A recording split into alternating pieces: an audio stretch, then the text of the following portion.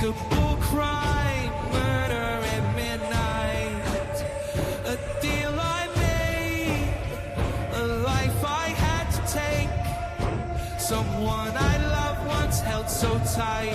The screens will follow me, cries of my ancestors said, go away. My operator, fasting in grain, shape-shifting. I feel the animal hiding inside me. I feel the change. I feel the change coming. We are one but not the same.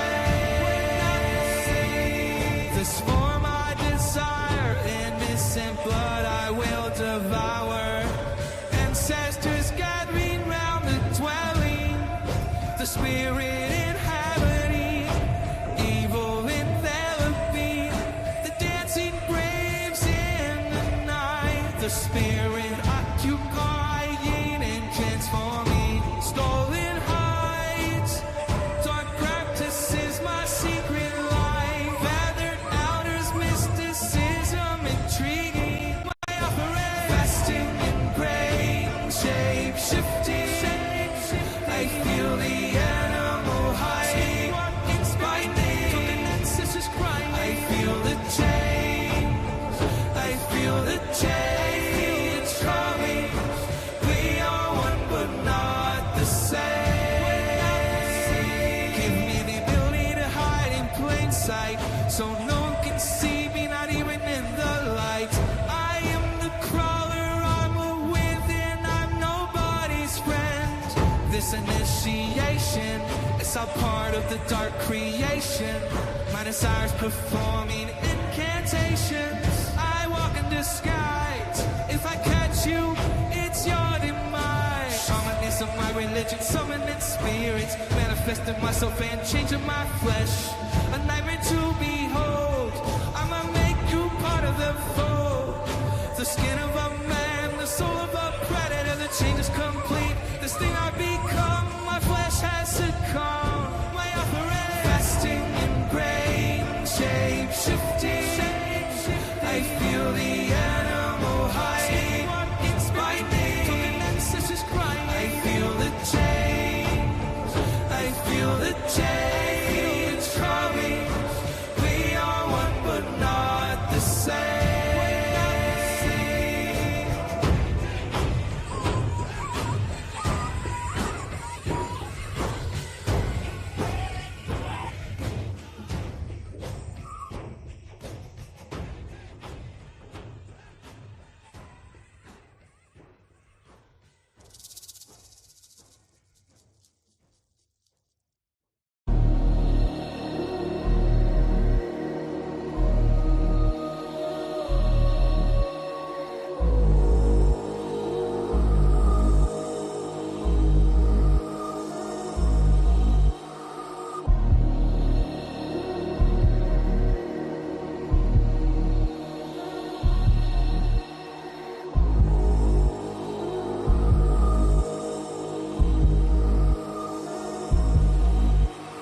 Catching a reflection in the mirror of something standing in the corner of my room, watching me, observing me. Is it my imagination or insanity? A strange hum, a flash of light. I'm overcome, nothing but fright. Otherworldly beings taking me in the night. I'm an extraterrestrial hostage tonight. I wanna run, but I can't move. What do I do? What do I do? Where are they taking me?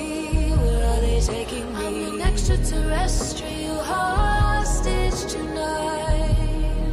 I wanna run, but I can't move. I don't feel real. I wake up in my bed. Was it just in my head? Looking at my hand, there's something there. Inside of me, I'm feeling oh so scared. Confusion and nasty fear. It wasn't just a nightmare. So loud.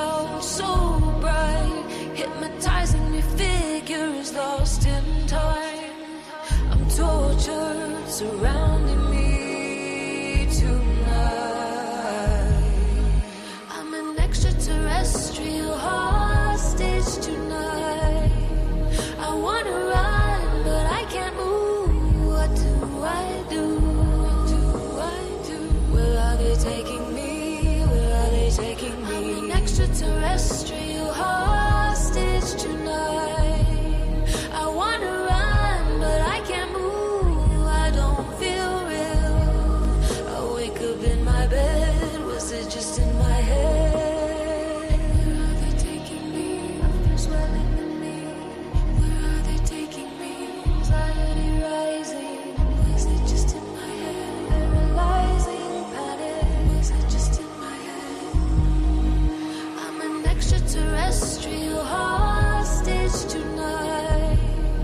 I wanna run, but I can't move. What do I do? What do I do? Where are they taking me? Where are they taking me? I'm an extraterrestrial hostage tonight. I wanna run, but I can't move. I don't feel real. I wake up in my bed. Was it just in my head?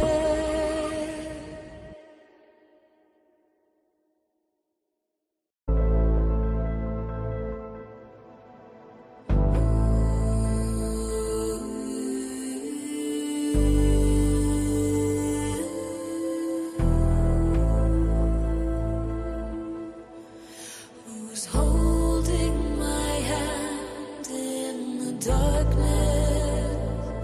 Seeing ghosts down the hallway. There's a presence, bedroom shadows, cloaked and haunting me.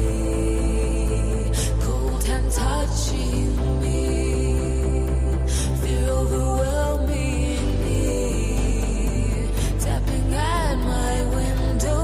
I can't bear to open my eyes. A breath on my neck. Floating apparitions everywhere.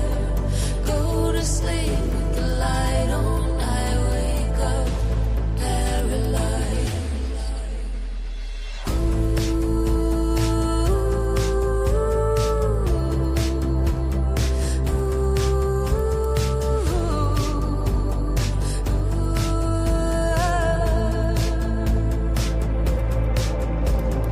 Ghostly apparition hovering over me, asking what it wants to know. I'm shaking now, it calls out my name. Cloaked and haunting me, cold hand touching me.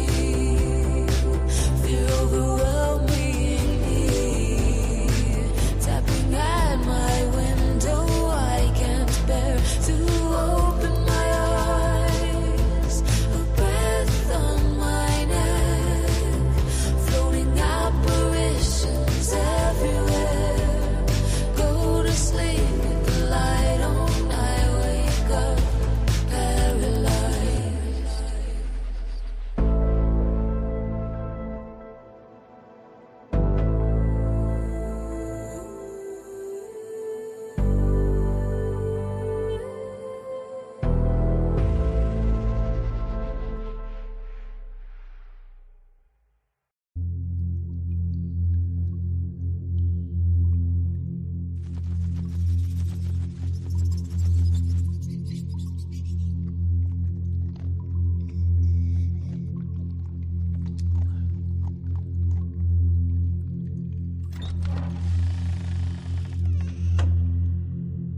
When the hunger wakes me, I live to feed. With the darkness surrounds me, shape shifting in the night, stalking you. Does my face seem familiar? Does my body tell you more? Will I change you or will it end you?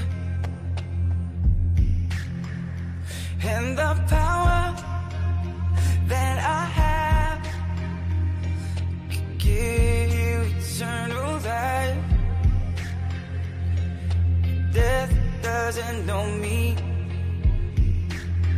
I've become eternal. When the hunger wakes me, I live to feed. With the darkness surrounds me, where the mist, she follows me. I walk alone in the night, watching you, following you, leading on you through the night. All right, so folks, what do we got here? 131 people here. Not enough people. See ya. Let's get out. Kill the stream. Let's go home. Just kidding. So if you're wondering why we're doing this before if you're a Patreon member, we're going to do the show right now, and then we're going to do the Patreon. So we're going to go ahead and let me get my stuff out of my pockets here. This is how I'm just running. So what ended up happening is, and it's a blessing, it's not a bad thing, but we got hit with a rush of work. Problem is, everything was slow, super slow. So one of my guys, one of my best guys says, hey, I'm going to go back. I'm going to go out of the country. And for him, out of the country is Israel.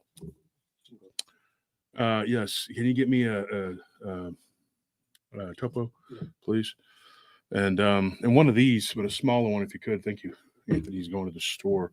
And one of my other guards works with us. He is from the Middle East too. And so out of the country for him is Jordan. So, yeah.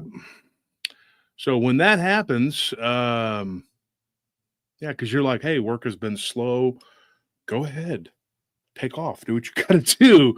And they both live in the Levant. One's Arab and one's obviously Israeli. But two of our best guards. And then we have another one who's out because she has hip problems and she can't work like every day. So long story short, we're shorthanded all of a sudden. And we got hit because we have fire watches and other stuff that we have to do. So it's part of running a business. It's part of that. So you have to make that go and you have to make it work. And you also have to, hang on one second. So you have to make that happen, and then you have to do the show or whatever. So the Patreon, we're going to have to do it. We got to start it later. So we're going to have to do it like after we do this.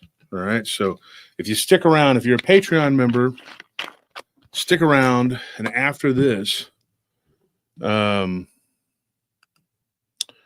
be, somebody said they're bombing the airport. Well, he's actually not coming back until the end of the month. So, yeah,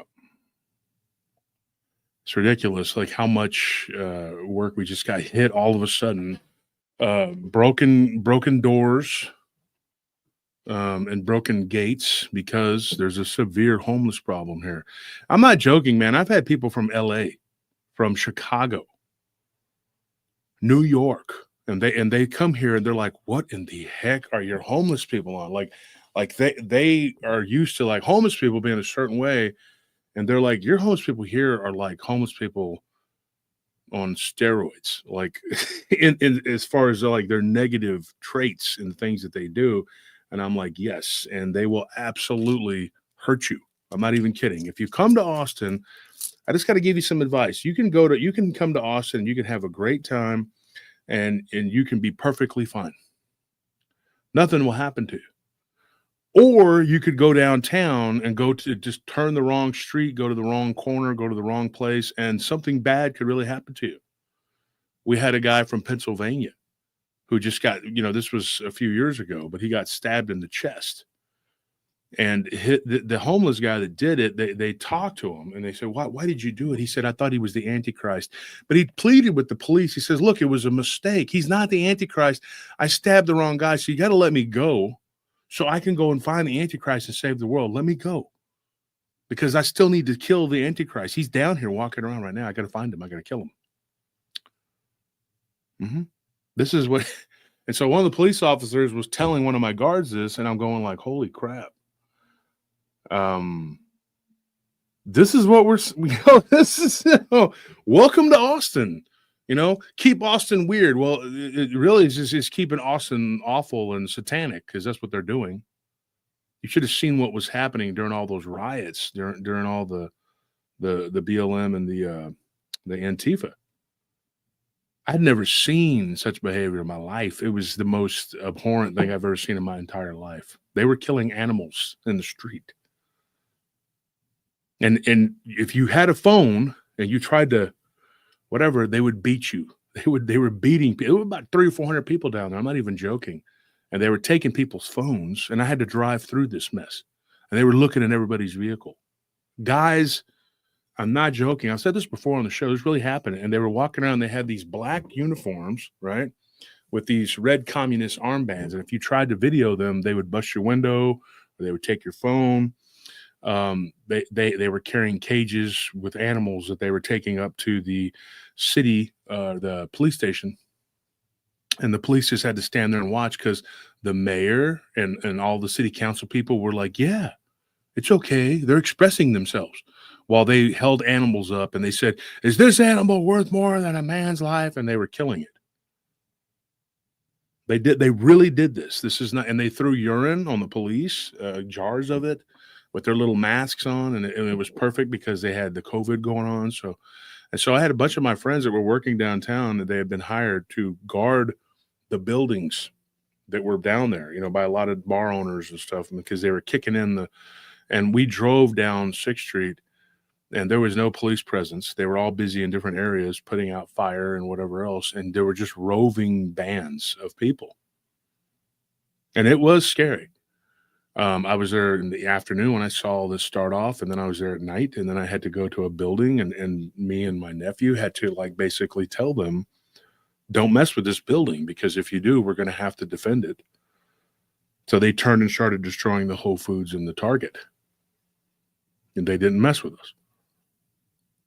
But it got really, really scary. It was really hairy at one point. And I can tell you, man, it is beyond anything you could imagine. These people, these militant communists, they're communists. That's what they are. Those organizations are communist organizations. That's what they are. And I watched them, and I watched how the news said nothing.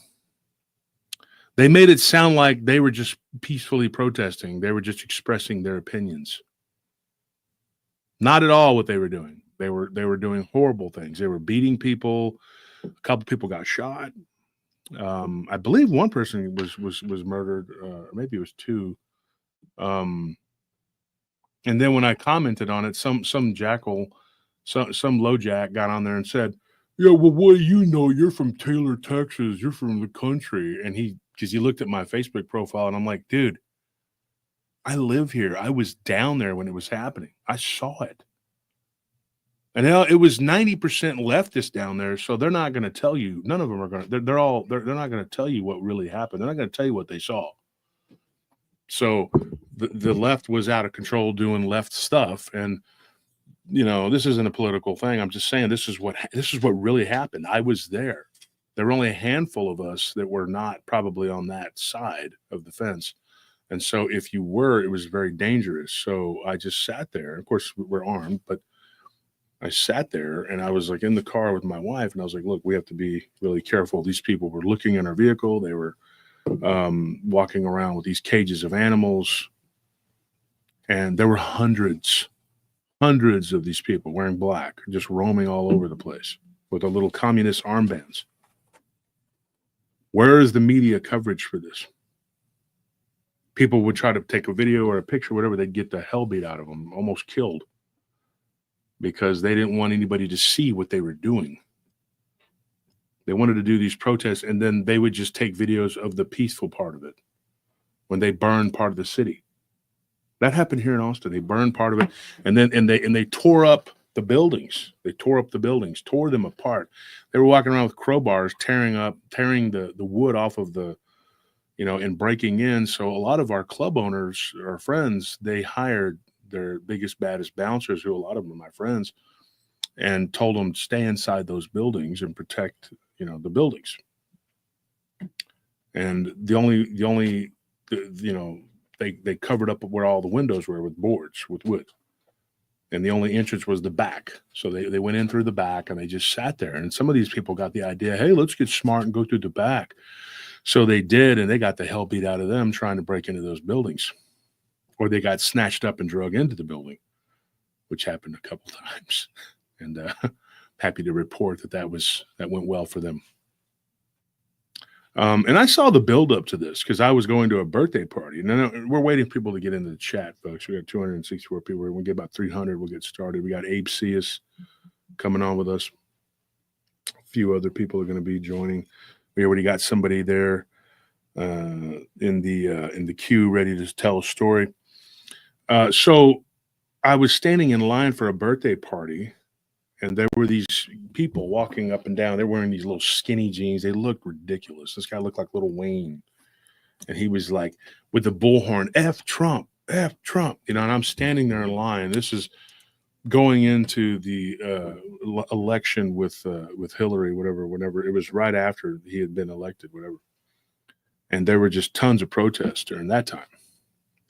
So they kept screaming F Trump, F Trump, and there's a little pack of them, and I'm just like, and the one of them got right in my face, and I'm standing there like that. You're not supposed to do anything or say anything to them. You're supposed to just let them do what they want. So I just stood there like this, and he got it, and he blew it in my ear, and I was just like, and so they just kept doing it up and down the line. There was this big long line to get into a club, and I was only going in there because a friend of mine was having a birthday party. He's a very good friend of mine. And so another friend of mine was DJing, and there was a bunch of people in line. There was a group of about 6 or 7, or about 8 of us. Actually, it was about 8 of us. And there was. Well, it might have been more than that. It might have been almost 8 or 9 of us. But there were about 20, 30 of these people, and they were just going up and down. And when they would, the 2 of them were going up and down the line where we were at, and they kept antagonizing. And one of them he pushed my face with the bull the second time, and I turned and I grabbed the bullhorn. Then I got to get graphic or whatever, but it turned into an altercation. And I said, look, dude, I done told you once, and I broke it. And he squared up with me. And now you got to remember, this is some kid wearing skinny jeans who looks like Little Wayne.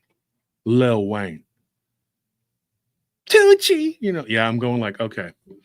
So that fight lasted 2.8 seconds. It was really quick, and it was very just to the point. And then several of them came running up the street to act a fool and begin to back up their skinny jean companion. They're all wearing these little, this is before the vid, right? And they're wearing these little bandanas on their faces to hide their faces, right? And law enforcement, of course, here is very, they're led around by liberals. So they're basically, just letting these people run around screaming in people's faces with bullhorns. And I was like, I don't know why these people keep targeting us. We weren't doing anything to them. The only thing I could think of was that the club was a hip hop club, and I stuck out like a sore thumb along with a couple of my friends who were big, tall, light-skinned guys. I don't know. And I'm not saying it was racially motivated. And what I did to him was not racially motivated. It's just me being me. But some of my friends that were with me were black. And these people were turning it into some sort of oh, you're a Trump supporter. I didn't say anything. I wasn't wearing a Trump hat. I wasn't wearing a Trump shirt. They were just looking for someone down there that they could antagonize. Now, why? Even with the baby face, right? Look at me. The baby face. Why on God's green planet would you choose me to stop and scream in my ear? Because even though I have a baby face, I'm very tall. My shoulders are very wide. I'm a very large guy. And I'm not, contrary to what my enemies say, look at this. I am not this big, lard guy that they try to pretend. I don't know about the baby face. I mean, you have a young face, but you have a kind of a resting scowl on it. I mean, when you're not doing that, I'm smiling. when you're not doing that, you have this. You look like a little baby. You have this scary looking resting scowl on your face sometimes. Not like that. But Okay, like you know that picture of you there's a picture of you at a baseball game where like you're holding the Oh, cup, yeah, and I'm holding and there's like this it's a side profile picture of you, but you got this like I don't even think you're mad in that picture. You're just watching the game, but you look mad. You I got have this a resting mad scowl. face. Yeah. Yes, I do. Okay. So that being said, there again, why would you stop and go Exactly. you know, and you know this incident, right? Mhm. You know the incident. Everybody was there, and it was a night that I would never forget. I'm sure they won't either, because me and my friends, who even though they were scattered throughout the line, when they saw me do that, I stepped out of the line and did what I did to Lil Wayne wannabe, the knockoff, the Wish version. A bunch of his friends ran up and started screaming and yelling, "Hey, hey, hey, hey!" with the bullhorns. And the next thing you know, it was me and Scorpion D and a bunch of our friends, and all hell broke loose. So we ended up pursuing these guys into a parking garage because a couple of them picked up asphalt and hit one of our friends in the head with it. So he was laying on the ground. He was probably not. He was the least of one that would fight and do stuff. Here's the funny part, though, and the punchline to the story, right? The police come, right? Because one of them ran and got the police because we were now assaulting them, according to what they claim, right? So the police come, and they're like trying to sort this all out. And there was this one cop, he was a black cop. And me and him were kind of standing off to the side, and I was kind of breathing. I was like, I just got into it, and I was telling him, I was like, look, man, this dude just would not stop with the bullhorn. And he goes, yeah, I know. I saw that building up. He's like, when we came back around, y'all were throwing down, and then it ended up in the garage, and I had to get back up. He's like, but there are several witnesses backing up your story that he pushed your face, he smacked you with the bullhorn. And I said, yeah, he did. And then I took the bullhorn away from him and I broke it, and that's when he squared up and he threw the first. Well, he tried. But how good are you going to fight in skinny jeans anyway? Getting punched by a liberal doesn't sound too scary. It doesn't sound too scary, but they're in the garage, right? And one of them that's over there crying to the police. And he, I don't know who fought with him. I don't remember which one of my friends got a hold of this dude, but his jaw was like, and he was like, okay, and he had a shirt on that said "F the police." And another one had a shirt that said, "The police kill people. Do your job. Citizens, do your job." Like something about police kill people, or something about police kill people, so we should do our job too. I guess referring to we should do something to them, right? Mm-hmm. And these police were like looking at these guys, and they're like, one of those police officers was just, you could see he was just not having it. It was that black cop. Mm-hmm. And he's like, let me ask you a question, boy. He's like, you got that shirt on there, man. He's like, you want my help. You want my help. He goes, I grew up in the hood too. He's like, and now you over here starting, he already told you to stop doing that. Like, don't get close to the people. Why did you smack this dude with the whatever? He said, I didn't do it. My friend did. He goes, if one of you did it, you all did it. You're all in it together. He's like, you're all wearing shirts that say F the police and F this and F that. He's like, and now you want help, and you want to press charges because you got the hell beat out of you.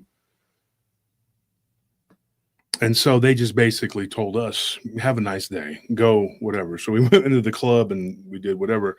And two of them got arrested. And one of our friends, unfortunately, he had to go get stitches, and then he was back at it. He was okay. But yeah, it was quite the time. And I remember this. You remember this, Anthony? I said this. I called it that night, and we were all at dinner afterwards, back when everything was still open. Mm-hmm. And we were at Magnolia Cafe, and I said, this is the beginning, gentlemen. You watch. I said, these people that are doing this crap, they're being funded from somewhere. And it's going to get worse before it gets better, and we're going to see more of this nonsense. And there's going to be riots and whatever. And I said, you watch. And they're going to burn some stuff down. They're going to do something horrible here in Austin. I said, you watch. I said, give it some time. And it happened. Everything I said happened exactly like I said. I said, these people are going to destabilize the country. They're not going to stop the whole time this guy is in office. I said he'll probably lose the next term, because they're not going to let it happen. And so they did. They just rioted and caused problems. And look at what happened up in Seattle with Chaz. Oh God, yeah. It was a nightmare. You look this up. They found bodies on the shore there in Seattle that were stuffed into bags. Where do you think that came from? That came from Chaz. And the liberal media, really, really, really ridiculous. Whether you're liberal or you're on the right, it doesn't matter. You have a duty to tell the truth. And all they did was lie and basically cover it up. And I got a colleague who's a good friend of mine in this field, but he's constantly posting these things that are just anti, the people that are in charge. And I'm like, what are you doing? Because you're really furthering and helping these people who are nothing more than criminal rabble.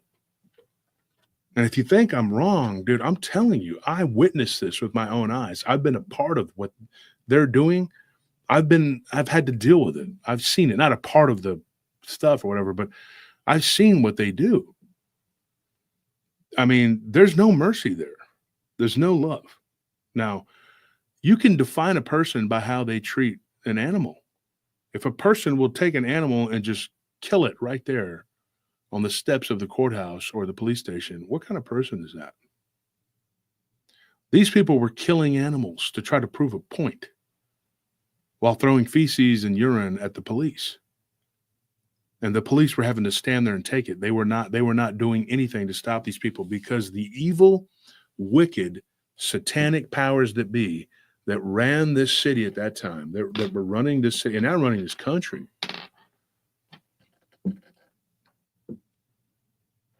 this is the problem. So I did this show. And it dropped today. It was with L.A. Marzulli. I was on his show, and it went really well. It's a really good episode. But it's got a lot of views. Go check it out. And these people who are doing all of these nonsense things in this country, they want to silence everyone. And if they would have gotten control, I promise you, these people that are making these little snotty posts about Elon and all that, you wouldn't even be able to do anything. They'd be done. They would be working hard to destroy your freedom of speech. You're like, Trump is limiting freedom of speech. Yeah, really? Because the other people, you would already be in a damn gulag. You say, oh, I'm purple. I'm in between. They're not even going to let you be that. You're going to have to be pure evil like them or you're done. And what I mean by what they are is they're communists because I've seen it. I saw the little armbands that they were wearing. And I know what history says. And history says that communism has been tried over and over and over again. And they'll keep doing it. It was a satanic project, and it's going to keep happening. That's the devil's preferred form of government. You think I'm joking? He loves it. Everybody's always talking about fascism. Fascism is not even around. It's communism, folks. Let's focus on who the real enemy is. Because it just results in chaos. That's it. They rail on fascism like it's real, like it's really it's not. It's done. It's over. It's been defeated and it's gone. And we're losing sight of who the real enemy is. The real enemy is communism. Communism actually bred fascism. Did you know that? Fascism would never have happened. You know where fascism originally started from? Everybody says Germany and the Nazis. No, Italy. It started in Italy. The fascistas, they were with Mussolini. And Mussolini warned everyone. He said Stalin is a threat. So he had all of his troops at the border. He said Hitler is a threat. If you go back in history and you actually look at this, he warned everybody. Mussolini, of all people, the lead fascist, he said these people are dangerous. And he tried to align himself with the Allies. He did, with Britain and France and the United States. And you know what they did? They turned their back on him. They did nothing. So over time, he developed a relationship with Hitler and with another guy from Spain. You know who that is? Yeah, it's Francisco Franco. Francisco Franco. I really hate that guy. And Stalin hated him. To the day. One of the last things he said was, get Franco. He wanted him dead. They could never do it. They could never do it. He outlived all of them. Everybody was gone. Hirohito, everybody was gone. But he was still around, thumbing his nose in the face of Stalin. And he was actually quoted, one of the last things that people remembered about him was that he says, I beat him. And they're like, who are you talking about? I know exactly what he's talking about. He's talking about Stalin. Because 400,000 soldiers who were attached to different SS divisions, and one of them was the Azul division. Now, to escape the Potsdam Conference and being annihilated, it was a nerve-wracking time for Spain because they didn't know what their punishment was going to be for being involved in the war. But he made it a point not to fight the Allies. He says, look, I'm not going to fight you guys. I'm just fighting communism, like I fought it in my country, right? And so he's this romantic idealism that was going on there, that communism was a good thing. It wasn't. And he was good friends with Perón. You know Juan Perón? The leader of Argentina. Mm-hmm. They were all in it together. They were all, but none of this would have ever happened because it started out as a backlash to communism. Communism had taken hold long before fascism. So these guys came together and said, we need a right-wing arm to fight these bastards. And the fighting took place in the streets, folks. It took place in the streets of Salerno and Rome and Venice. This is where the fighting was done. Naples, these cities, city after city, fell in line to the fascists because, well, what is your option? Communism. And one of Hitler's most moving speeches, he said about Ukraine, he said, in a country that should and would be the breadbasket of Europe, people are starving to death because of communism. Is that what you want? Do you want communism or do you want fascism? And the people were like, and he kept saying, we're going to have to go to war. It's going to be a total war. And he was right. There really was no other way. I mean, there was going to have to be a war of some kind because the battle lines were drawn and Germany was illegally rearming. But the funny thing is, Pat Buchanan wrote a book about this. It was called The Unnecessary War. And it was very unnecessary. It really was. There was going to have to be a war, but it didn't have to be the way it was. It could have contained it. And the destruction of communism would have been key to that, but they didn't do that. Because the main powers, the real power, the shadow power, wanted this to happen. The Krupps, one of the main military arms families, or was the main military arms family. And they're an offshoot of the Rothschilds, are all related. And they were big time involved in arming both sides. And Mussolini called him out on it. He says the Krupps are arming Hitler and Stalin, and we're all going to be caught in this firestorm. He wrote letters. He appealed to the French. He appealed to Chamberlain in Britain. He appealed to Roosevelt. They didn't listen. They didn't care. And, Churchill, who was a warmonger, got his way. But Churchill was sneaky. Churchill wanted to fight the one that he thought he could beat, which was Germany. Because he thought, along with France, he goes, well, how powerful can they be? We've kept them suppressed for 20 years. He had no idea. And it was way, way too late. But there were no colonies. The Germans had no colonies. There was anything like that. And Italy, of course, struck one of the first blows by going in to try to re-seize Ethiopia because they had a toehold there and they were trying to keep it. But look up who funded Churchill. Good point. But anyway, that's today's history lesson. We're going to get started. And so now you know. And that's these people who are doing what they're doing now. See, everything has a basis in history, has a basis in science and fact. And the people who are in charge have a vested interest in keeping you very ignorant. And Jesus says we die for lack of knowledge, right? So here at PRT, we're constantly trying to give you knowledge. And even though Satan has his minions, people that are constantly attacking us, trying to hamstring us and say things and do things, we're rising above all that. It doesn't matter. Germany colonized Southwest Africa. When was this? Where was this at? Was this before? Yeah, someone said that's Imperial Germany. Yeah, that might have been what's his name that passed away and Hitler took over. He was still sort of de facto in charge. He was very old. Was it Hindenburg? Hindenburg. I was going to say Lindbergh, Hindenburg, but that would have been even before him. That I don't recall them having colonies, and typically they didn't really believe in slavery either. Let's call it for what it is. People want to grasp onto things and say Bismarck. There you go. People want to grasp at things and say, well, they're the bad guys, and let's go back and rewrite history and make them look really, really bad, so we have an excuse.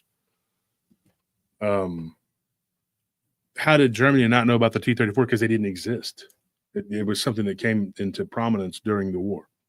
They mass produced, Russia stamped out mass produced T-34s, which were just shell tanks with heavy armor that they were given by the Allies.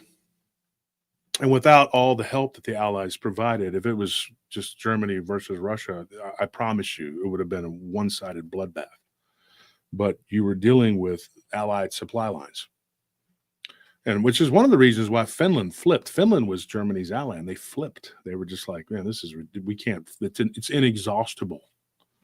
Not only are you fighting the Russian Red Hordes, but you're fighting against the Allied supply line, which was never ending. But you got to remember, Germany and Russia aligned themselves, and they invaded Poland together. So why did one get punished and the other didn't? See, I'm not saying they were good guys. I'm saying that the Soviet Union should have been destroyed, because then you wouldn't have what you have got going on over here. It was allowed to take root, and after the war, the Iron Curtain. And to me, it was cowardice on the part of the West and malicious Satanism, which they did not care about life and the takeover of the military industrial complex. And there's a whole bunch of stuff we could say, et cetera, et cetera. But anyways, here we are. So let's bring on Abe CS. Abe, what's going on, brother? How you doing, Brother Josh? Doing good. Just here listening to everything you're talking about. Yeah. It's a crazy world we live in. That's all I can say. It really is. It really is. So we have a person that's coming on here that wants to talk. Kaisi French, is that how you say your name? Kyle. Hi, hello. Well, you spelled spelled it different then. Yeah. I thought it needed a username or something. I don't know. Okay, well, that's cool. Whatever you want to go by, So Abe and I are friends. Abe's got a show called Spiritual Encrypted Encounters with Abe Sears, and he talks about something that I like to call the same thing he does: demonic, disembodied Nephilim. That's what they are. Yeah. And so last night when I was recording with. Well, I guess it was yesterday. It was yesterday when I recorded with Ile Marzulli. I was going to mention that's what we call them, but we only had an hour, so we didn't have time to get into it. But I really would like that to catch on, because there's two things that you do, Abe, and just give me 1 second, Kyle. It's two things. The Love Foundation that you talk about, always maintaining that and keeping hate out of your heart.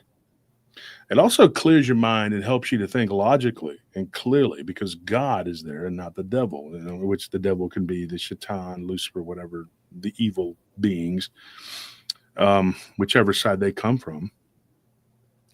And so we try to use the Love Foundation, and that's Abe's term, and I really have latched onto that. I've been practicing, trying to do that. It's hard with some of these people, as evil as they are, who attack us nonstop every day, day in, day out, and they're inexhaustible. I mean, I wonder if they're communism. Definitely satanic, but here's the thing.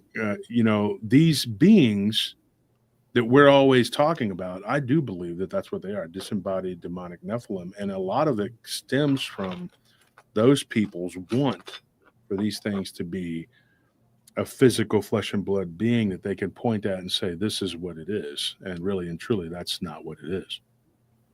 Yes, Davy Jones says forgiveness. Yep, forgiveness is key. You have to forgive. So, Abe, see us, everybody. You go on late at night. You're the night shift. You're the night out. And sometimes I'll hop on there and I'll talk with them. The other thing too, I want to make clear. People will say, well, our people are detractors. They said that I would cuss on his show and not mine. Unfortunately, I cuss on mine too. So I'm just going to say that I'm not a perfect Christian by any means. I do have a problem. I cuss. And I need to stop that. That's just something I'm working on. I'm trying to be a better, God-fearing person. But we all make mistakes. We all fail. And of course, yesterday, the after hours, we did like an hour of fun time, whatever. And I was saying cuss words on my show. Well, it happens, and so I'm not perfect. I work with kids, so I have to curb it too. And now I got it to where I say, you silly. Even when my brother messes up, I like, you silly, because I'm so used to saying, not you. Silly Billy. Yeah. So Kyle, what do you got for us? What's going on with you? I would like to tell 2 paranormal encounters if I could. Okay. I got a might be an alien one. I haven't ruled it out as being a dream, and then I have what I think is a spirit encounter. So if I could. Go ahead, yeah. Okay, so the alien one. So this was back in 2016. I was early morning awake. I was kind of just half awake, kind of getting up, rubbing sleep out of my eyes. Laid down, turned on a YouTube video. It was something about Dogman, I remember, but this was before I really believed in Dogman. Now I'm kind of a big believer in it, but anyway, the subject matter is not important. But the fact that I'm watching the YouTube, which I'll explain later why that's important. But anyway, I was laying down watching a YouTube thing, and all of a sudden, the best way I can describe it is, how when you stand up really quick and you kind of go blind for like a second because the oxygen doesn't go to your brain or something? Yeah, you're lightheaded. Yeah, lightheaded, and it kind of fuzzes blackness around you and your eyes focus back to reality. That kind of hit me, and I was faded into black. Now, when this happened, it was as focused as a dream. You know how dreams don't really deal in time? How it's like you could think, oh, that took forever, but it really took like a second. Right. And I didn't realize it had happened until after it had happened, and it went by me real quick. I'm like, whoa, what was that? But while I was in it, I was able to focus on certain aspects of it. So anyway, I'm in this black nothing thing. I don't even know if I was in a room. I was just like consciousness in a black space. And then this metal ring is coming at me, like just fading just ever so slowly. And then suddenly this face, the only way I can describe it is this alien face, like a typical gray, but more defined. And it was blue. And it had one of its eyes was covered up, not by anything, it just didn't come into focus. It was just black, like the blackness around me before. And I see this face, and I'm looking at it, and something's telling me this notion is telling me, look at the nose, look at the nose, look at the nose. So I look at the nose, and it's this perfectly formed human nose, but it's so small, and the mouth is small, and the eyes are, like I said, more defined than I've seen in any picture. And he looked really annoyed at me. He or she, I obviously don't know what it is. And it was really annoyed at me. And it was like, keep looking at the nose, look at the nose. I kind of took it in, looked back at the nose, focused on the nose, and then faded back to reality, flashed the face one more time. Then I realized something had happened, and I'm back into reality. Now, I would say it's a dream, but I don't dream focused like that. Like I'll dream like I'm going into water, and then the next thing I know, I'm in a shopping cart or something. Like I don't dream focused like that. So it was really weird. Plus, I'm pretty sure I was awake the whole time. Wow. how old were you when this happened? 16, so I was 26. Wow. The thing that made me think it was real was I saw something on YouTube where this Area 51 guy was dying or something, supposedly was dying, and he said something about how people don't realize they have noses, but they do. They're just really, really, really small, and that gave me goosebumps. I'm like, whoa! Because I'd never seen. Because if you looked far away at this creature, I would assume you wouldn't see the nose. You'd see the typical almond eyes and the mouth, how they are drawn in pop culture and stuff, how they don't have any noses or anything, but being that close to one, you see one. And when he said that little 3 times, for some reason, it hit me. I'm like, whoa, maybe I did see something. So it was really cool. And then I talked to a psychic buddy of mine, and he said what he thinks happened was they have this blue beam that'll transmit their communications. And that's why he was blue, because he was transmitting a communication. And I kind of got in the middle of that. And because my brain waves were the same type of with a theta or something that the beam was. And that's why watching the YouTube was particularly important to this story, because that apparently is what intercepted it. And he said that's why he looked annoyed, was because I interrupted his communication. I don't know if I believe that, but I don't know what else to, Who told you this? A psychic buddy of mine. A psychic? Okay. Oh, so that's a little okay. So let's unwrap this one first. Sure. Okay. So you have So you had what? And I've talked about this on the show before. It's funny you use the number 16, because when I was 16, I saw these 3 beings in my room. Dang. And there was a blue light that came in, but they looked blue, like their skin looked blue, and their heads were bulbous, kind of like the Greys, but maybe a little. It's a little bit different. Huh.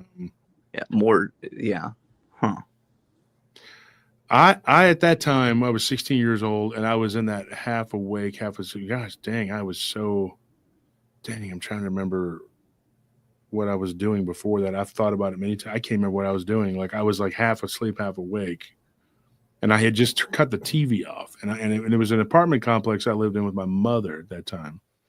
And it was like I'd lived with my mom, and then I moved in with some friends, and I lived with my mom, but at that time I was in with my mom, and that room had like this bright light from the tennis court of the apartment complex I lived in, and they would leave it on till like 1, 2 in the morning. Like, who's playing tennis at 2 in the morning?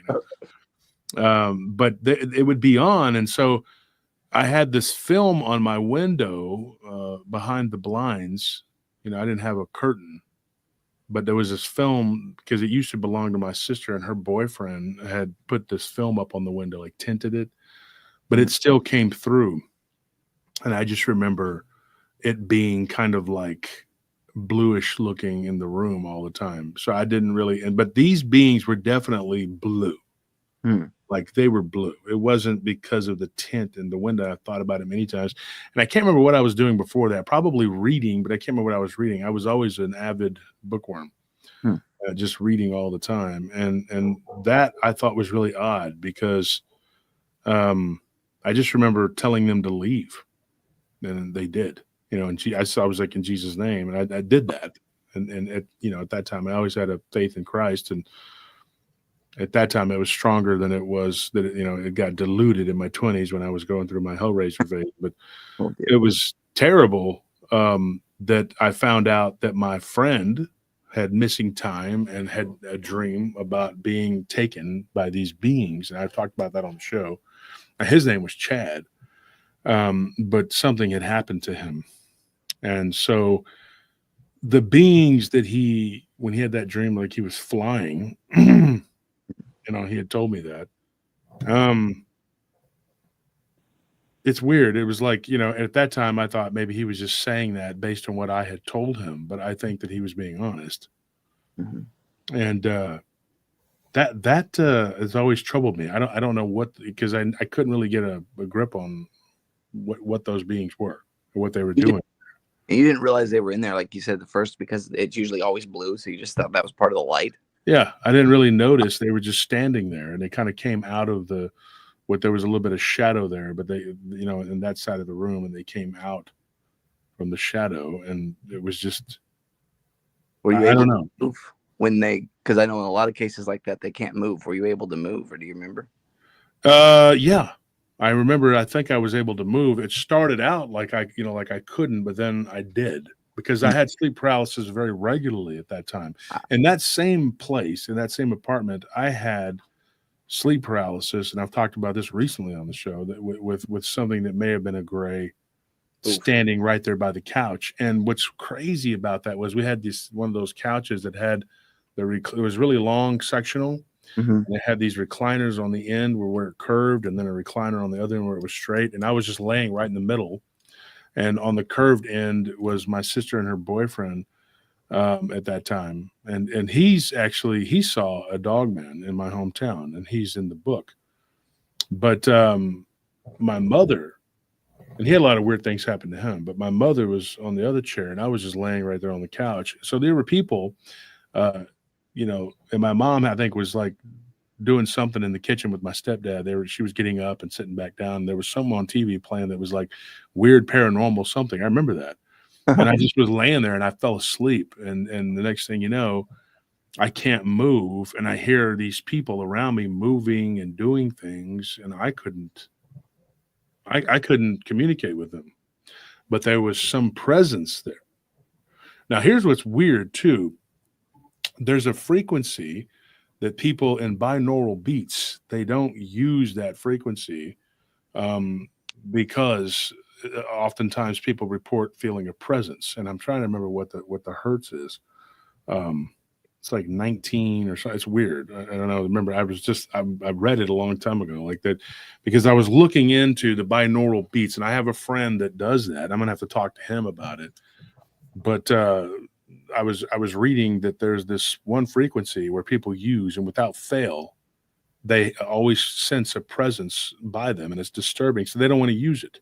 Yeah. Who the heck wants something around you? Why, it's like trying to go to sleep, and for some reason I always have sleep paralysis, and these binaural beats are working, man. I'm telling you, because the devil and demons and aliens show up like clockwork. Well, it's a cure for loneliness. Yeah. They're like, you're like, oh, I didn't want that kind of company. Get out of here. I'd like you not to. Not that lonely anymore. Well, I guess it depends. If you're one of those people that, craves attention no matter what, Yeah. Yeah, this is not fun. I've not had too many scary things about it, but I have had it to where you really have to just ball yourself up and just burst the energy to get yourself up. That's hard. Mm-hmm. What do you think, Abe? What is your opinion on what happened with him? Where did this happen where did it happen at? Actually, like in his room, or it happened in my room, but I mean it happened in my head. I think that's the best I can describe it. Like, yeah, I don't. Did you lose like a track of time? No, because I don't believe so. Because the video, I remember like the video continued on from the point when I came back to. Like I wasn't unconscious, but like I wasn't there. But yet, like I said, when I was in it, I was focused. I could focus on the nose. I could see the being as much as it showed me. But then when it was over, it had only happened in like a flash of a second. So I don't believe I lost any time. It didn't feel like that, but maybe. Well, sometimes what I notice when I go do investigations where they try to contact, like if you've crossed paths with them, like in your sleep, right, or you've crossed paths some kind of way, they try to make contact with you, and sometimes what it seems to me that it showed you an image telepathically. Yeah. Telepathically, that you've seen something because he showed you something. That's the way sometimes it didn't work. That they'll show you something, or they'll say something to you as in disembodied voice, where a thought comes to your head and they're saying something to you, and you're trying to break that connection. Yeah. And sometimes it's hard to break the connection because you've already crossed paths with it. Yeah. So it's kind of like if it's attached to you in some kind of way, when you experience something like sleep paralysis, over and over and over, it's kind of like you have to find a way to make yourself strong, right? As a mental, but practice what you're going to do ahead of time. Mhm. Like if you're in a sleep paralysis, you practice, I'm going to move my finger, I'm going to move my hand, but you practice it while you're awake. And Yeah, when you're in the sleep paralysis, you're able to move your finger, able to move your hand, because it becomes first to nature. I see. So in saying that, that's the way you can overcome sleep paralysis. Uh, but yeah, sometimes to make a connection, like it's hard to break it, because especially when it's in spirit, the Mhm. spirit knows the spirit. So it's not making contact with you physically, but it's making contact with you spiritually. Well, the only communication I felt that I got, I didn't feel like I got from it. I'm a big believer in I have angels and guides. I have a little incident that happened to me when I was, not an incident, but I guess it would be an encounter when I was looking into the spirituality stuff. I got into a lot of Sylvia Brown's teachings and stuff, and what she says about the other side and things. And she always talked about guides, and I wanted to meet mine. I felt like I met my guardian angel, so I feel like I got a message from them. I feel like that was look at the nose, to kind of get me to validate that experience later on when I saw that video with the You just got to be careful sometimes when you're open up to like psychics and stuff like that, because Mhm. man, anything could be in a spiritual opening that other things that are in spirit around us can use to come up against us. It's kind of like, like Brother Josh was saying, I always talk about, I was about 10 Love Foundation, Heavenly Love Foundation. And that includes forgiveness, and it's hard, right, in this world, especially when people come and mess with you and stuff like that, right, to forgive people. But it's a must that we have to forgive in order for us to, not just to maintain a Heavenly Love Foundation, but to be blessed with the spiritual gifts of discernment. Mhm. And that's what you need to overcome some of the situations like what you're going through. It's just like, to me, when a psychic opens up themselves to the spirits, well, any spirit can come. So there's an open invitation for anything to come, That's in which just so some of this people that are psychics open themselves up through, whether it's through the card reading, or whether it's through using a Ouija boards or crystal, the spheres. They're opening themselves to anything to come to make contact with them, and that's dangerous. right. When you open up yourself like that, because you can have a negative attachment or Mhm. some negative residue that's attached to you, and it can affect you later on. You might not even notice that it's there, but it's there. Right. You just have Yeah. to be careful when, to me, it's through the spiritual good discernment, it's an automatic thing that you'll understand once, if you ever, decide like to forgive and maintain the love foundation, which means there's no anger, no hatred, no fear, no believing in other things. You have to, those spiritual good discernment will get you through whatever you're going through. It's that's what I use when I go and do my investigations. I always pray before. Sometimes I have to pray during. You know, these things that are around us. They know who we are. They know what's in our hearts. Right. They know what kind of light we have within us, whether we're on the right path or on the wrong path. So they know, who we are. So I can even go uh, exercising in the morning, because when I go exercise, they show up. Dang. So it becomes more of, instead of going for a 2 mile walk, it becomes a 2 mile battle, because I'm fighting spiritually against his, I call them, DDN, disembodied demonic forces that come in spirit form. Sometimes they might look like smoke, dark smoke, but they move very rapidly, and they do have the capability to make contact with you. Mhm. But that's one of the reasons I kind of like haven't gone walking, because when I was walking, it feels like I'm carrying 2 or 3 people on my shoulders. But Cool. that's because that's what they do. They try to attach to bring you down. But I believe what you experience, brother, is spiritually, it made contact with you and showed you an image that it wants you to possibly believe the image that it's showing you. But you got to be careful what you're giving power to, Right. because we know that this disembodied, this DDN, they can manifest Right. into anything you can think of. They can manifest to it, and they know what you believe in. They know what's in your mind. So if they can use that to come up against you, they will.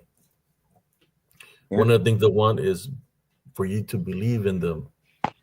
Because if you believe in them, that's a open door they have to enter your foundation. So, Well, makes sense. but I believe that they showed you an image because they have those abilities. They can manifest to look like an alien. Whatever kind of alien you think Right. exists, they have those abilities. They know what you believe in. They know what's in your mind. So they just look at your spirit, and that's how they manifest. Yeah. And by believing in them, what Abe is saying is like, yes, we know they exist, we believe in them, but to focus on them, Right. because that belief is a power that gives them their power. So when you focus and accept that they're there, yeah, we know they're there, but don't ignore them is the best thing you can do. But if you can't, the focus on them becomes fear, and curiosity. Curiosity and fear can be, like that song we have about the mummy. He's like, curiously open my tomb. I mean, listen to the lyrics. He's like, I've been entombed for 3,000 years. And he's like, curiously open my tomb. Those lyrics are very important because it's like the curiosity killed the cat. These people that are curious about this stuff, they're like, well, I just want to know. So they go, and instead of, just it goes from listening to people's encounters, it goes to, like a fascination becomes an obsession. Then it becomes, next thing you know, you're communing with these beings. And that's the last thing you want to do. I'm sorry. I'm just going to tell you, there's somebody in the chat that was saying that they commune with these beings. One, they said, is a fae. One is a wolf-like creature, or I guess a dog man. The other one's like a Draco reptilian. I'm not doubting that you maybe see these things. I'm not the person in the chat. I'm not doubting, but you're welcome to come on too and tell us about it, and I'll tell you my opinion on this. I believe he experienced something. All I'm saying is, don't believe in what you're actually seeing, because there's always something behind that. You have to be careful. Right. Did you experience anything afterwards that encounter? No, nothing like even soon after. So what did you do when that happened? Did you? I know you talked to your friend and they tell you that something was trying to communicate with you, but you didn't try to communicate anymore with it in any kind of way, shape, or form. He said that I had interrupted or possibly interrupted a communication between those beings, which I don't know if I believe that too much, but it's as good as explanation as any. Yeah. But it looked like I'm saying it looked really annoyed at me. Like I would be annoyed if someone messing with my communication too. Like it looked not pissed, but like really, like seriously, kind of thing. Like so I don't know. Maybe your spirit it entered your space, and you were able spiritually. You might be strong spiritually, that you were able to see the image of its manifestation at the time. That you were able to see that. Did any strange things happen? Like with that after you came from seeing this, anything strange happen afterwards? Like your senses getting triggered in any kind of way, like hair standing up or anything like that? Like I said, when I saw it, I didn't even know I saw it till after it happened, and then I was like, "Whoa, that was weird," and nothing after that. Like it was just a real quick flash. I mean, it didn't feel like it when I was in the moment, but it was a real quick flash because it just flashed in front of my face. And I'm like, wait a minute, that happened. Like just after a second, it happened. But again, like I said, I try to go back and match the timing of me focusing at the nose and then it happening, and I can't. It's like two separate, different times because it was like a dream, so focused, and then it was real quick. Yeah.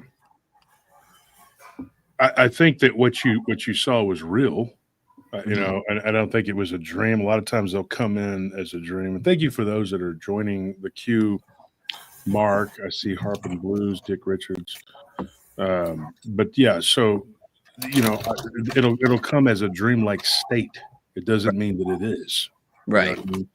And there'll be people who will say, like, well, it felt like a dream, but I was being drugged out of my body. There were these twins, and I'm not referring to Truth and Bass. There were these two twins, but they were living in another country, and but they were originally their father was African American, and so I thought it was interesting that they were twins, and they were African American, and they were living in the military. Their dad was in the military base, and their mother was she was actually a kind of a strange mix. She was like a Caribbean and something else, like Dutch and Caribbean or something.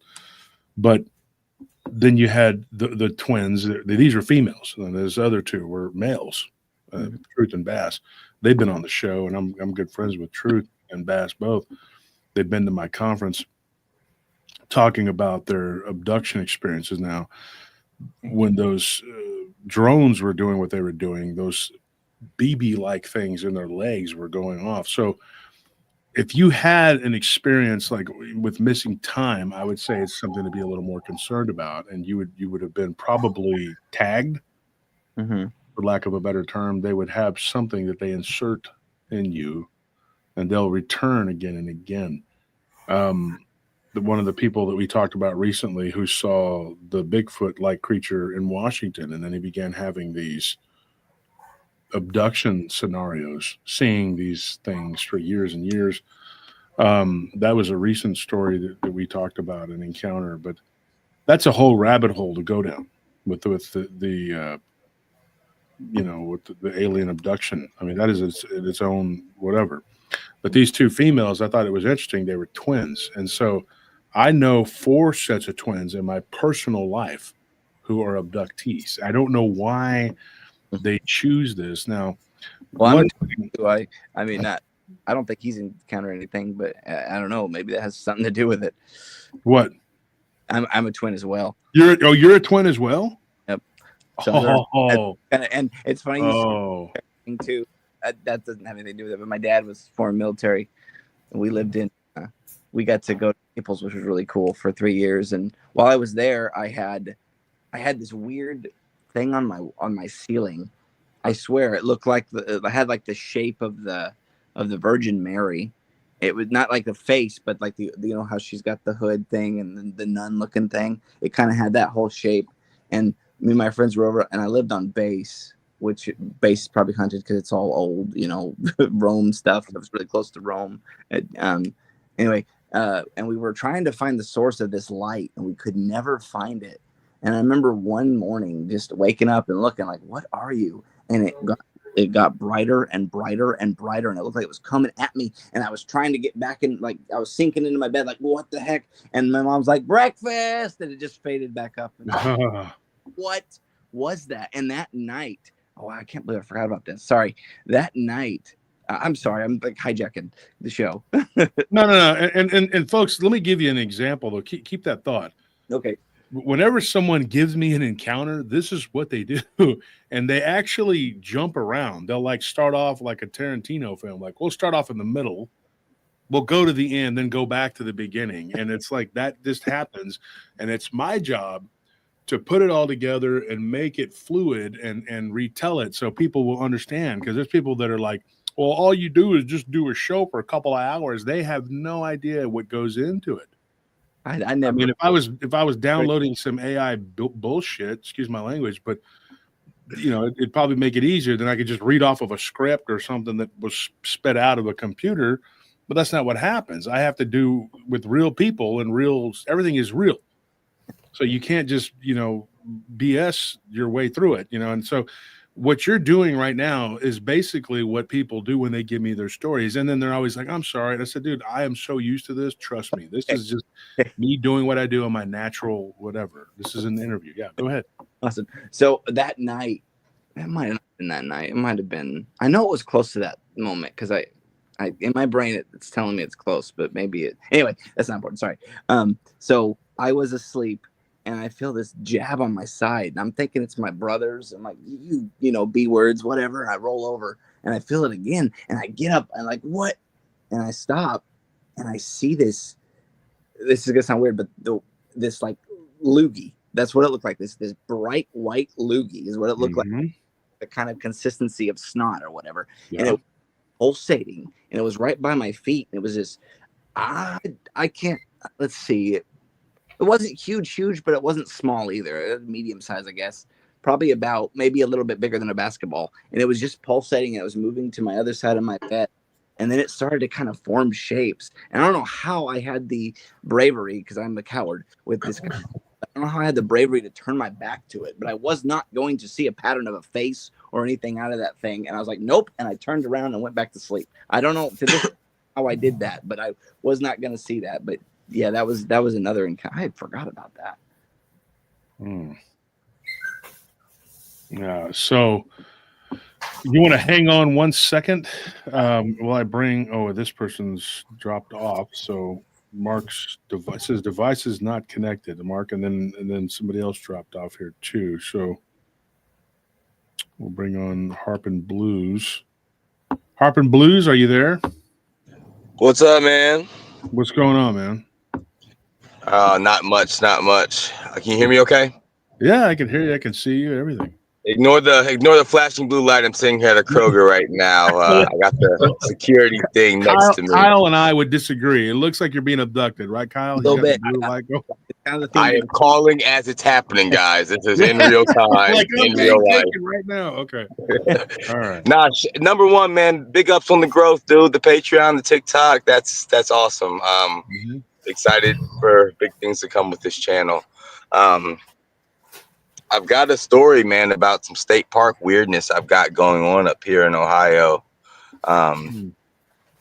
So, yeah, wanted to get into that with you. Get your opinion on it. Is it really long? Do you have a whole bunch, something I should retell, or should you come on and tell it like for an entire episode, or do you think it's something that we could just do a story? Like, what do you think? I'm gonna get you a condensed version, hit the highlights, but this is honestly like it's a 1 year long ongoing kind of event, really, leading up to the one climax that I want to share with you now. Let me interrupt real quick. I'm going to go ahead and jump off, guys. Thank you so much for giving me the opportunity. Love the show. I'll be watching from the side. Yeah, and Kyle, you said you had other stuff too, so come back on another live if you want to jump on, or you can reach me at Josh Turner at PRTpodcast.com. Can do. Thank you so much, guys. Okay. Go. All right. Thanks. Go ahead. Yeah, I'm gonna hijack the show, man. It won't be too long. No, do what you got to do. Say what you got to say. So up here in I'm up in the Dayton area up here in Ohio. We've got a couple state parks around. I went out. This begins back in like March of 2023. Again, condensed version. But starting March of 2023, went up there in the springtime to go fishing. Heard a rustle in the bushes that was just way too big, man, to be anything like a raccoon. In fact, it scared the girl I was with. I kind of played it off, being a listener, kind of being interested in this. Let me preface this by saying that there are legends in the state park that go back to the 80s up here in the Dayton area, where there are werewolf. I shouldn't even say it with air quotes like that. It's werewolf legends, man. People reported, high school students in the 80s reported seeing upright running creatures. The whole area, you can see tree bends, habitations. It's a very interesting area. Anyway, March of 2023, springtime, first encounter, I hear this rustle, way too big to be like a raccoon or a dog. I mean, way too big, man. And you can kind of feel something sitting there watching you.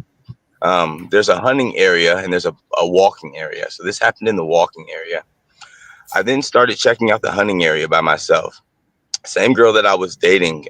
She's 32. I'm 31, man. And she has like a 10-year-old daughter. And she was telling me, because I was asking about the hunting area. You ever been there? Me and my daughter went hiking there and something scared her. She didn't want to go any further past this point. She's like, then the next couple of days I went out there, I saw a footprint that looked like, she's like a Bigfoot track. It looked like a barefoot human footprint, but just way oversized and way too wide. So instantly I'm like, show me the spot. Show me where that's at. Mm-hmm. So she shows me the spot. Dude, this is, again, March 2023. We get a very strange smell. Not the sulfury smell that's described by people, but it's like a sweet manure smell. There's no wind, though. So now I'm like super peaked. I start going out there like every weekend. Again, this is 2023 spring. So I start going out there. I actually sent Tony some of the prints that I found. I'll post them in the group or send them to you, whatever. But our Tony? Yeah, you're Tony. Yeah. I sent him to him in 2023 or 2024. It's in his messenger though, man. But you know what? I know what he did with those. You remember that, Anthony? What he did was he he downloaded what you sent, and then he printed it out, and he ran out of rolling papers, so he smoked it. Tell. And you're like, Yeah. what? He's got to use the grabber leaves, man. You know, y'all are in Texas. There's got to be some big old leaves he can Yeah, use. you got out to be there. something out there, but you know, Ran out of zigzags. he's just like, oh, man. Oh, Get man, I this know guy. this isn't correct, but whatever. I'm gonna send it to the responsible, sober ones of the staff. Yes, Team. that would be me, Anthony, Nelly, and even Maddie, or maybe your neighbor or his dog. But because in all fairness, yeah, Tony had a lot going on because he was working and stuff, and he had been promoted at work to, you know, like to help us, you know, with as a management, and it was something that was just not for him. And so he had all this going on. He was doing all these investigations with Armando. And then he was getting all of these reports, and he was just throwing them into files that to this day, I'm still unscrewing those files. I'll find them. I'll find some amazing stuff in there. Like one of them was Haunted House Doll or something. And I'm like, what is this? And it's a bunch of Bigfoot reports. I'm like, there's no haunted doll in the house. Yeah. What is this? What is this? But, you know, so Tony's like, oh yeah, I think I just something Armando gave me out or whatever. I was like, okay, I get it. You do you, and I'll figure it out. And so we do. So anyway, it probably got lost if you send it to Tony. And I'm not trying to be mean, Tony. I love Tony. He's my godson, my nephew. But yeah, just send it to josh@podcast.com. And Anthony, me, somebody, Nelly will get a hold of it. Cool. Yeah, I'll email them or send them over as soon as we get off of here, so it's relevant, fresh, you know. Absolutely. But found some. So she told me about the strange smell about her daughter. I started going out there investigating on my own, and man, I had this strangest idea to go out there. Dude, there's like a pool in this area. I don't know, Abe, you're the man to really talk to about this. It's like a pool, spiritual pool in this area towards me. So that's the day I found the tracks after rainfall. They're three-toed. They look almost, I'll let you guys form your own judgment. They look reptilian-ish to me, almost web-toe amphibious in the sense. I don't know. Some people are saying bear. I'm not sure, man. It's interesting. So again, just found the tracks. I went out there with a buddy of mine out here in this area who is, and he doesn't like to talk about, but man, he's been abducted. And it's been a lifelong thing with him. And he's really into this dog, man, and really into the Bigfoot thing. He actually turned me on to the area kind of around the same time this girl did when I started talking about it. He lives near there. And so we went out there investigating. He took one of those EMF readers on his phone, which before any of you guys in the live go slam me, I know that's not accurate. Like those EMF readers on your phone, it's not completely accurate, but it gives you it's better of a gauge than having nothing, right? So we kind of established a baseline coming into this area. He's told me about his phone dying when he pulls into there, which I mean, yeah, that right there sums it all up. So he wanted to do an EMF reading with me. We got a baseline near power lines. We got a baseline right outside of the road, like before you turn down this road. Got a baseline in the parking lot, and then we started getting up into the woods. So we got baselines at periodic points, half mile away. We got a baseline literally right up on a power line. When we got to this spot where I found the track, where the smell happened that day with the girl. This is in the hunting part of this place too, by the way. Where the smell happened, where I found the track, where her daughter got scared. Our EMF reader spiked, man. That thing shot up. There are no power lines nearby. The baseline readings that we took, we pointed at each other's cell phones and started the vehicle and also pointed at that too. So we did a bunch of things to kind of establish like where it would be. It shot up very, very high.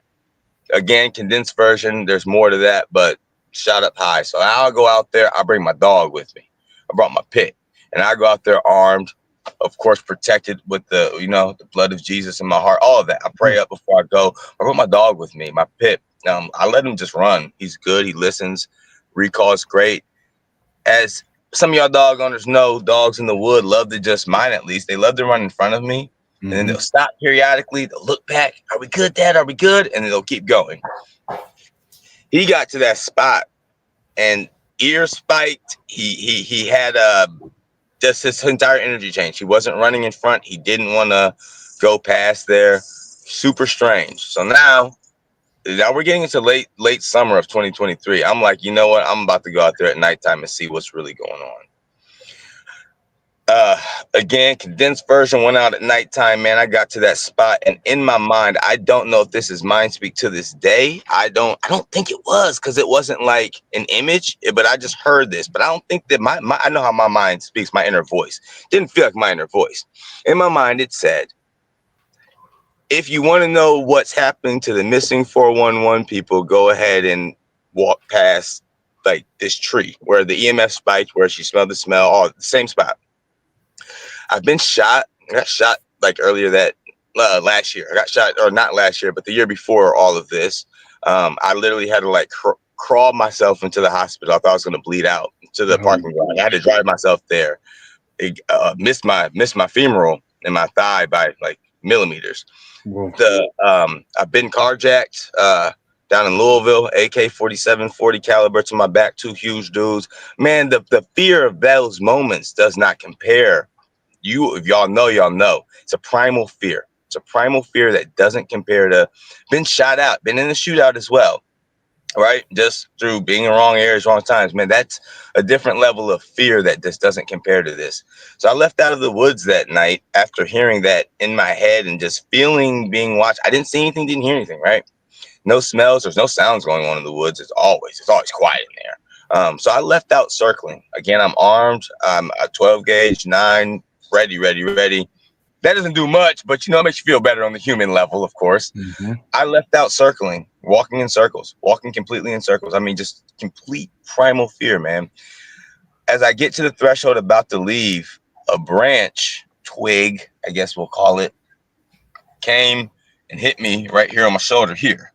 In my head, I'm thinking it fell down from because it's like end of summer kind of. So there's not stuff's not really dying, but it's not still in the stage of early spring, right? Some stuff is kind of dying, whatever.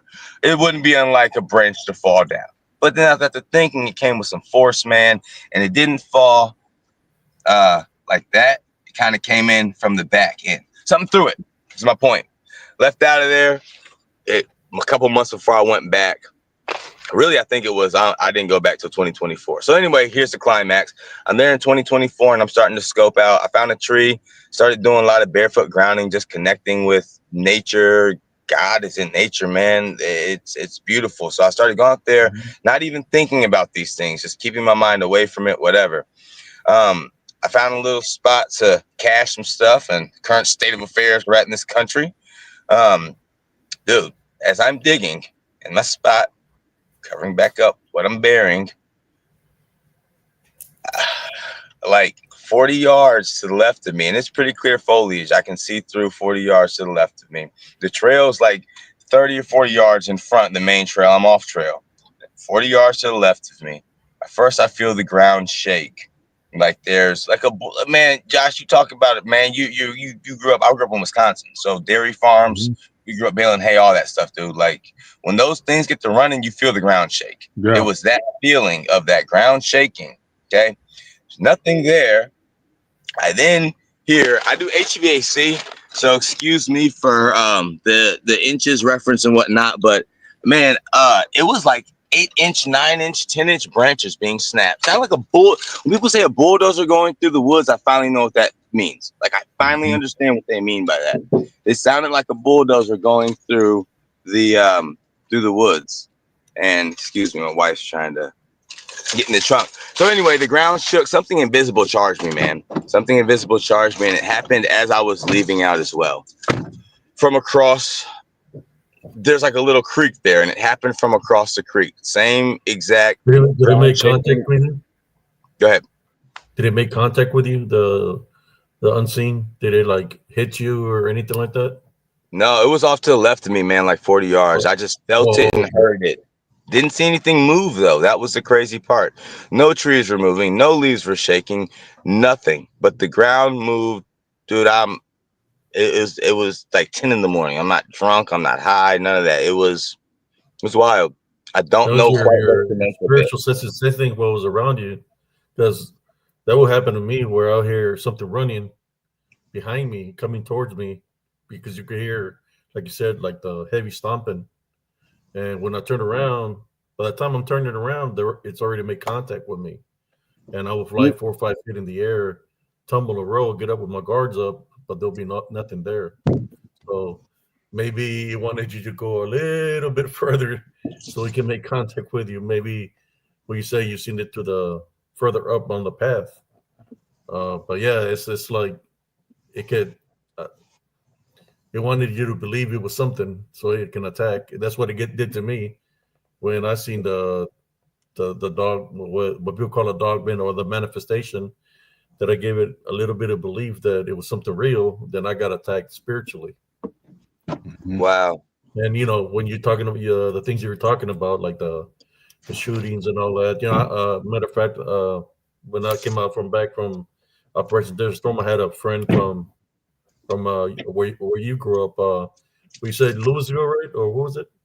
No, I grew up in Wisconsin, but I got carjacked out in Louisville. I was saying.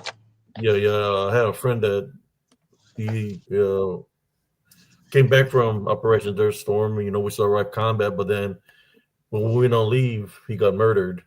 So I could understand, violence, how that could be a magnet, to these things, because if they know that what you're going through, they're gonna use everything, the ability to use what you've been through to use against you.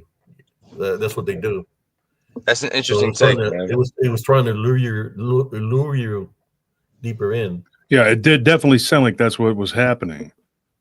Well, yeah, that's the funny part, man. I haven't gone back since. I've been literally scared to go back without a team. There's no reason to now. Well, that's good that you didn't go back, because he was trying to. Because those things, they know what you've been through. They're going to use everything in the capability to use what you've been through in life against you. That's what they do. Last thing I'm going to say, which just really makes sense what you're saying, Abe and Josh, is that there's been a pull. Like I said, there's some mornings I'll wake up 1 a.m, like I should drive up there. I should go walk through there. There's back in there, man. Yes. There's something luring me back there. I can feel it. It's wild. It doesn't. Yeah. It's not going to stop either until you pray about it. And let me tell you something else. That the thing that you heard telling you about, if you want to find out what's happening, it may not have been the bad guy telling you that. It could have been something connecting with you to tell you, hey, if you want to keep messing with this, you're going to find out what happened to these people. Dude, I didn't even think of it like that. You're right. And there's also a higher self too. Now, when you get really into the esoteric and you start to like study the Christ consciousness and the Godhead and all this, people get real deep into this, and it could be something too, to where you have an inner light in you that is restored, which you have at birth. That's what that light is when there's conception, right? But this light dims as you get older, along with your pineal gland, the third eye, and it calcifies, right? But when you accept Christ, there's an awakening in you, and Christ dwells within you. And so he opens you up to a higher level of consciousness that surpasses id, ego, all that. And that extra piece of information that comes from that higher consciousness, which is the God consciousness, which is within everybody, because Jesus says the kingdom of God is found within, not without in the world. The world is run by Satan or the Shaitan. The kingdom of God, or the kingdom of Christ, it's found within you. And so something within you is telling you, hey, this is probably not a good idea. And what it is you yourself, your higher conscious, is actually connected with the God conscious, which is a certain vibrational whatever. And I know that people like Abe and even Bettina has it, because you guys can go out there and you'll take a photo, you'll see it, because something is there telling you. And you're both very Christian. You try to be. We all fail and get upset and say things. I know I do. Because we get tired of people messing with us, and then the lower vibrations take over. You're like, man, F this person, and you get really mad, right? But if you really stop, and it sounds like you're a very grounded person. You seem to be very, astute. I try to be, man. Try to be. Yes, yes. And you study, and you've nearly died. So that's another. I mean, I'm not gonna say that's a plus, and that sounds weird. Going like you've nearly died. That's a good thing. No, I'm saying like having those near-death experiences, nearly died. I nearly bled to death because I got stabbed. I've been stabbed two different times, but one of them I was in the hospital for 3 days in a coma, and I don't, so I nearly crossed over. And so you have these experiences, and so what it's like, and like you said, the fear. Now there's a fear that comes there, and that ego will take over, and it'll override the conscious self. It's grounded in this plane of existence, but then there is something else that comes from what I call the God conscious, and that is from Christ. Christ will connect. He's like the cable company. He connects you with the internet, right? He connects you to God. He says, you just follow me and I'll plug you in, and I'll get you to God the Father, and then everything will work out. And then you'll have this higher self that'll come in and tell you, this isn't a good idea. And it'll tell you, look, if you continue on this path, this and this will happen. And people will say this to me all the time. There was a woman the other day, she told me a story. She was from South Carolina. I'll never forget. She said, something told me to stay in the shower and not to open the curtain because there was something there that wanted me to see it. And so I said, what did you do? She goes, I opened the shower curtain. And against her own advice in her mind. And I said, that's the God consciousness that was telling you, through Christ, hey, don't open that shower curtain because this being wants you to see it. And it's what Abe is talking about. It wants you to believe in it. And what he means by that is like, focus and be like, yes. You ever seen the Jungle Book when that snake is like, trust in me? Yes. The eyes can be hypnotizing, and that's very prophetic, especially coming from Disney, which is just it's just a bunch of garbage. But and it's like the junk food we feed our kids. Here, have a Lunchable and watch this garbage. Put junk food in your mind, suck it into your soul, slurp it down with your food. And ever since we were kids, we've been doing this crap, this garbage just going through us. And so the higher conscious will tell you, hey, this isn't good. You probably shouldn't consume this, whether it's a movie or it's food or it's some sort of whatever. It'll tell you this isn't correct. We're not supposed to be doing this. But this woman said she was having problems. And sure enough, she opened that curtain, and what she saw terrified her. It looked like someone she knew who had crossed over, and they had horns, and it looked like they were burned to a crisp. Wow. And so it terrified her, and she fell backwards and actually hit her head. She was okay, but she fell backwards. And now she's African American, and she says it was. She goes, I said, what do you think it was? She said it was a haint. Of course, in the South, that's a term that African Americans use.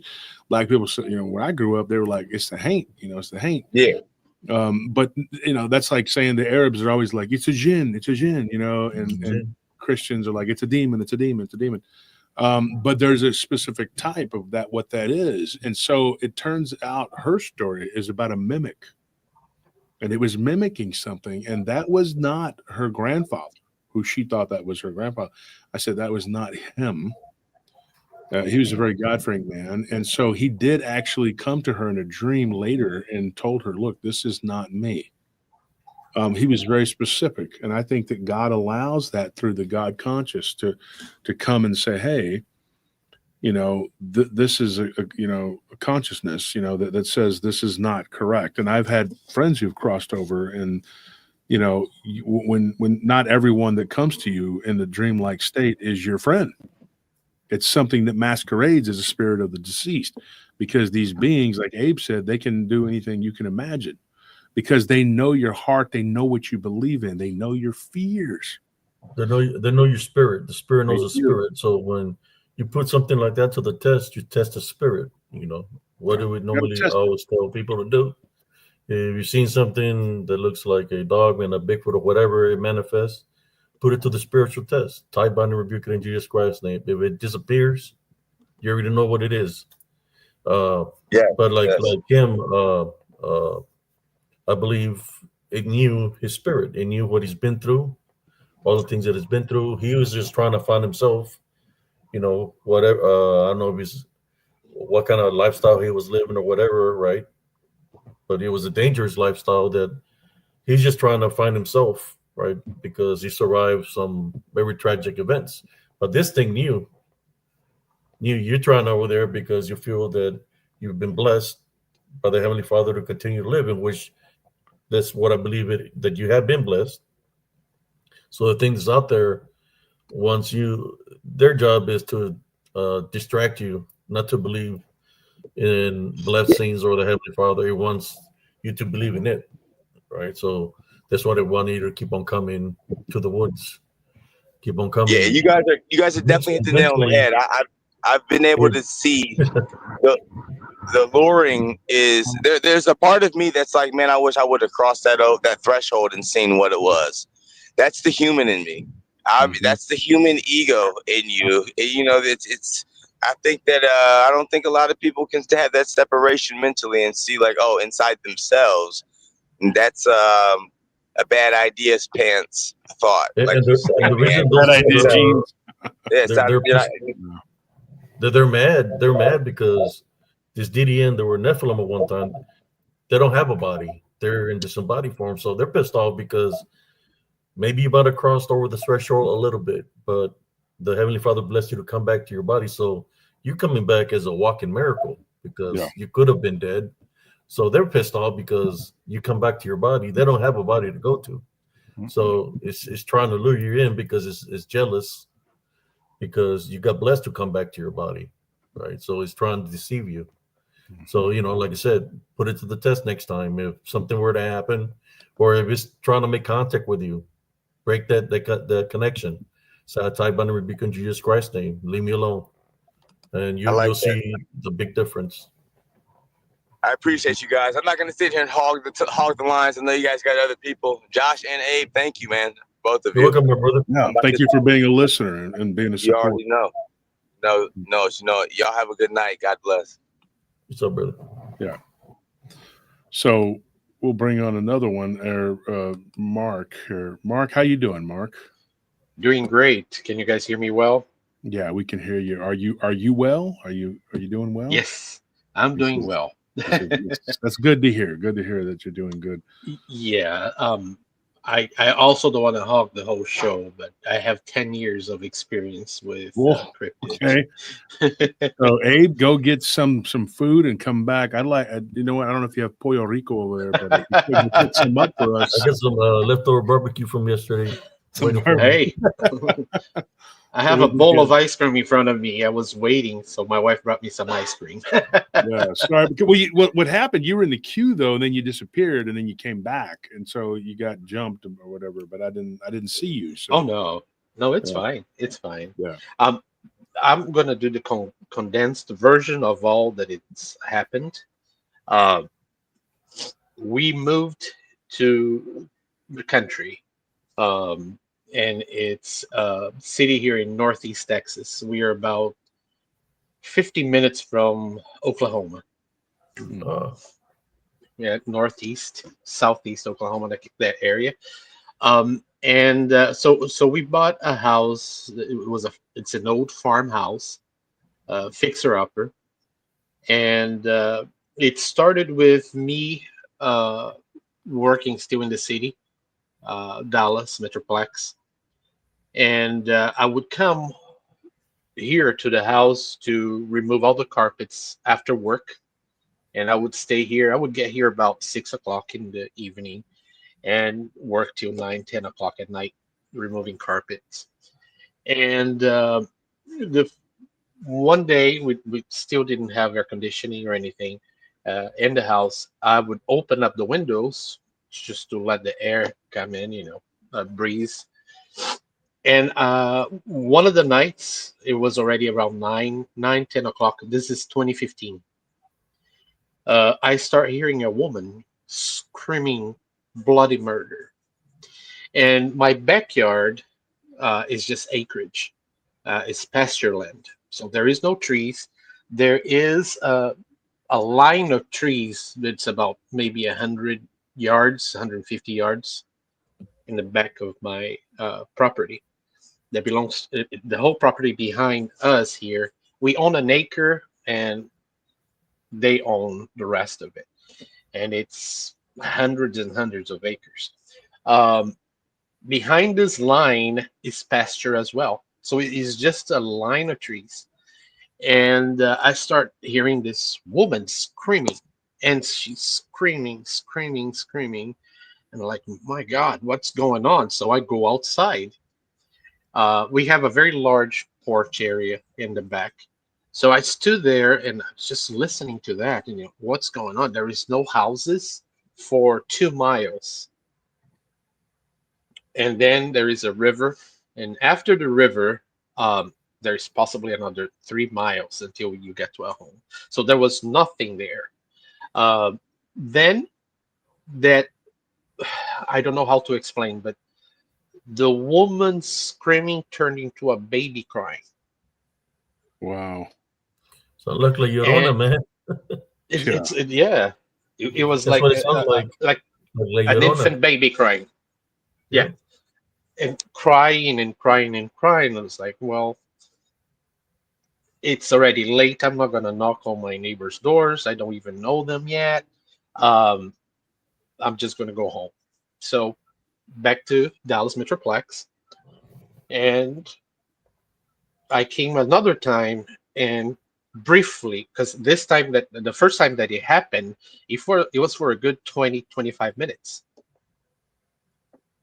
And so the second time I came, that it happened, it was just like 30 seconds to a minute of a woman crying. Okay, the third time I came to the house, it was on a Friday, and I decided to stay here. Everybody was back in Dallas, and I decided to stay. I said, I'm gonna go ahead and sleep here because tomorrow morning I can get a lot more stuff done to the house. So I didn't hear anything.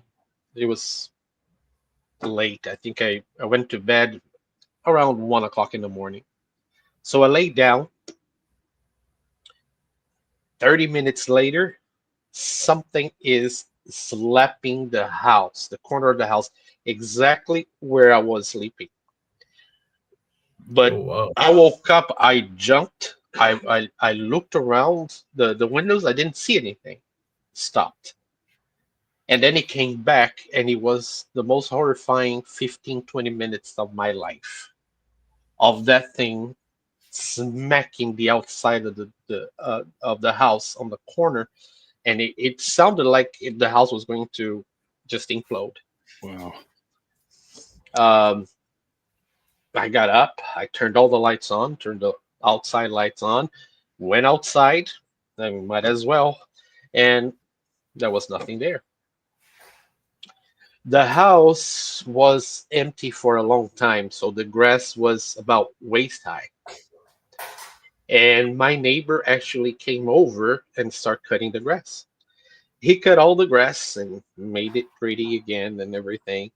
And the following day, and this is in 2 or 3 weeks that it happened. I was walking around the house with my dog. I started bringing my dog. I had a Belgian Malinois that was trained, Oh, I love Belgium. off leash, and I was walking around the property, and then I came to that particular corner of the house, and in that area, although it was covered by high grass, the grass was just laying on top of an area that was mud. It was just earth, dust. And I looked down and I said, "You gotta be kidding me," because I didn't believe in Bigfoot or cryptids or anything like that. I thought that if there was a possibility, it's going to be, West Coast, Washington, Oregon, California, maybe. I didn't believe it. So I looked down, and there is a print of a foot with toes, indentations, and everything. So I took a picture of it. Unfortunately, that's 10 years ago. I switched my phone so many times, I can't find it.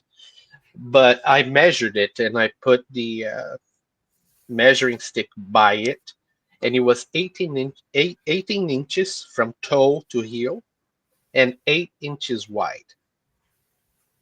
Very large footprint, and it was the right foot. Moving forward, we moved into the house. Everything was fine. We moved in July. I think it was July 10th or something like that, 2015. My mother-in-law decided to visit us in November, that fall, 2015. And everything was fine. I hadn't heard anything else. Nothing had ever happened anymore. It was all fine. I had even forgotten about it. We were in the patio in the back. It was me, my wife, and my mother-in-law. We were just talking. It was around 9:30, 10 o'clock. We had full moon, so it was pretty bright, and we were just talking. My mother-in-law smokes, and we don't do smoking in the house, so we were outside talking to her while she smoked, and we were just sitting there. And my neighbor, if you look from the street towards my home, my neighbor on the left had horses, and they have cattle as well. They had like 5 horses. We are talking, everything's calm. There is no traffic pollution here at all. We're in the middle of nowhere. And all of a sudden, the horses just exploded like they were getting killed by something. And all that craziness, my wife and my mother-in-law get super scared. I did too, but and my mother-in-law says, maybe you should go check on what's going on. I got a handgun, 357 Magnum, and I went into the field behind my home. I walked probably 70 yards to be able to see where the horses were, the stable was. I get there, I look, and they are just going nuts. They're going crazy. And my neighbor had just cut the field. He grows hay for his cattle. And those big rows, they're about 6 feet tall. And they were still in the field. So I walk, and to my left, what I think is one of these rows of hay. It was dark. It was full moon. It was well lit up, and what I thought it was one of the of these rows actually start getting up. Wow. So it stands up, and it stands up like in slow motion, and it stands up, and I'm like, what am I looking at? And this is a guesstimation, but this thing was probably 9 feet tall, 10 foot tall. It was large, and I didn't see face features or anything like that. I could see that it was hairy. It was darker than dark, hairy. And at that moment, I couldn't do anything. I felt like if I even point this gun at this thing, I'm in trouble. Yeah. But here's the interesting thing. I don't know if he was looking at me or not. But to my right, about 50 feet, another one pronounced something like Pakwa, and then left. And the laughter sounded like a woman, which reminded me of the same voice of the woman crying.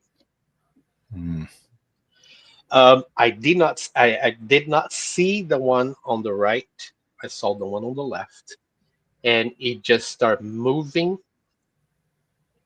It was not running, but it was walking. But its walk, it would be like if I was running, if it makes sense. Yeah. And it went I could still see because I was about maybe 35 yards from the tree line, maybe less. He went through the tree line and it just disappeared after that. Just kept on walking. Um, I came back and my mother-in-law and my wife asked me, "Did you see anything?" I didn't say anything. I didn't want to scare them. I was just like, "No, I don't know. They're probably scared of something. I have no clue. I didn't see anything." I'm Christian, saved by the blood of Jesus Christ.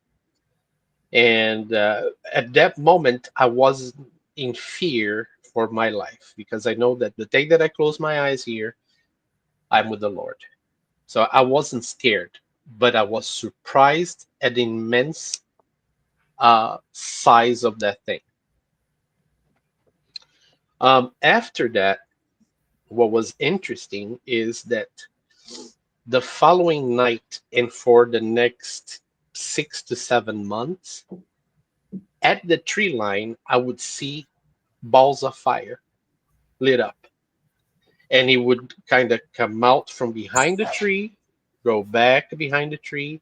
Then he would go up all the way, probably like 35, 40 feet in the air. He would come down and he would do the same thing over and over. And that went on for a while.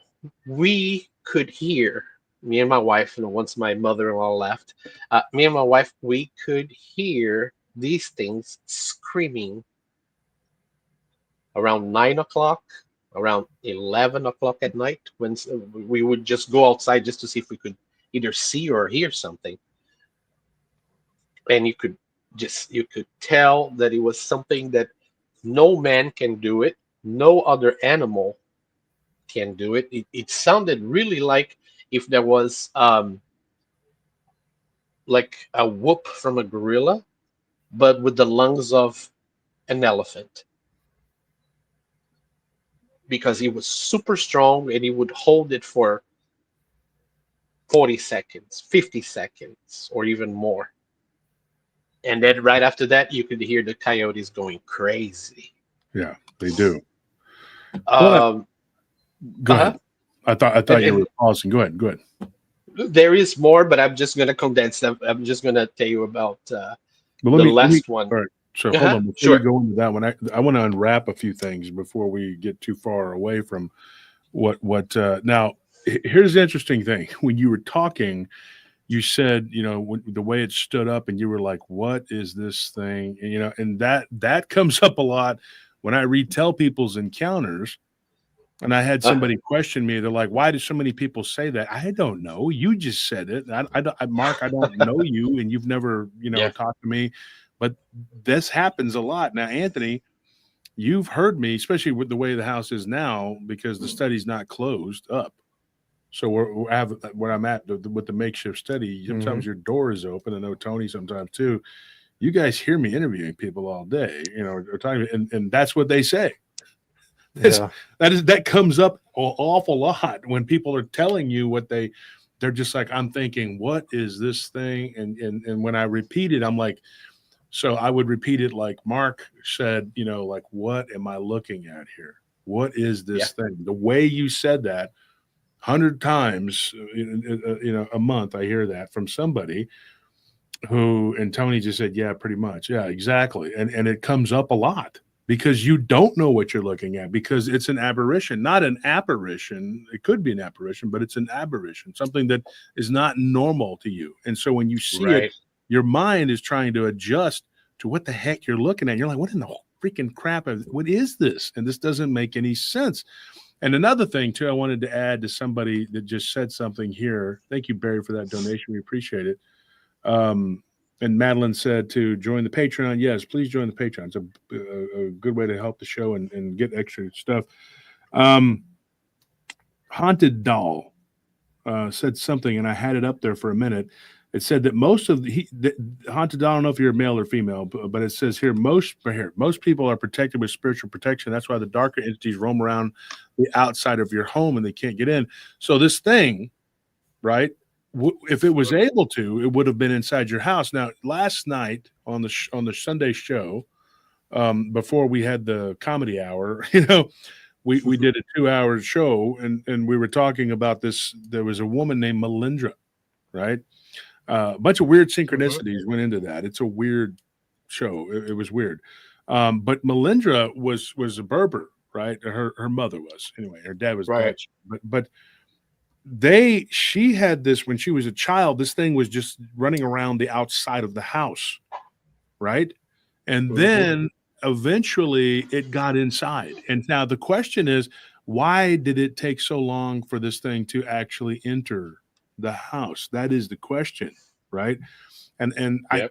that is the $1 million question. I can't give you 100% answer, but I can tell you what I think is why it parties outside of the house, because of what Haunted said here. Because they can't get in, because they need a spiritual opening, which is something that Brother Abe preaches all the time. They got to have a spiritual opening. So Right. you're pretty strong in your faith, then it's going to party outside, and it's going to slap and make noise. I had this story from Arizona. These people, this poor couple, they were a Hispanic couple. They lived out in the middle of nowhere, and they were close to a res, and there was a skinwalker that was just constantly jumping around outside. And when they had some relatives come over, and they said at 9 o'clock night, it was summertime, they just closed everything up, and they said, this thing's going to come and make a bunch of noise, just ignore it. And they're like, what in the heck is that? And eventually one of them opened the back door and saw this thing stand up and was like, and they were freaked out the rest of their life. And they said, we told you it's going to stay outside. It's going to run around the property, but it can't get in. But you just opened the door and you looked at it. And now that person is haunted by that. And eventually I will tell that story. It is unreal, this stuff that happens. And so you have these entities, and they love to run around outside, but it's up to you, whether or not you're going to allow them to come in. Now, I'm interested in where you were actually at. If you don't want to say the location, I totally get that. A lot of people are vague. They don't want to give the whole, and I totally respect that. I don't give away locations or things, but I will say this. My cousin Tim renovated a house in Northeast Texas, Mount Vernon, and Mount Vernon, very active area. Another very active area is Tyler and Longview. Those areas, I've heard of that. very active areas. So that's the long short of it, and so I just thought I would throw that in there before we start because that it goes along with what Abe says. You give it that power with the spiritual opening. Then when you see it, you're giving it your full attention, and your belief is focused upon it. And I'm just east of Greenville, Texas. Okay, all right, yeah. So near the thicket, right? No. It's not near the thicket. No, not at all. From what I've researched so far, there has been 2 other encounters from other people. One lady, it was from 2022, 2023, that she actually saw this thing leaving her yard, and she had heard slaps. And she lives about 15 minutes from me. Slaps on the side of the house. And the other one was in 1971, I think, that this gentleman actually, he was, I believe, a police sergeant or police chief that was helping his son with a property. They were raising pigs, and he saw one of these things come over a 5-foot fence, grab their male pig that was about 200 pounds, I think, or even more than that. Don't remember. And just grabbed it under its arm, crossed the fence, and walked away into the woods. So that's what I know from this particular area here where I live. But my other encounter, and I wanted to tell you this because I actually saw this thing. I was a dog trainer. I competed with dogs. So I have a lot of dogs. I have that's 11 what you have dogs. the Malinois, right? Yes. And being in the country, as you guys know, it's dumping grounds for those people in the city that do not want their animals anymore, so they dump it. So they dumped a female black and tan coonhound, and was pregnant. They actually shot the dog, but she survived, and she's here with us until now. But she had one puppy. We were able to rescue one of the puppies. The others, by the time that we went to our neighbor's shed, the coyotes had got a hold of it. This female puppy is she's coonhound and Great Pyrenees, so she's not afraid of anything. Big dog, very strong. She's always wanting to, protect the house. And I think it was 2023, again in the fall, she starts crying to go outside, and she starts pawing, and until she woke me up. So I put her on the leash. I said, let's go. You have to do your business. You have to do your business. Let's go. And it had stormed that night. So here I am walking the dog, and she's always looking around and, being very mindful of things around her. And all of a sudden, she lays down on the ground. She lays down and she starts shaking. I was like, wow, what the heck is going on? Because, every time she hears coyotes, she wants to go after them. But this time she was shaking. All of a sudden, she started pulling me really hard to go back into the house. I mean, she hadn't even done her business yet. I just look around and I turn. When I turn to go back into the house, my neighbor has a very large very large barn in his property in the back. And there it was, standing right below the light.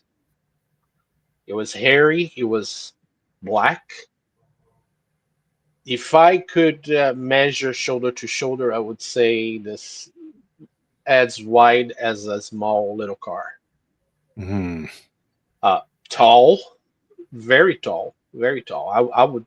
I would say that thing was 10 feet tall, and I was about no more than 60 feet away from it. And it had something in its hands, but you know how you stand under a light that your features in the front becomes dark and you only see the outline? That's what I saw. And it was swaying side to side. It was weird. On its right hand, though, it had a stick. I don't know if it was a branch from a tree. I don't know what that was. But it wasn't touching the ground, but it was close to it. And I could see that its hands were close to its knees. Yeah. So he had very long arms, and he was swaying side to side. And I guess he saw me seeing it, and it stopped for a while, and it puffed up like, hey.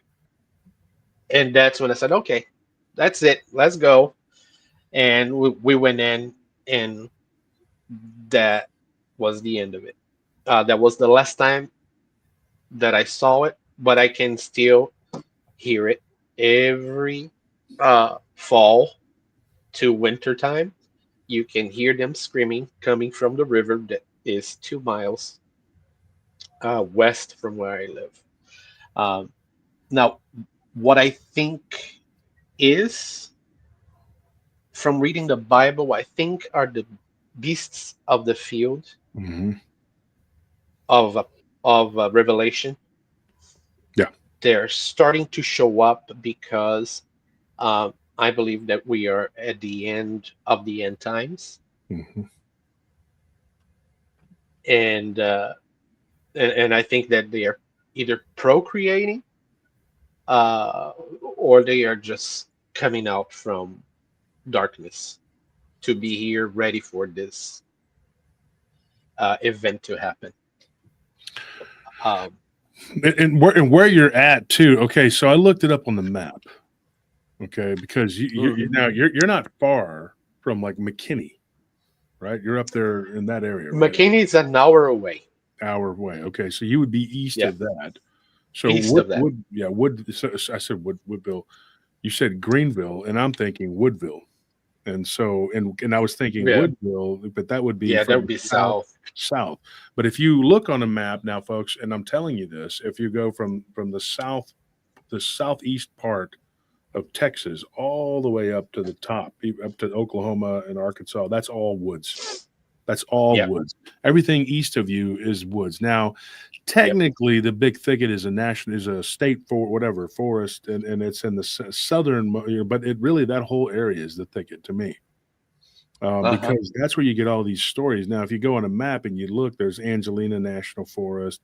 You get all kinds of weird stuff over there near Brodus, Yeah. but then you got Woodville, which is weird because I had two stories from Woodville that sounded very similar to yours, and then that's just west of Jasper. Now, Jasper is where my brother's son used to live with his mother, and now over there you have Kirbyville, Maryville, Burkeville. Then you have Deweyville, and you have Woodville. So you have all these villes. So when you said Greenville, I was thinking that's where it was at, but no, Right. Greenville. So you're up in the northern part, right? In the Yeah. northeast. Yeah, like I said, we're about 50 minutes away from Oklahoma border. Yeah. Red River. And you would be kind of on the gateway to that Yes. eastern corridor. But Yes. that's even there, it's like you're having these encounters there, and a lot of people are like, wow, this is I can't believe they're this close to my house. I can't believe that they're all over the place. I mean, they're everywhere. And there's a lot of them, and people they're like, and they're hiding. How are they all hiding if they're so large? Well, they're hiding because they're a metaphysical being, and, Right. and that's like what Abe says about them being a DDN. That's a very, I don't think anything is a coincidence. I don't think it's a coincidence that this gentleman joined us tonight. I don't think it's a coincidence that Abe and I have become close friends, and I think we had a dust up real brief a long time ago, and I reached out and I said, look, we're on the same level here. Like, I believe like you believe more than you could possibly know. And then we've been friends ever since. And well, we were friends before, but then there was this dust up, and I told him, I said, look, man, this doesn't have to happen. Other people are involved in making this happen because they're stifling the truth. And what's happening right now, tonight, with you, Mark, and with Abe and everybody else that's been on the show, this is the truth coming out. This is what is happening to people. What happened to your dog?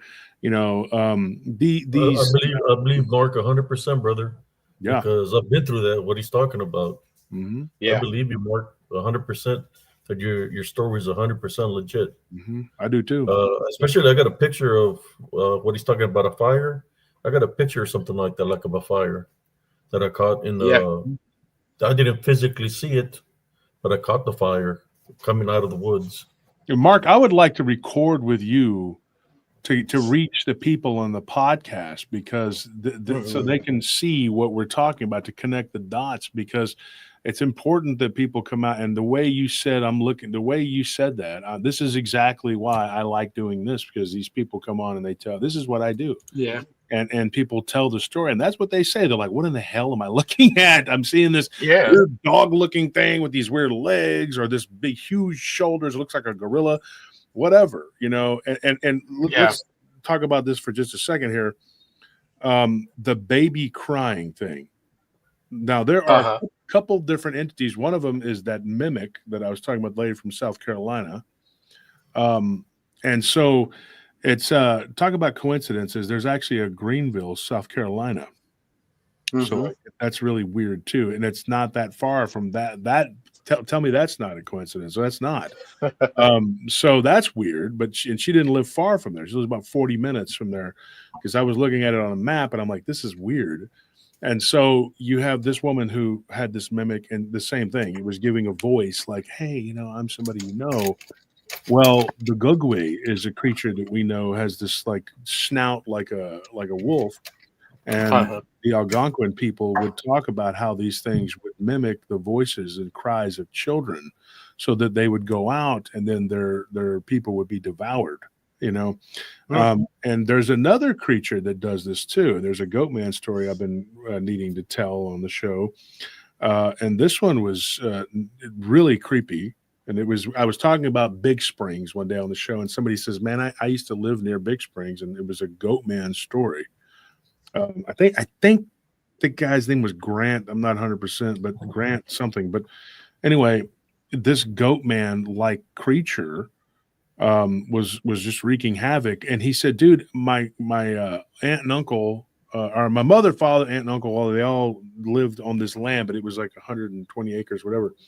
Right. And long story short, they were going outside and seeing this creature manifest, and it was taking their energy. They would just become very tired and lethargic, and they would just see it standing out in the field, and they could see it. And his uncle looked at it through a scope, and was getting ready to shoot it. You know, he was like, man, he went out there with a 6.5 Creedmoor, and he's like, I'm going to get rid of this thing. And then something told him, don't do this, because if you do, it's just going to create more problems. And the voices that this thing would make.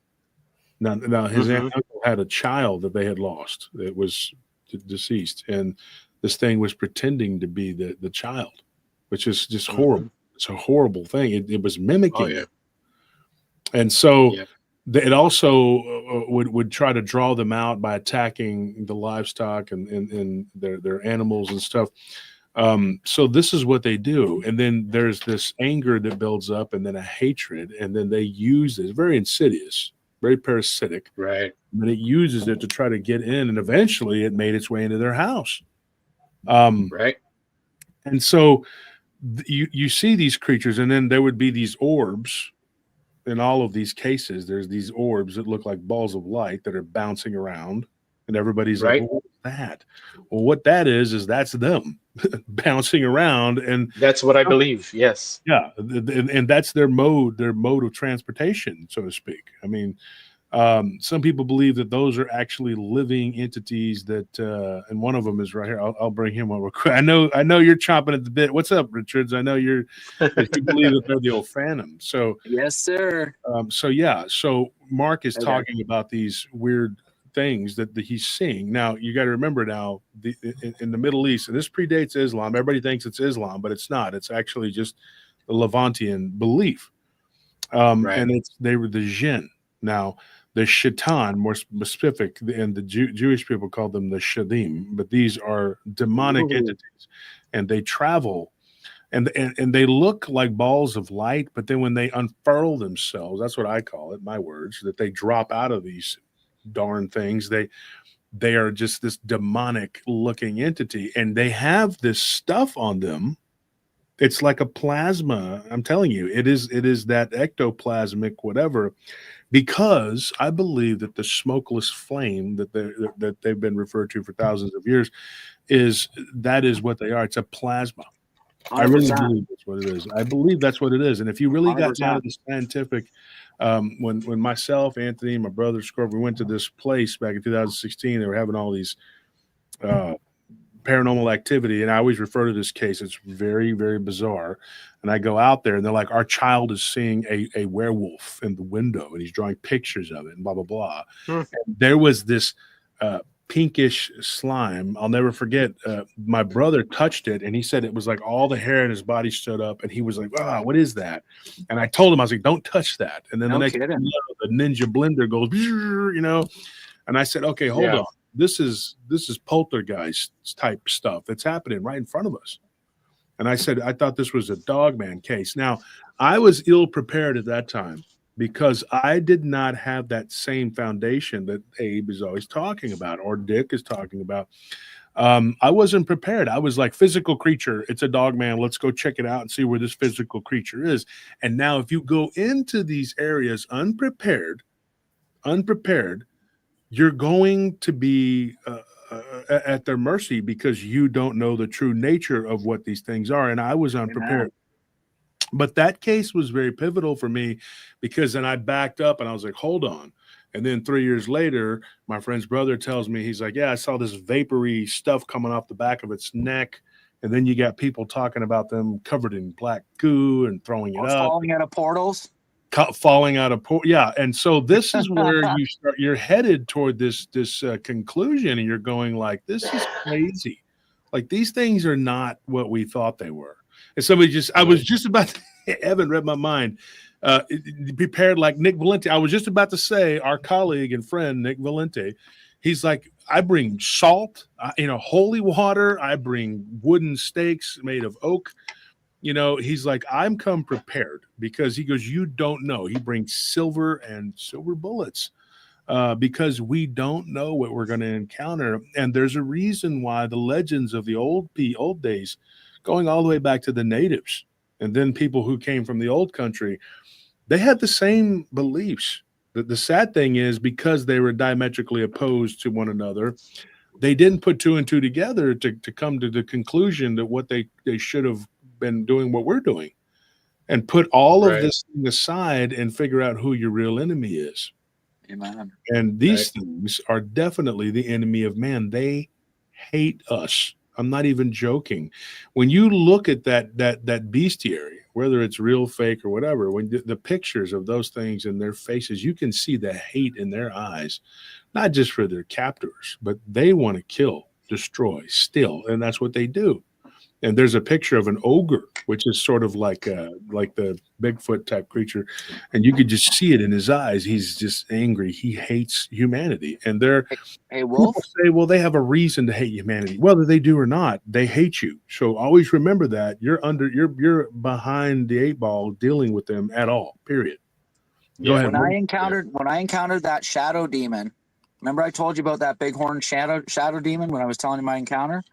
It told me over and over and over again. All it said was, I hate you, I hate you, I hate you, I hate you, like 50 different times. Like Jason Bland, and then ultimately when it revealed itself to Jason Bland from Paranormal Soup. He goes on late on Sunday nights.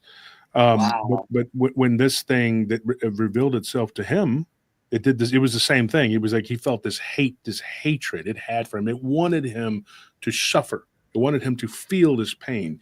And some of these people who, when they die outside of Christ, but then they're allowed to come back because Christ saves them, they will report some sort of demonic type entity that will drag them to whatever corner of the abyss that they abode in, and they're torturing and whatever, and they're extracting energy from you is what it is.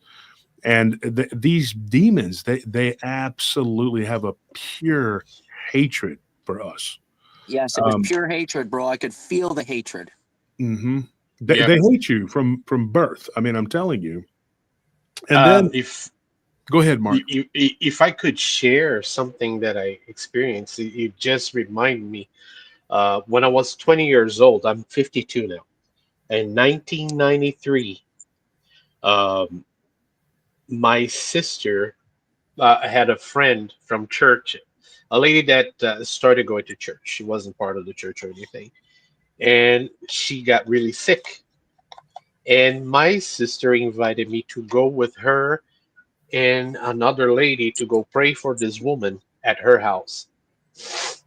And the hatred that we experienced there was incredible, because the woman, we were sitting in the living room. I remember this other woman reading the Bible. And when she said, let's pray, this woman took off to her bedroom like super fast. Wow. We followed. My sister and this woman went in front of me, and I was right behind. Her husband was in the kitchen doing dishes. We get there and we start praying. And this lady is praying and rebuking whatever that woman had in her in Jesus' name. In Jesus' name. All of a sudden, this woman started taking her clothes off. Wow. Yeah. My sister said, in Jesus' name, you are bound. In Jesus' name. I bind you in Jesus' name. And she looked like she was literally bound on the bed, and she started speaking with the voice of a man, Oh and yeah. all she could say was, "I hate you three. I hate you Wow. three." Yeah. All of a sudden, I'm not kidding. This woman sat at the foot of the bed and starts levitating off the bed. Yeah. You know, and what you're talking When about, we turn around, her husband is now possessed with a big butcher knife behind us, Whoa. oh, with the butcher knife like about to strike us. And this lady, I was young. I was 19, you were like 19, right? almost. I was going to be 20 like 2 months later. Mhm. And this older lady that was with us turned around and said, "I bind you in Jesus' name." And he dropped the butcher knife on the ground, and Amazing. he fell on the ground. But the hatred uh, that we experienced was incredible. I mean, when she was talking in a voice of a man saying, "I hate you three," you basically could feel it like something was trying to kill you, basically. Wow. Yep. And the reason Like I know you're 19 is because I did the math. You're 1992, right? You said 93. 90 or 93, and you're 52. Sorry. And so, yeah, you would be Yes. about 19. Yeah. So, Yeah. and because I know you're a couple years older than me. Geez, Yeah. you're old, man. Golly. I'm glad I'm young. I'm like a young dude, man, you know? That's right. I'm I'm old man 43 like today. ball. I'm like, you know, How old is everybody? you're like 2 years older than me, dude. Good grief. You know, make room for us young bucks, man. Come on, man. You know? Right? Oh no. No, but what you're talking about, though, it goes hand in hand with the things you were talking about with this, and it's obviously Bigfoot creatures that you were talking about earlier, Yeah. right? But they were manifesting themselves, and the way they were manifesting themselves, I think, is more Yeah. accurate to what Yeah. they are, because you know a lot of people are out there running around looking for a flesh and blood thing. They do leave a flesh and blood print. I don't mean like handprint, footprint, that too, but I mean like an print, you know, an imprint on their Right. environment. But for the most part, they really are. And they do have Right. they do have babies, they do have all these things. But you got to realize they're a sub-natured being. I've had people tell me about, well, the guy keeps calling it a dwarf, but I'm like, that's not a dwarf. He was calling it a dwarf, but it was really a red cap. It was a gnome, right? Oh, It was not Yeah. friendly at all. the red And caps are like their magic wands, eh? yeah, yes, and that red cap, and I told him, Yep. I said, and then he said that this thing had left some bread out, and his son wasn't like a little kid. His son was like 19, 20, 21, something like that. And he said that, he goes, Dad, they want us to trade food with them. And I said, don't eat that. No Do not, way. you will go Yeah. missing. No. You will go Oh, yeah. missing. I had a story about a guy who went missing for, what was it, 2 years? He was lost for 2 years. Yeah. He was gone for 2 Yeah. years, and then he came back, Wow. and it was like he wasn't even gone that long. And of course, me and Abe know a guy, Anthony Savallo, from Wraith Hunters, and he went through a portal. Now, these people they'll go pursue these little creatures, these little duendes, monitos, whatever you want to call them, and then they end up who knows where, you know, because I don't know, how do you say it, man? They're just very, you know, puro mischievous. They're very mischievous, bro. They're very, like, they have a lot of, you know, and they're not good. They're not kind. And so I told him, this guy with the dwarf on his property, and I said, this is not something that you should be entertaining at all. And sure Right. enough, it brought a friend. And one day it was standing there next to this, the way he described it, a very large, powerfully built, big thighs, big upper body, ape-like, ogreish looking Chewbacca. And I said, yeah, that's his friend. You know, they might be friends because they both hate you. And a bunch of bad, Right. bunch of bad stuff started happening, you know. And so I told him, I said, this is the worst thing you could have done, because he gave supplication. They left it some apples and some wow. remember That's forgetting an what. offering. You're offering. Yeah, you're offering. offerings. Yeah. Yeah. And then hung around. And then there was this weird, and then he goes, well, then I had this ghost in my house. I go, no, that's the same thing. It's that was not something separate. That was connected to the Bigfoot gnome guys. Yep. This is their friend too, or one of them entering your home. And what happened? Get this, folks, and this is the most important thing. You've got to hear this. And I know Abe and Dick, when Anthony, y'all, Mark, all of y'all, and half the audience that probably knows or doesn't know, my brother's here, Scorpion, whoever, you will all know what I'm talking about. Mm-hmm. All of that wackiness inside their house, guess what? It started when it was raisins. They gave it apples and raisins. When you you gave it that supplication, that's when all the stuff started happening inside the house. Prior to that, it wasn't happening inside the house. It was just doing stuff outside. And the kids were like, oh, his grandchildren were saying there was a little like Papa Smurf, whatever. No, that's not, and that's not that's an evil thing. And then get this, as soon as they gave it some food because it left some bread or something, and the kids wanted to eat it, and he's like, well, Dad, it's trying to be our friend. No, it's not. And it's trying to be your friend, but it's not a good friend. It's not something you want to hang out with. And then sure enough, once they gave it the food and it took it, then Bigfoot guy shows up, the whatever it was. I'll tell that story eventually. I'll get to it, but it was crazy. And Playing then on the children's good nature, eh? Do what? Playing on the children's good nature. Yeah, it plays on humanity's altruism. That's what they do. They don't have that same altruistic whatever. They're looking for something, not for what you can give them. And I'll tell you this too. When we have a ranch right out there out in the country, it's in the middle of nowhere. And we were out there, and Anthony and I both were experiencing during the day, because they're day sleepers. At least I sleep until about noon because I have to get up and do things. But it's because I'm up till 7 a.m, right? But we were having to drive back from Austin, so I was hitting the hay about 8 o'clock. I was waking up about noon, and Anthony would sleep during the day and then get up about 2, and start doing his day. And we were being woken up by something slapping the walls. Right, Anthony? Yep. Every time. Every time. And it was during the daytime.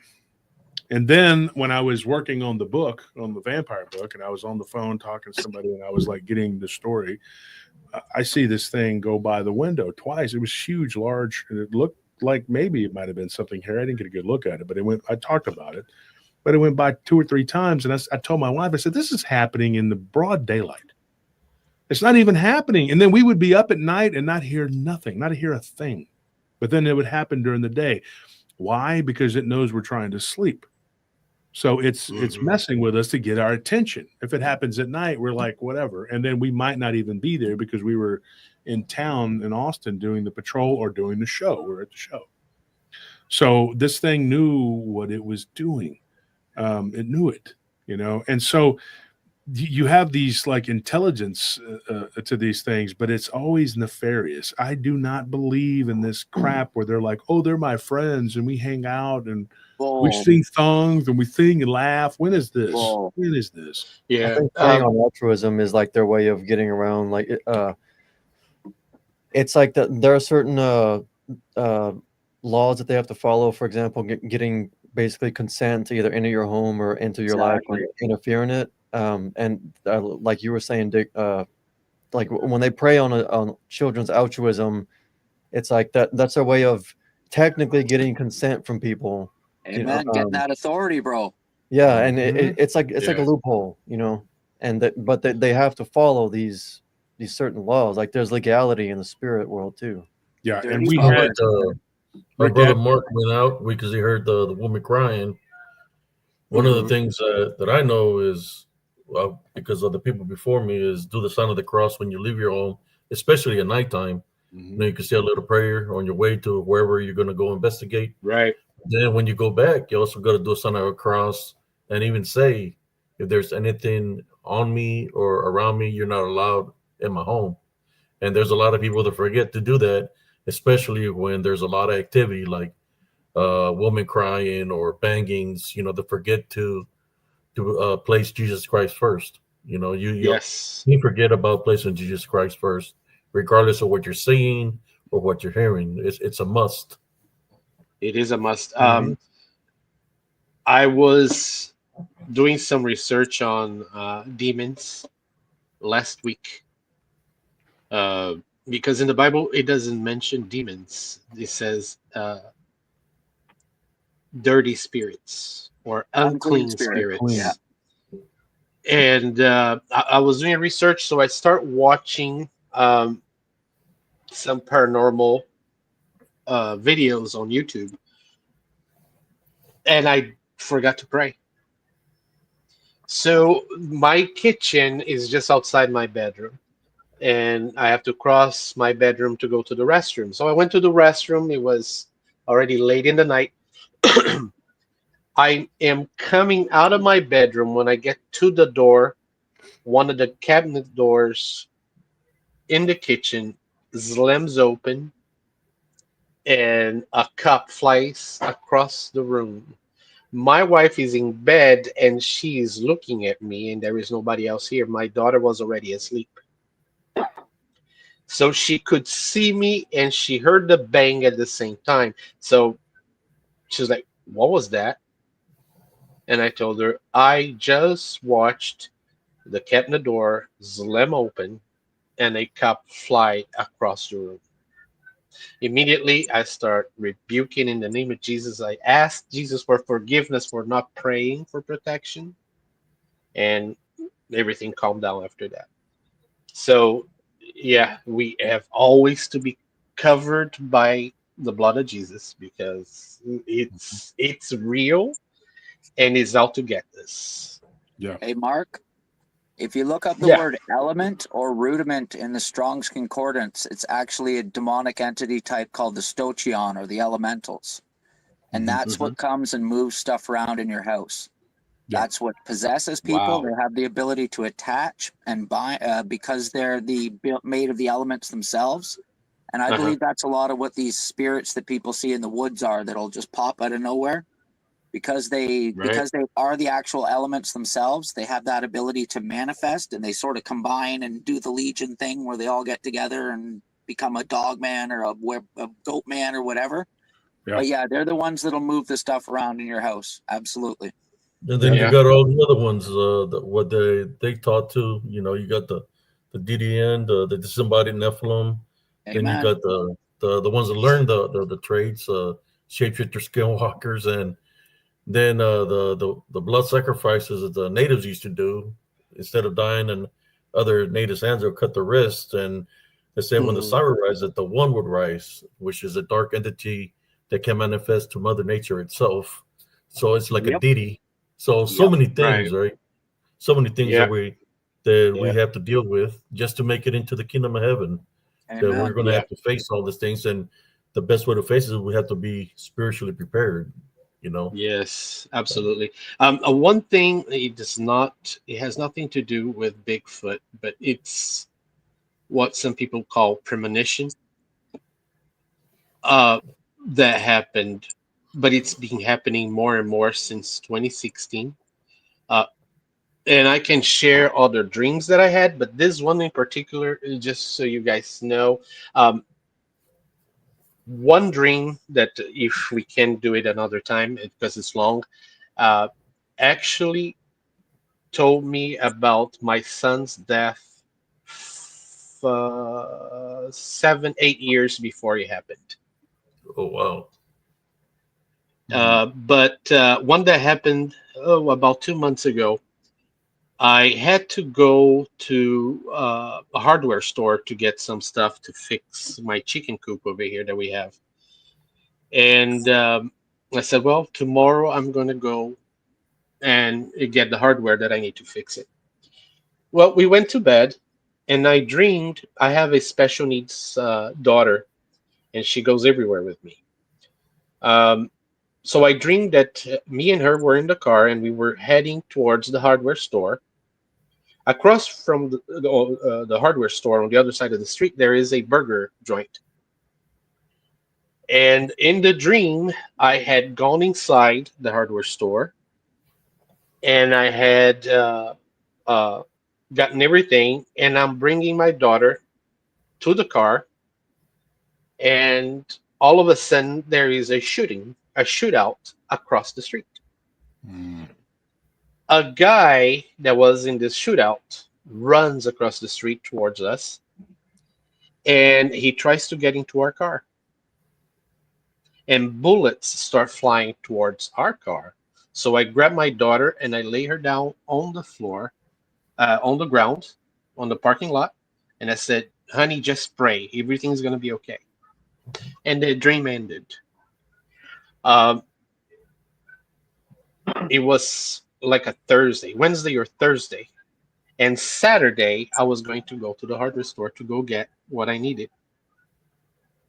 Um, but my wife had purchased groceries from Walmart, but she ordered from another Walmart, which was much farther away. So I had to drive all the way over there. And in that day, I wasn't thinking about the dream or anything like that. I told my daughter, "Honey, just stay with mom today. Everything's going to be fine. I'll go by myself. I'll go get the groceries, and then I'll head to the hardware store and grab whatever." I get to the grocery store. I wait for them to bring the groceries to the car. I get in the car, and I said, "You know what? I'm going to wait for this hardware, uh, to purchase this hardware. I'll just go on Monday." That was a Saturday. I come home, I get home, and my wife looks at me and said, "Huh." And I had not told her about the dream. She said, "Interesting that you didn't go. It's good that you didn't go to the hardware store." I said, "Why?" She said, "That was a shootout across the street at the burger joint, Mm. and it spilled over to the parking lot of the hardware store." Wow. That's crazy. So, and it's been happening more and more with things like that. That includes Bigfoot, what they are doing, where they are coming from, and things like that that I can share, which is, many dreams of things like that that we could share one day, I guess. Well, you're going to have to it's an come back interesting thing. and tell us these on the open lines, or like I said, hit me up, and then we can set up a time so I can record all of this with you for the podcast, because we reach Sure. a bigger audience with the podcast because it's YouTube and everything else together. Right. Sure. So, yeah, there's a lot of people that How? listen to the show that don't watch the YouTube. So Yeah. How do I get in touch with you? I'll put the banner at the bottom here for people who need to. Your paranormal experiences, folks, send them to Josh Turner at prtpodcast.com. Some people will Perfect. send them through Messenger if we're friends on Messenger, but then I lose track of them because I get so many messages. But that's a good way just to send it through the email. There's a lot of Okay. people that have their stories that they want to tell, and they send them through there. And I never thought when we started doing this we would get this many. I never did. You? I mean, ever think? No. We did. I mean, up, we man. were like, how are we going to get all these? This is what's funny, folks. When you think about it, just for a minute here, just follow me. But you start the show. It was 6 years. It'll be 6 years in April, and we started the show. And Abe knows, a mutual friend of ours, Armando Salazar, a former military vet, just like Abe. He was in the Army for 16 years. He was a sergeant. Was decorated. He got wounded and whatever. But Wow. very unique guy, and he kept pushing me. We got to do a show, and so we were like, yeah, I have all these stories that I've collected. Well, encounters, and we can tell them on the show, but eventually we're going to run out. And I thought we got to have enough encounters to do a show once a week for an hour, for just an hour. And at the time, I was like thinking, eventually we're going to run out. And then I think it was you, Anthony, or Tony, one of y'all, you were like, well, people are going to eventually, it's going to catch on. People are going to start giving us their encounters. And I said, well, yeah, I guess that's correct. I was like, but hopefully we don't run out of encounters. And now it's like we can't get to them. There's so many, and we can't even. And when we keep getting new ones all the time,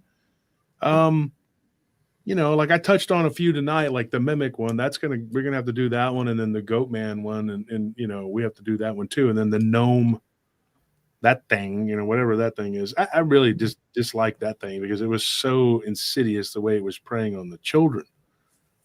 But these goat man, using the voice and sounding, and I say goat man, but it looks like a demon with horns. It's just got hooves and horns, but it had teeth like a wolf. And there are people who've told me, especially recently, that they've seen dogmen with horns, and I'm saying like a lot. Not, I'd say a lot. Like that's like saying in the Bible, 40 days, 40 nights. It means a lot. But what I mean is like here lately, we've gotten an inordinately large number of reports of werewolf-looking creatures that have horns of different kinds of horns, not all the same.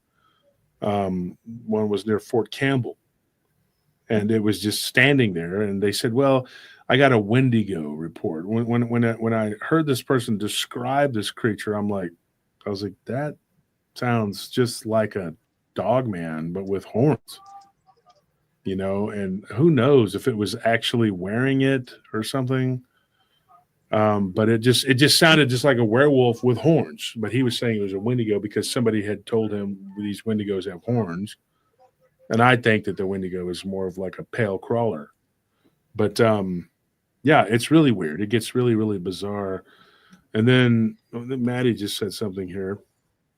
Dogman with horns, the same description as the Ozark Howler. Yes, very similar to the Ozark Howler, which is, I talked about that creature on another show that I used to be on.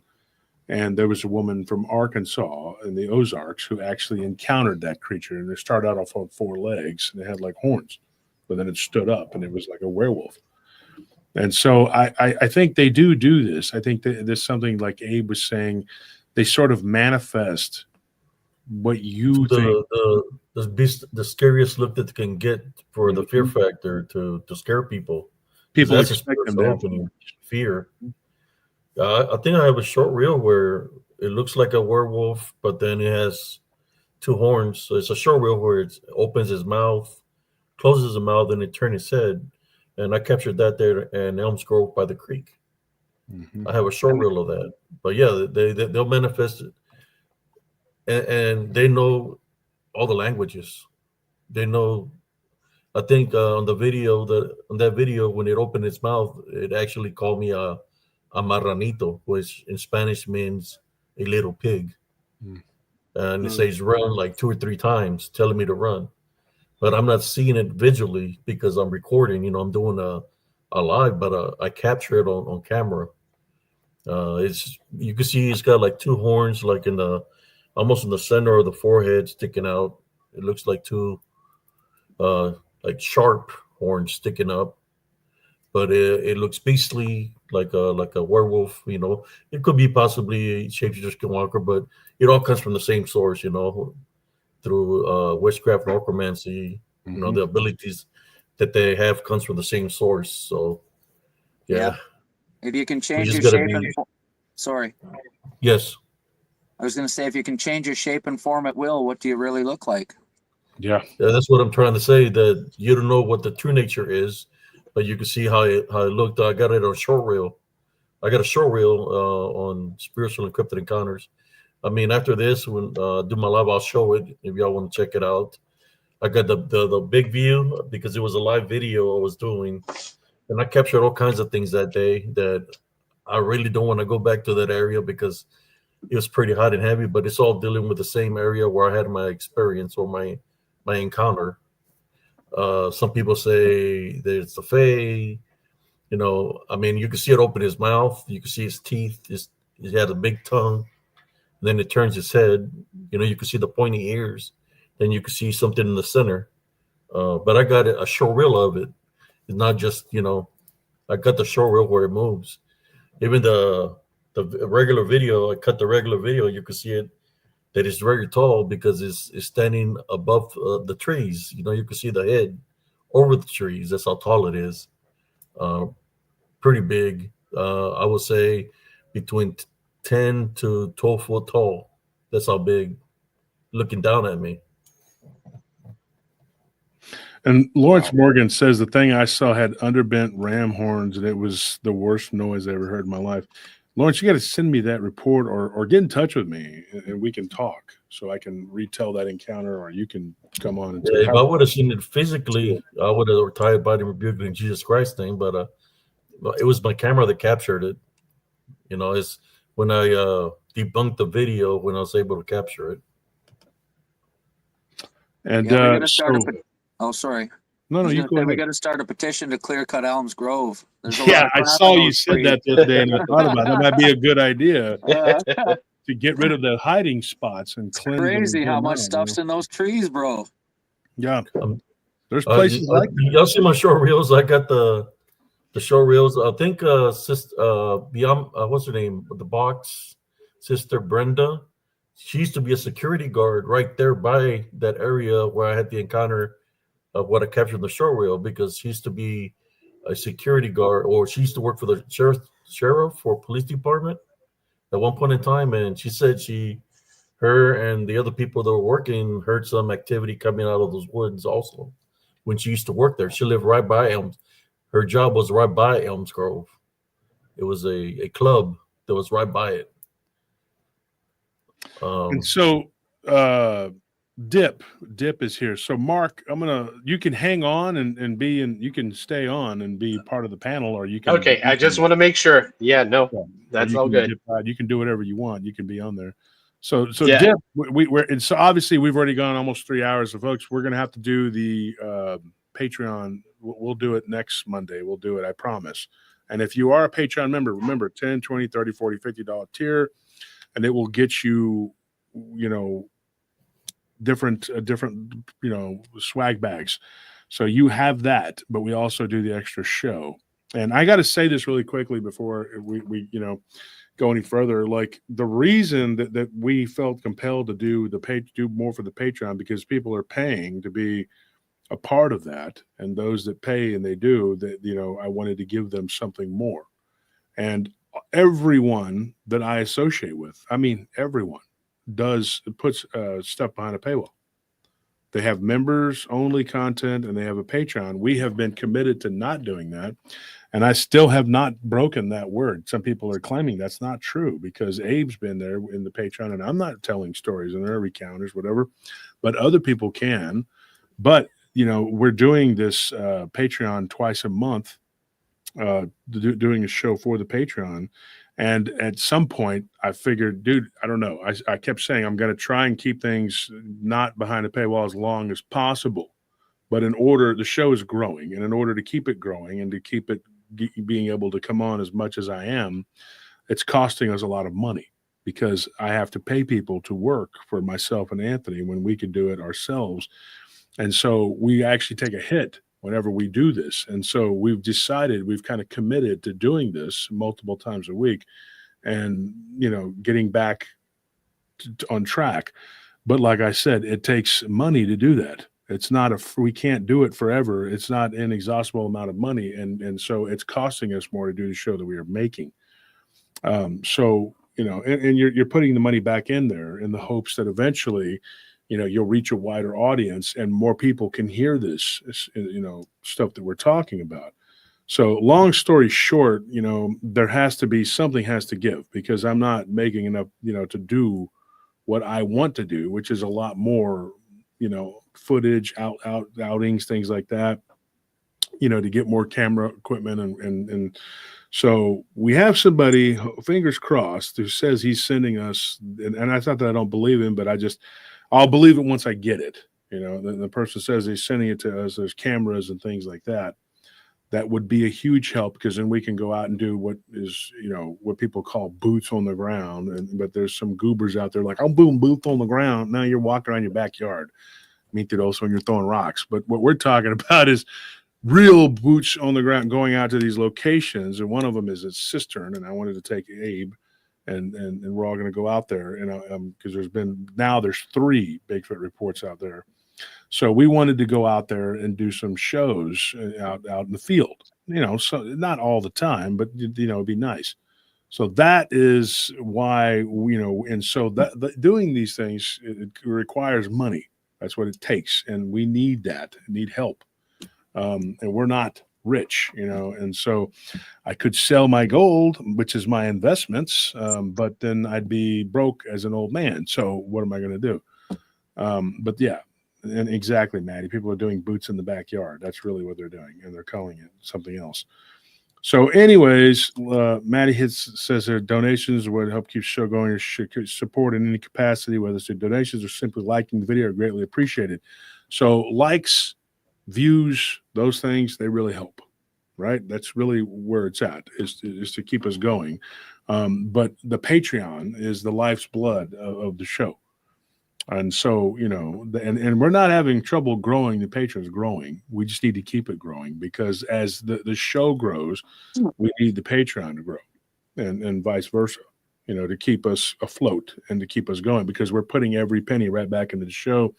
And in fact, we're putting a lot more money into the show than we're getting out of it. But this is my passion.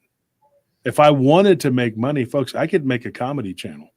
I really could. You think I'm joking? Anybody who was watching last night, I mean, I could just go around and do that and just make shorts and do comedy all day long and all night and act a fool. But that's not my passion. My passion is this. I love to make people laugh, but what I really love is to do this. So Jay, thank you for that donation. We appreciate it. So Dip, what do you got for us, man? What's going on? What's up, gentlemen? What's going on? Right, brother. Good man upon men. Say this, you guys. It's Josh, Abe, and Dick. Appreciate you guys. I have a lot of things, but there's some questions, But I have had a lot of experiences. I was actually just trying to look up the Bigfoot stuff that was happening. I moved from Pennsylvania to here to Alabama to try to get off the Appalachians and rural Pennsylvania down to here to get away from these things. When you're alone, you have no family, and I don't want to be like the story where you hear people go missing and shit. And I just didn't want to be that. They were clearly telling me to leave. Yeah, but Mark, the guy who was talking, I want to add to that. The beast of the field thing, legit is what I thought too, like these cryptids. And Yeah, if anybody else, 100%. dude, right? But I don't think whenever someone says end times, we're not in end times. We're in the ultimate, like maybe the 7th reset of how things are working. So, or whatever. So meaning in the past they had the same thing, wreaking havoc, and they have like the idea of star forts and shit that around our country and around the world, and they were meant to keep people in, but also why did they that was just a thought as he was saying. I was like, well, maybe that's because they had to have fortifications against things and band together, but convince people to live in this little town or something. So that was awesome. The Mark, I've never heard anybody else bring up. Hey, Dip, the Great Wall of China kept the giants out. Was it? Yeah. What? So China? Yeah, Great Wall of China was to keep the giants out. Yeah, actually, at the end of my book, I actually talk about that in Revelations. Yes, sir. I'm sorry, I have protein bar here. I haven't eaten today, and I'm like, I've got upper body tonight, but yeah, at the end of the book, I talk about the beasts of the earth, and that was something from Revelations, and I said maybe this is what they are. Mark I think he's correct in what he was saying, but I think, like you said though, Dip, I think it's not necessarily. I think it's the end of an era. Because the world, people always talk about the world is coming to an end. No, Jesus is going to establish the kingdom of Jerusalem. Amen. The New And Jerusalem. that's not the end. It's the end for a lot of bad people. It's the end for a lot of bad stuff, but it's not going to be the end. Not the end for us. We'll be fine if you're the blood of Jesus is upon Amen. you. Hallelujah. You'll be safe. Well, But no, and then what you were saying though about the wall, that's correct, Dick. It was actually built over a long period of time because it can't keep people out, but it was built for something, right? The Red Wall of Alexander was the same thing. It was built to keep out what I think are the Efreet, but that's my opinion. But go ahead. Can I add something to that though? With giants, it's interesting that they must have been not that giant though. Just to be honest, if that was the wall for that, because real giants would have just walked right over that. You know what I'm saying? Or Well, the first generation were the ones that were real big, like it says 3,000 ells in the book of Enoch, which is 9,000 feet. Those were the ones that became the mountains after the flood. But the Rephaim, which are the post-flood giants, they were 30, 20, 30, whatever, however big. Mm-hmm. Okay. Now, hey, thanks. So you do give stock into the book of Enoch and stuff? I guess. Oh, yeah, 100%. Okay. 100%. Even the Bible, though. Does anybody else think that the Bible was okay? Here's something. Since you guys brought up all this Jesus stuff, to me, the when God says, it says that in the beginning God, and then the Word became flesh. So the Word is our human body. It's not a book or piece of paper, because it said you can't change the words. So, for example, if you're stuck in a prison your entire life in 23andMe, you're locked in a cell, the Bible's with you as it's your own human body. And when you look at you look at your hands, if you had enough time by yourself, you would just start looking at your body and just start asking questions about why it's made this way and all that stuff. And the Word is our flesh, and it's not Jesus, blood of Jesus stuff, pardon everybody else, but that's just demonic. To me, it's just a lie pushed to like make you think it's something external when it says Christ is us, in us. Yeah, in us is us, not external. So if you have a belief that you're calling upon a fake name too, Jesus, it's not even his real name. You don't even know what the blood or whatever. You're just saying these things. If you aren't, and this is why current day, like they say, manifestation crap or whatever, it confuses things. But if you just sit and realize that it is you recognize that you yourself, if you're always putting yourself onto Jesus, something external, some name, fake name too, you're never realizing that it's you and just your presence. And so this guy had hauntings and stuff, or like stuff going on. I mean, I moved into this place. I live right off a cursed river, Native American cursed river. It's called Tet. It's right at the border of Alabama and Georgia, and there was also a serial killer who freaking was suicided, and like he killed 2 women, and the SWAT came in. He shot his brains out just a door down, and this place I moved in had a lot of bad energy. I mean, like it was haunted. For example, I took off the blinds for some reason.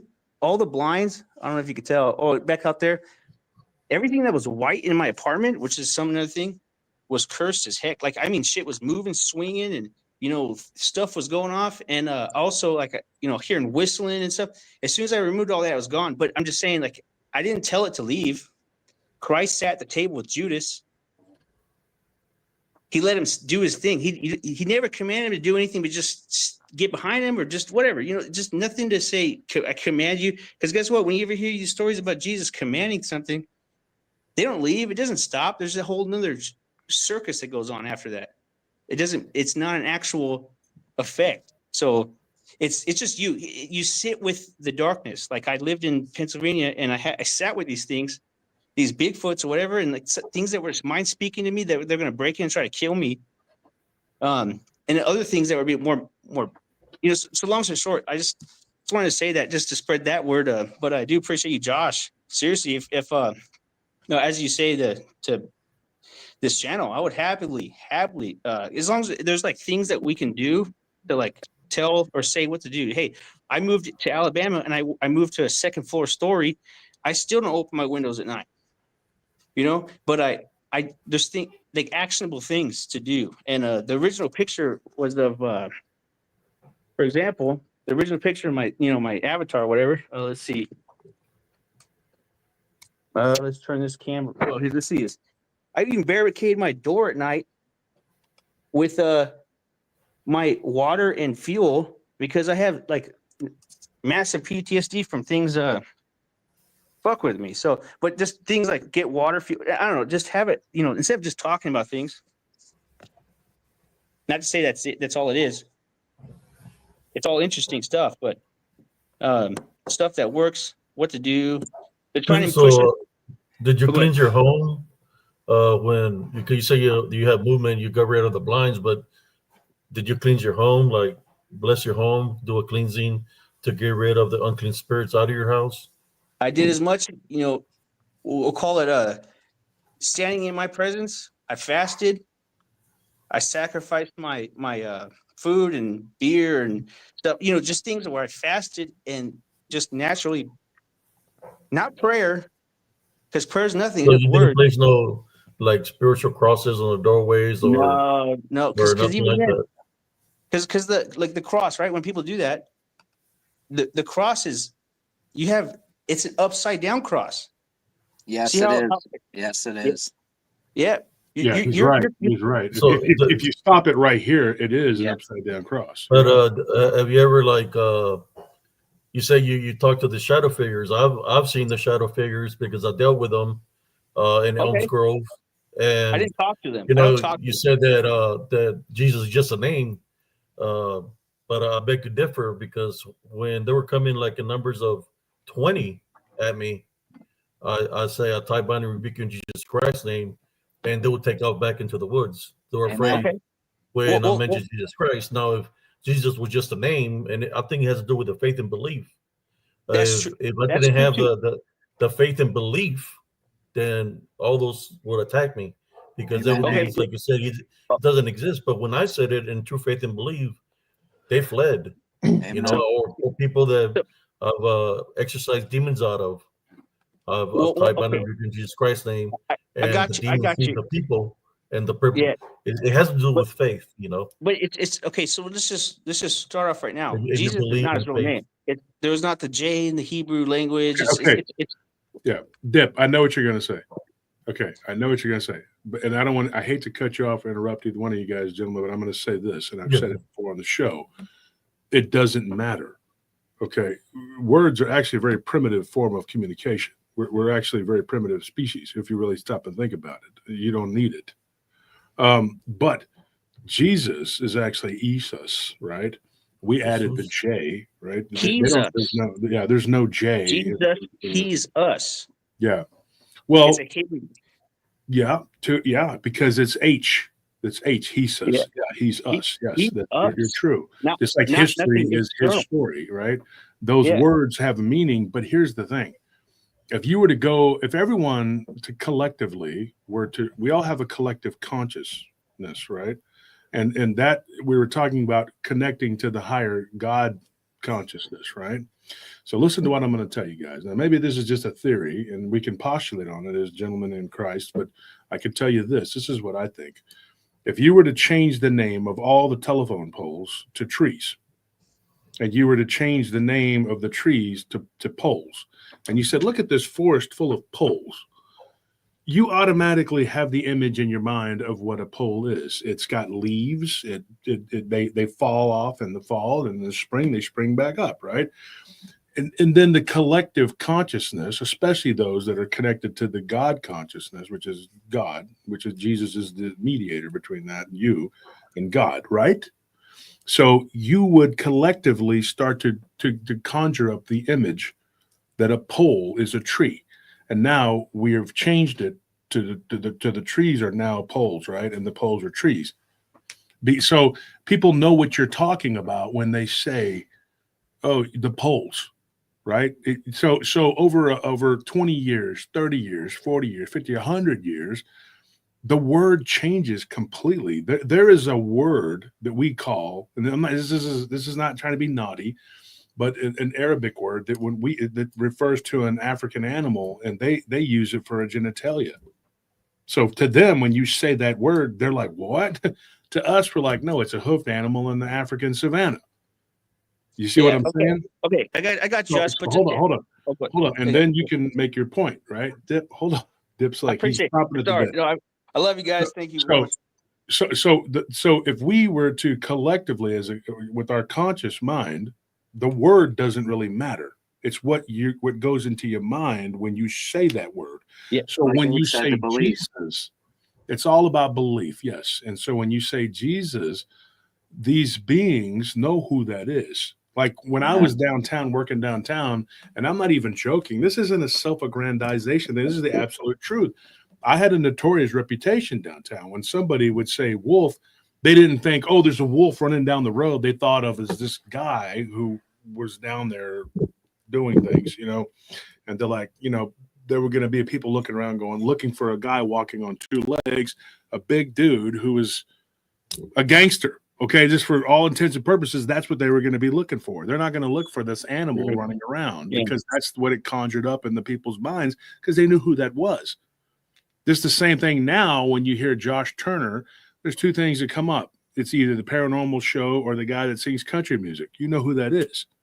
You could change my name to Bubblicious Fisheye, and eventually you'll be like, yeah, that's Bubblicious Fisheye. He makes the show, and he talks about the weird stuff. And you could change Abe's name to, Bubblegum Tuna, and he's like, oh, Bubblegum Tuna. He's on there with him, and we all have different names, right? And Dick could be Freddie Flintstone. It doesn't matter. It just Tony Romo, whatever, Max Scherzer. Somebody said Max Scherzer earlier.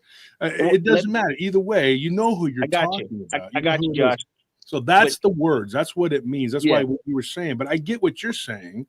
But I don't totally understand it. But go ahead. Okay, let me conflict. Sorry, because it is like 3 hours. I want to press this because it's the point of it's not about the name because it's just a start off. Like okay, it's we could all say fuck and that be like the new word and that for the just it's you see how silly it is to you kind of want to have to choose the right word, but you but the word what that means, right? Yeah. What?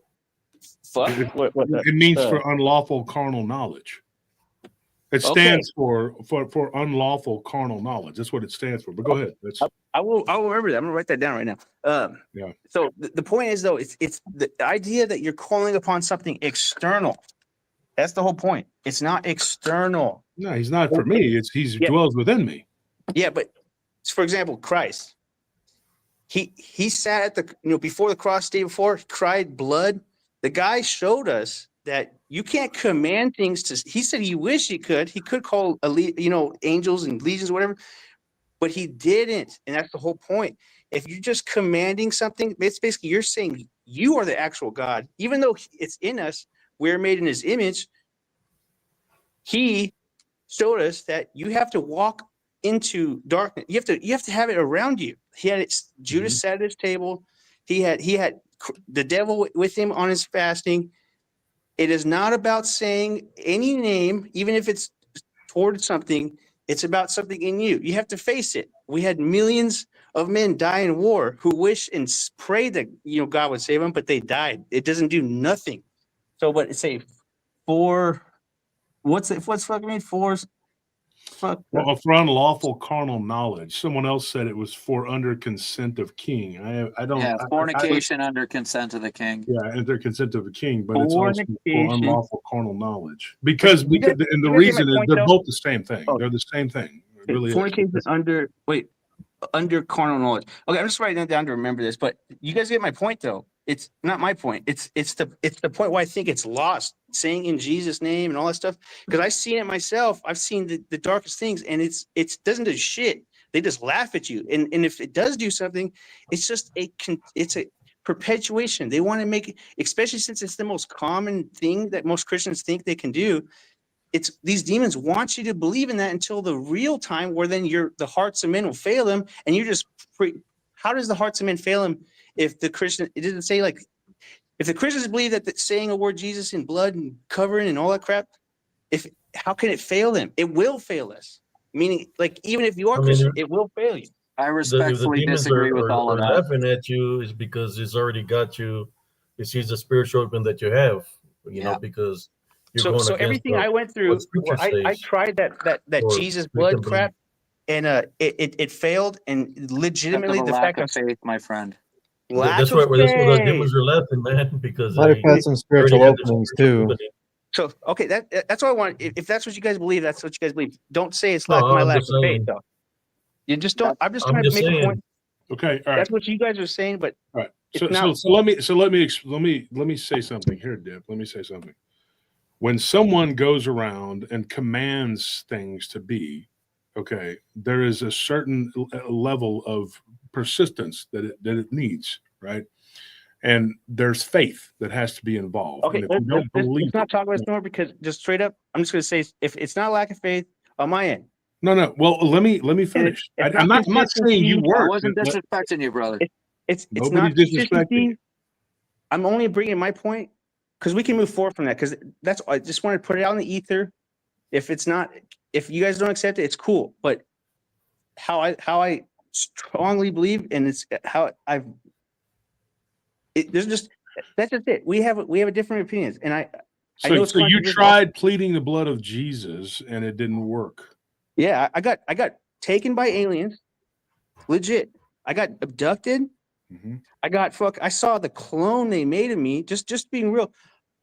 As a child, and my parents were like seeking these things out. My mom, I could say like a lot, but I had a lot of dark things. My mom sought out these dogmen or wolfmen, or what do you call it? These spiritual entities. They're in their cult or some kind of shit. And because I lived with them, that's why I moved from here to Alabama, or Pennsylvania to Alabama, to get away from them, like geographically as far as possible, off the Appalachians. Because, so I'm just saying, you can't convince me that in some random, we're not going to go there. So it's I've had the most horrific things happen to me, and I've spent my entire, yeah. So yeah, that's how I have moved forward with it. Because otherwise, it doesn't make sense. Because I don't want to walk around with half a sword. I gotta, anyway. So it's yeah, that's how I've moved with it. But we don't have to talk anymore. I just want to, yeah. So No, so you had these experiences that were going on and it didn't work for you.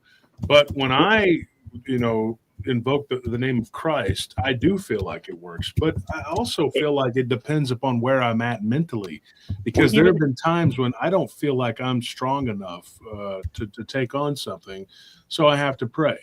And praying, and people fast and they do these things. So somebody said here, hold on. Somebody said here, KD7 says Jesus prayed until he bled from his skin. The situation didn't change. He wasn't trying to change the situation. He was trying to ready himself for the pain and torture that he was going to go through. He wanted to not happen. Well, no, of course. You're right to a degree. Nobody wants to go through that. But why did you forsake me? He actually got to the point of actually okay, because at that he was time Jesus himself. You're gonna let me tell you? Or are you gonna let me tell you? I love you guys, but I can tell you why that is, why he said that, if you want to know. Okay, I will hear. I will. Sorry, guys. I'll hear it. It sounds like you have a very strong opinion, and that's fine. But listen to what I'm going to tell you. Strong faith. Yeah. Well, I mean, that's debatable. I don't know you, so I mean, you say we don't know. Yeah, but it's my faith. But it's not going to convince me, but I will hear it out. I'm impatient on this. I'd rather talk about stuff that we can action upon, because if you guys are not convincible, then it's pointless. Like, I'm not convincible, you're not convincible, so because you won't hear what I'm saying. And well, I'm trying to understand what you're telling me, and I've interviewed people who do that, and they go back and forth and they vacillate between, and so here's a good teachable moment for anybody who wants to hear this. When he says this, why hast thou forsaken me? And Jesus, in his state of mind that he was in at that time, you remember, he was human. Now, he was the Word made flesh. A lot of people say he was God. Jesus doesn't say he's God. He says that he's part of a trinity between him, the Father, and the Holy Spirit, which makes up God, right? Because that is what God is.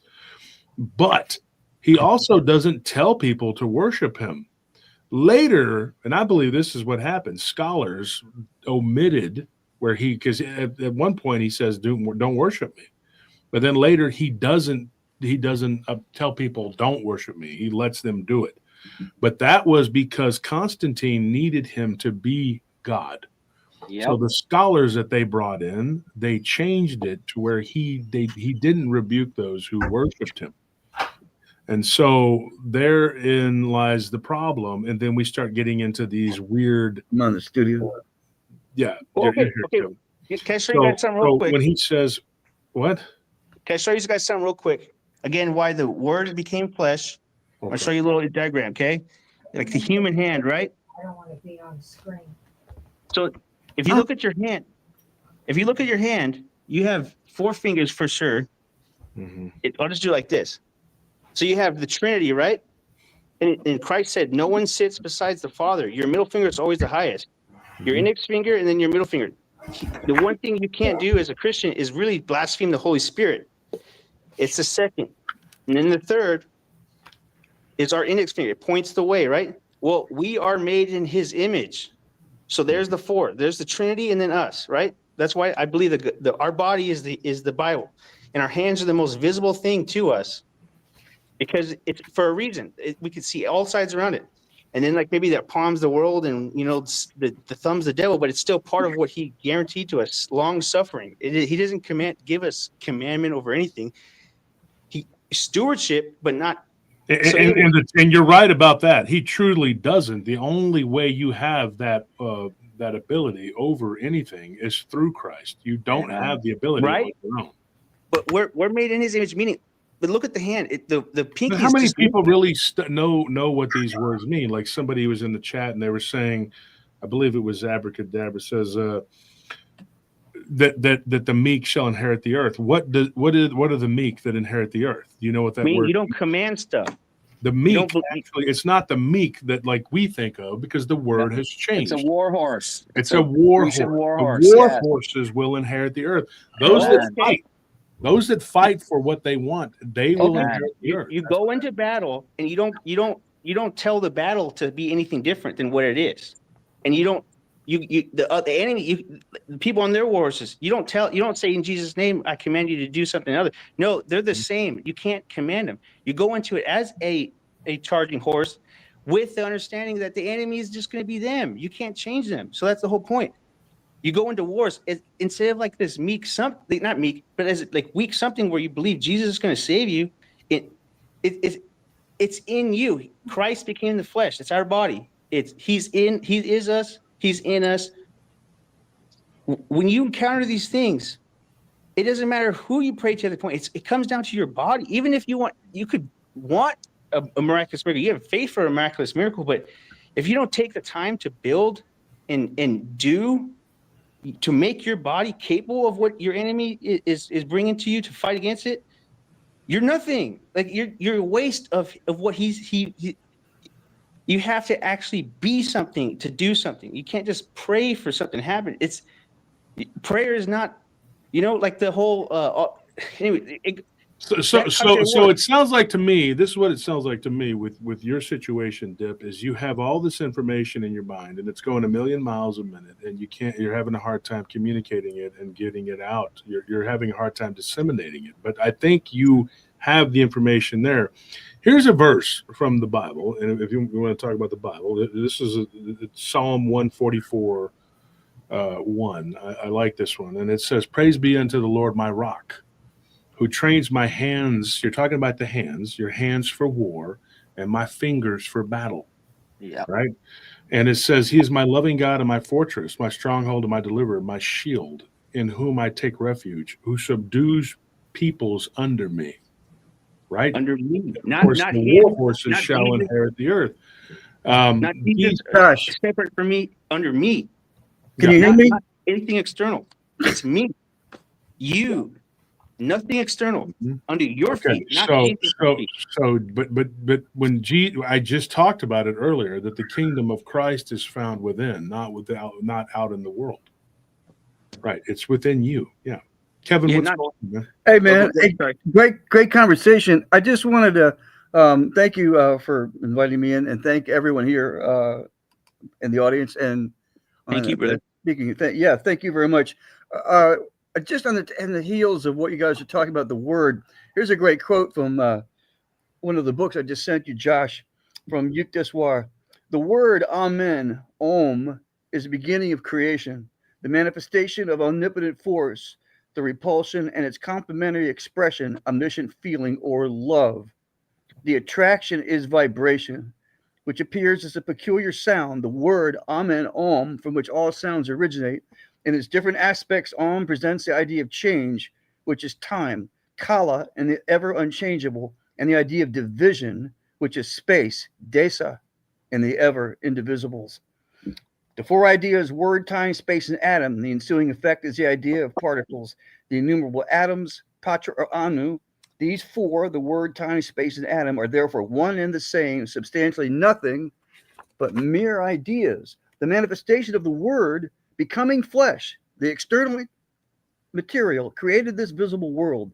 So the word Om, being the manifestation of the eternal nature of the Almighty Father, or his own self, is inseparable from and nothing but God himself, as the burning power is inseparable from and nothing but the fire itself. Revelation, these things saith the Amen, the faithful and true witness, the beginning of the creation of God. In the beginning was the Word, and the Word was with God, and the Word was God. All things were made by him, and without him was not anything made that was made. And the Word was made flesh and dwelt among us. And so that's interesting, and some of the things that people are saying I agree with, some I don't. And Abra just said some things that I agreed with, and they said something that I don't. They said, well, the war horses aren't going to inherit the earth, that the children of God will. They're the same thing.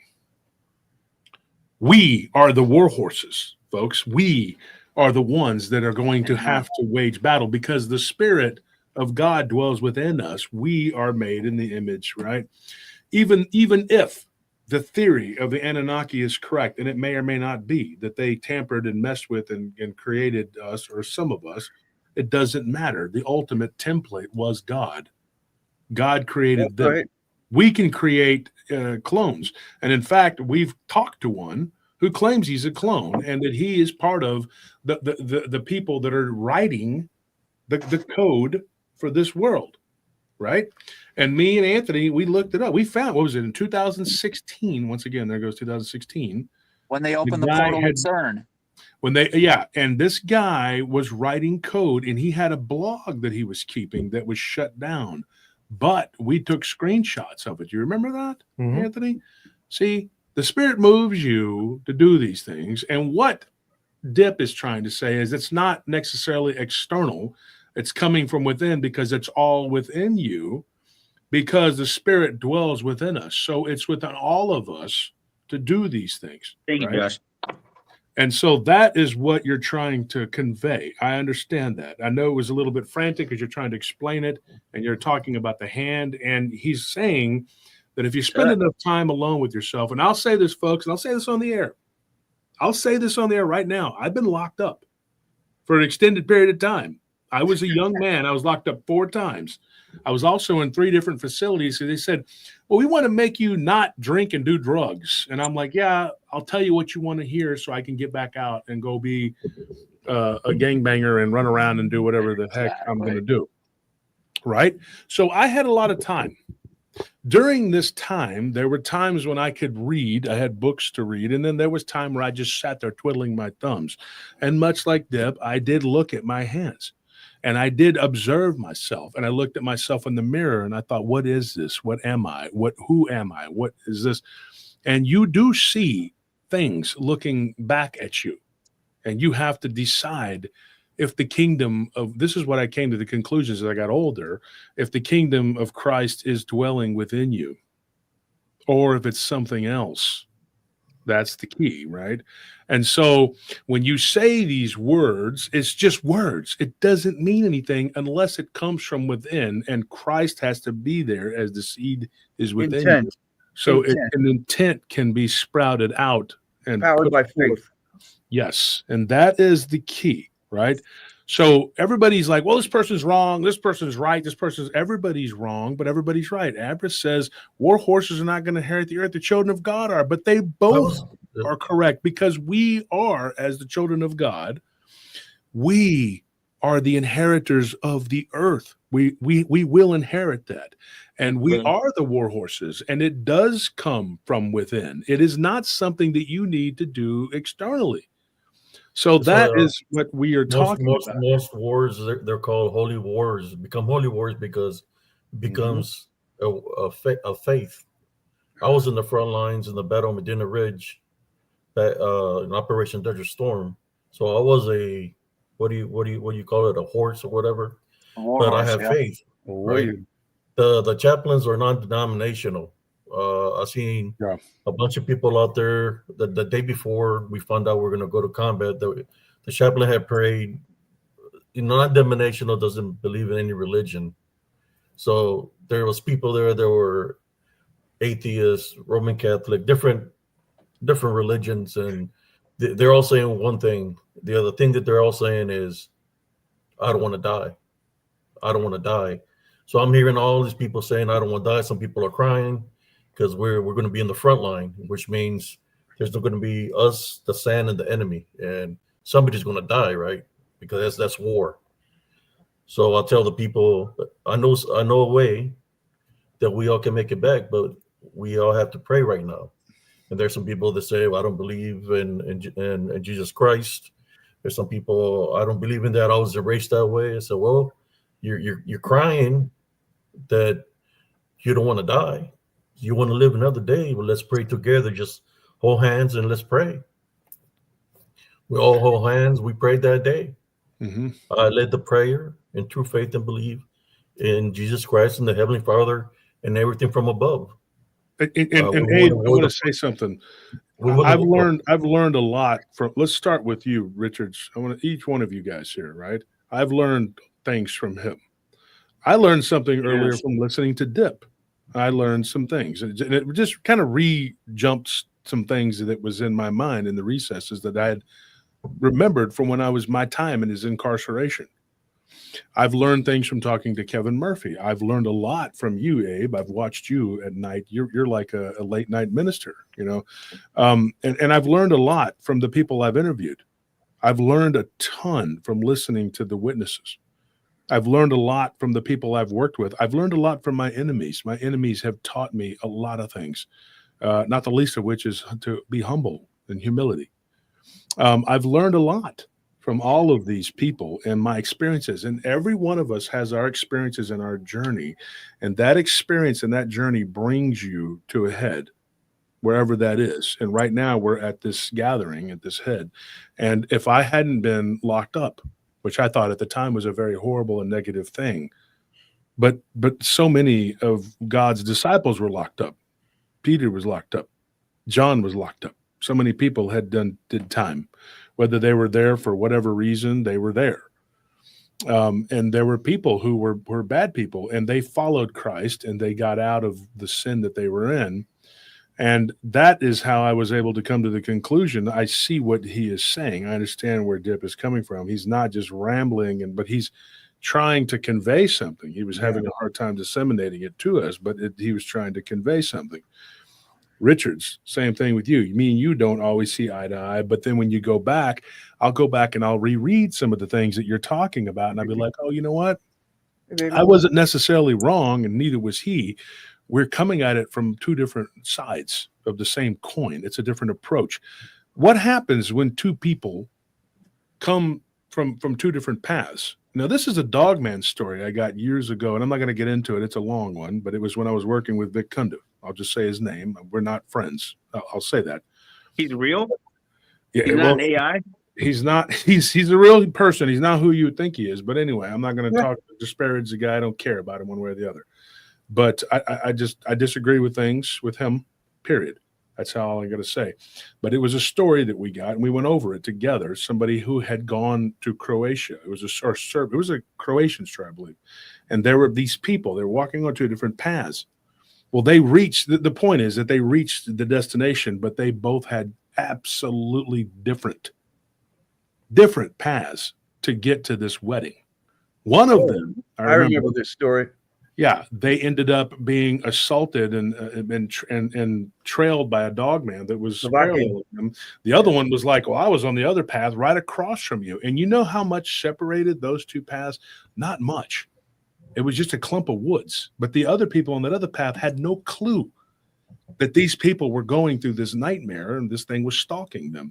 All they knew, from what I remember of this story, and it wasn't one that I fielded, it was something that he told me, and we went over it. And he said, what do you think of this? This is, And he was talking about bringing the person on as a guest, right? Well, this, I don't remember if he ever did or not, but I know that this other path, it's so weird because the other path, those people were like, we were walking the other path. We heard nothing, Right. saw nothing. Nothing happened to us at all. So when they get to the destination and they start comparing notes, they're like, how could 20 feet of trees conceal what was happening to you? So it's hard for them to digest that this could have happened to you because it didn't happen to me because I was 20 feet on the other side of the trees. But in that little bit of space, there were two totally different realities Space taking and place. time.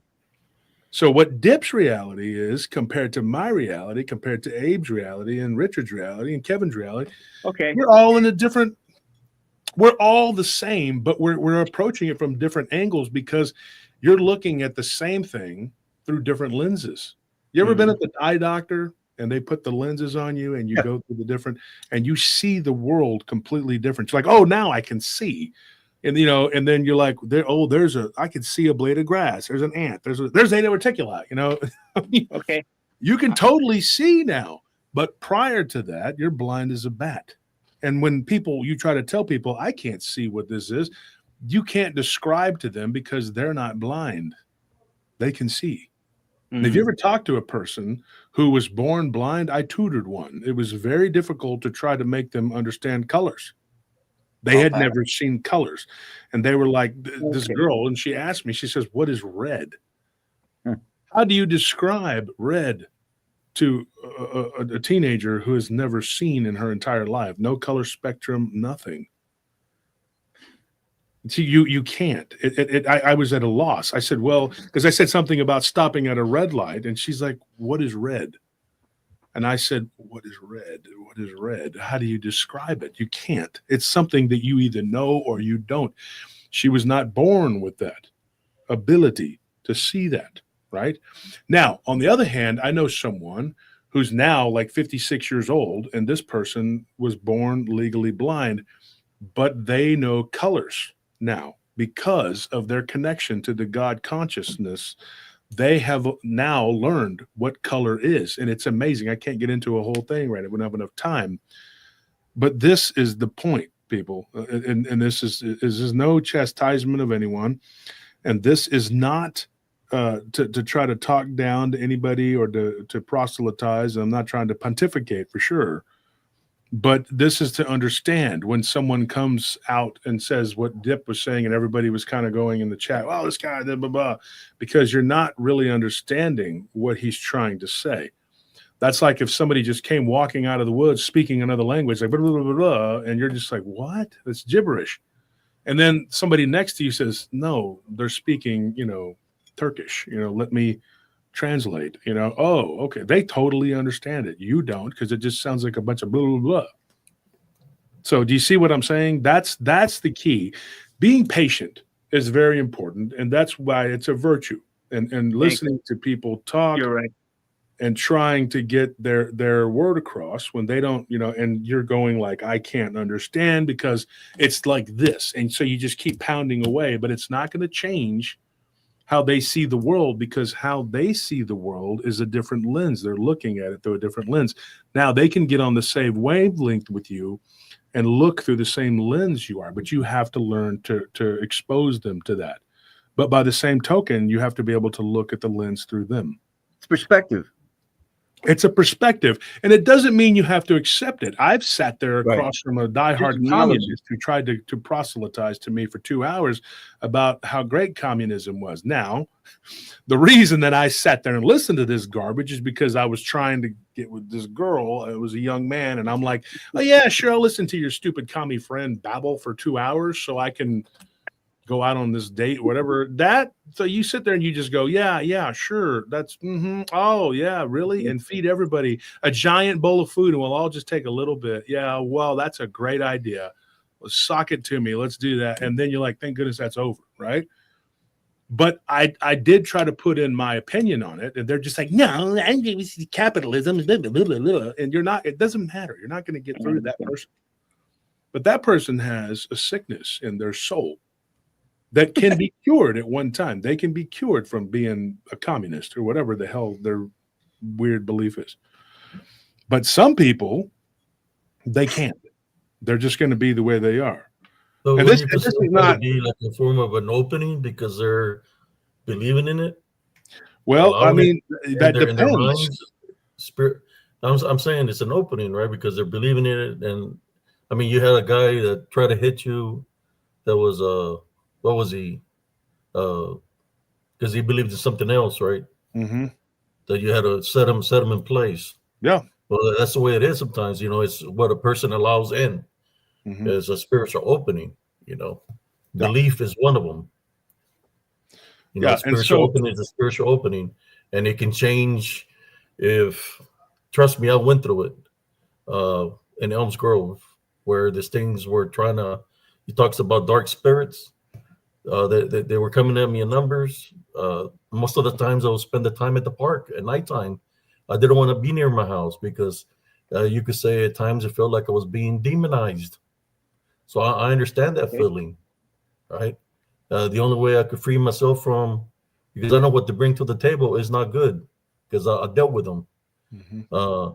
It's when I said if I can find a little opening and believe in Jesus Christ, because they were coming at me in numbers, putting shit in my head and making me act different, right? That not even my brothers and sisters wanted to associate with me. When I found this spiritual opening, and I found out what opening I had, the opening I had, believe it or not, was unforgiveness. There you It go. was somebody I had to forgive when I was like in fifth grade. Yeah. They tried to hit me with a man that was a veteran that tried to come at me with a machete. Compassion. I forgave that man, and all the things that were happening, the dark shadow spirits and all the things that were coming at me ceased. But you know, I had to find what was the opening I had for these things to have some presence over me, and I found it. I forgave the guy, and and he was already dead. He'd been dead for about 4 or 5 years. And you're still angry with I them. forgave that individual, right? Forgiveness is part of love. Yeah. That's why I was like, always maintain a Heavenly Love Foundation, and forgiveness is part of it. You can have hatred, you can have anger, because if you do, that's what this unseen enemy, you know, dark shadow spirits, unclean spirits, the DDN, that's what they use to attack us, bond us, confuse us, make us stumble, and bond us. That's what they use. You know, when I forget the following day, this what they came to my room, and they appeared in my room, and they said they wanted to show me something. So they show me this location where they torment souls, and they call themselves the tormentors. And this is all showing to me just like kind of like spiritual, right? They're showing me this place where there's lava and all kinds of people being tortured. When I come back to my room, I'm in my room, and they tell me this after I had forgiven this man. They tell me, we want you to do something for us. And I didn't say nothing to them. They said, we want you to take your life. That's what they said. Yep. We want you to take your life. They tried that crap on me too, bro. When that happened, That's an unclean spirit. when that happened, I already knew I had forgiven. The Heavenly Father already blessed me with the spiritual gifts of discernment. So when they said that to me, they said, if you don't take your life, we're going to come after your son and all your family. That's what they told me. Yeah. I said to them, first of all, my son and all my family members are protected by the Heavenly Father because I keep them in prayer. Second of all, I take authority over you in Jesus Christ's name. I tie, bind, and rebuke you in Jesus Christ's name. When I said that to them, poof, they took off. That's the last time I seen them. They was talking to me like they was going to do me a favor. Huh? Yeah. You know, they was trying to find one final attempt to destroy me. But I'm here. I'm here for a reason. That's why I understand where you're going through, brother, because I've been through it. I've been through it. And so many people take the sucker's deal, you would be shocked. Yeah, they're trying to. If I could and you know what? That's one of the reasons I don't take, like, I don't like taking money or nothing because I don't know where it's coming from, you know. Well, that's true. And that's one of the reasons, you know, and even till this day, you know, I fought them, I overcame them through Jesus Christ. It's not like I did it by myself. I did it through Jesus Christ. So that's why I know that when you bring his name, it works because it worked for me. You know, it's not like I said I when I was believe it. doing the I thing, I was getting overtaken, man. It was when I brought Jesus Christ into the equation that I was able to overcome the enemy through Jesus Christ. You know, and I'm just trying to help you out, brother. I understand, but I understand what you're going through because I've been there, man. And you know, you're so right, dude. If I could just say something real quick, and we all know that when you are able to forgive, the simultaneous healing that goes on, we all know this of experiences. The feeling of grace, of lightness that happens when you really genuinely do that. Yeah, and the enemy doesn't want you to know this. The enemy doesn't want you to get close. Yeah, they don't want you to know this and rage. That's why when there's like a lot of talking, because they don't want the truth to be heard, and they don't want you to be. They don't want to free you. They want to keep you bonded. You legit solved it for me. I was being bonded for a lot of years. I said like 13 years, man. 13 years after the military. They tried to take my son in the woods. You know, I had to go look for my son. I couldn't find him for about 45 minutes. A little bit. My son and his little friend, I found them. They were standing in front of a tree in a trance-like state. So I know where you're coming from, brother, and I feel you. That's why I wanted to say this to you, because I know what you're going through, man. And I'll keep you in prayer. Keep your prayer. Lift you up in prayer, brother.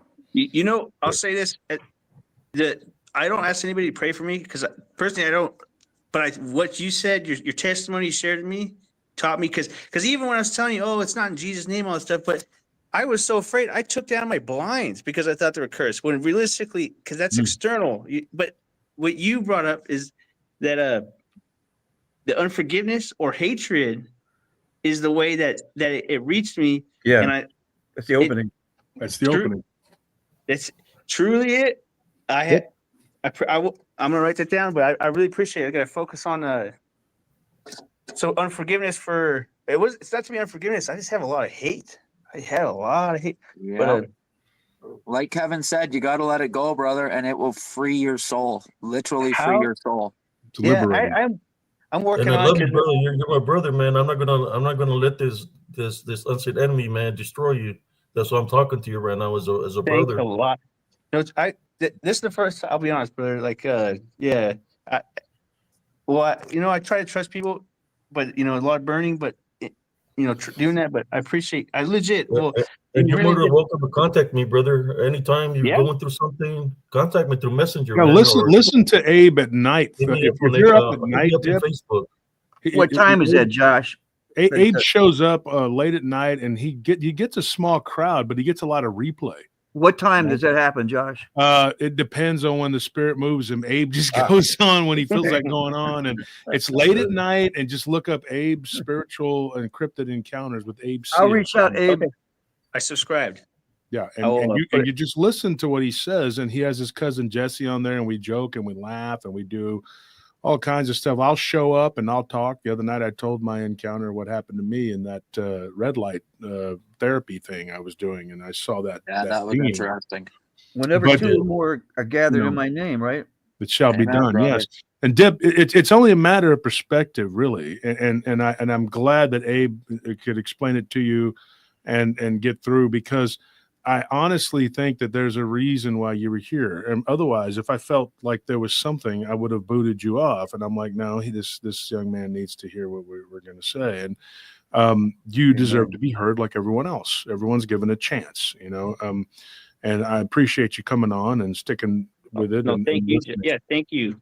Actually, the patience, you brought up the patience, and that's another thing. I'm going to take how you acted with me. I'm going to really take that. The patience and the hate are the two things. And I promise you guys that I will forever from here forward. Like that's the big thing. And I'm trying to fight.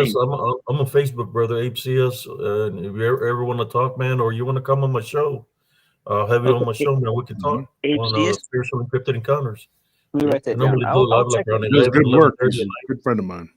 Well, I don't like talking too much about the stuff because it's But pretty sometimes you brutal, have to man. let it out, brother. You know, you have Well, to let it out. And, you know, but the things around it, how to cope with it is probably better off. Like what you like, just that right there. The key to yes, my yes. journey right now, because yeah, but we all have stories and it's just entertaining, I guess, maybe to outsiders. But it's kind of talking about it too much takes away from like yeah, I don't know, just crazy stuff. So you've had crazy stuff happen with your family and stuff, and that's where it really does challenge it. So I'm glad you, man. Yeah, if it actually hits you like that, the world, the evil hits you like that as a family. That's why I won't have kids. I will not bring a kid because Dip, I got to tell you something, and the rest of the audience here. I have a woman that's coming on Friday, Danielle Borzon, and she's from Eastern Europe, and she's a really good friend of Tex. And I was watching their show today, Infamous Minds, and it's predominantly about true crime. But I caught it today, and I love Tex, and he's a really good friend of mine, and we talk regularly. Tex is awesome. He's a good guy, and he's one of the best. He He's is a great, very great. good-hearted man. I've eaten dinner with the guy. He's a great guy. So they were talking, and one of the things that Danielle was talking about, and hopefully she'll come on Friday, and you guys can return and you can listen to what she says, but she was saying that young people nowadays don't want to have children. And the main reason is because they don't want to bring them into this evil world. That's right. So what you just said hit home to me, Dip. Like, that is a sad thing that a lot of people, that was my thing. My thing too was that I had such a horrible temper. My biggest fear was that I would raise my child the way my dad raised me, because I would fly off the handle, scream and yell and do whatever. And years later now I regret, because I think I would have been okay, because my dad he's not inherently like an evil person. He just lacks patience. He lacks understanding, but he doesn't try to gain those things. He just lives his life day to day, like so many people. And he became caught up in the rat race of making money and doing this and doing that. And we lose sight of what is most important. And it is important is what Dip was talking about, how it's what comes out from what's within. And that is the most important, because Jesus does say that we are looking, the kingdom of God is found within, not without. And so out in the world. So yeah, what you just said, that kind of resonates. And that's another one of those weird synchronicities that happens today. I'm listening to that. And then you just said that, you reiterated what they said on that show. So that's how things happen, and God works that way, And so I think this has been a good time. We've had a good time together, folks. I hate to end it, but I have to get going. I have work. I got to go work. It sucks. It's the way it is. But I got here late. I got to say something, please, Josh. I'm sorry to interrupt, but can we all say a prayer tonight for Barton? He's been in the hospital 3 days, almost in a diabetic coma. And yeah, I thought he was getting better. I thought he was. That's what I heard. That's all I know. So I know there's been a lot of strife in the community, but as lovers of Christ, we rise above that when someone gets struck down. So I'm going to also thank everybody for their contribution there, and for having me on. Josh, thanks again. What's this guy's name? Barton Nunnally. Barton, I won't drink tomorrow for him. I won't have a beer. That's my prayer. It's a start. It's a start. I'll back beer tomorrow for this guy. I quit drinking the same way. I did it baby steps, and it ended up happening eventually. We can pray for him right now. Josh, this has been a great show. Heavenly Father, we would like to pray for Barton Nunnally and his wife, what they're going through. We place heavenly spiritual crosses on them from head to toe. Well, for all the viewers here on Spiritual Corrupted Encounters, also from head to toe, we're placing heavenly spiritual crosses on our doorways and our windows.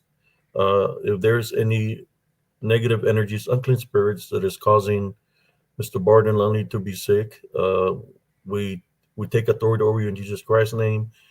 We bind and rebuke you. Leave Brother Nunnally alone.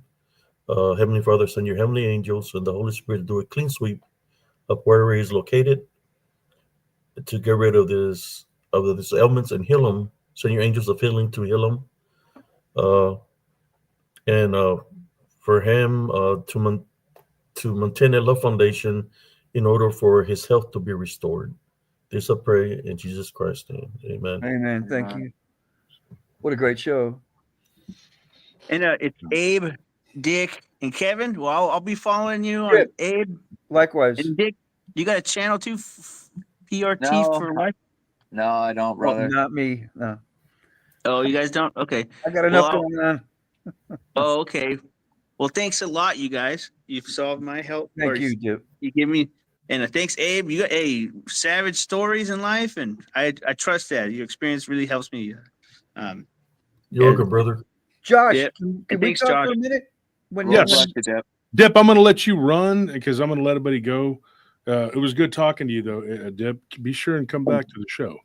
And thank you for your patience, Josh. Truly affected me from here on out. So thanks, guys. Have a good one.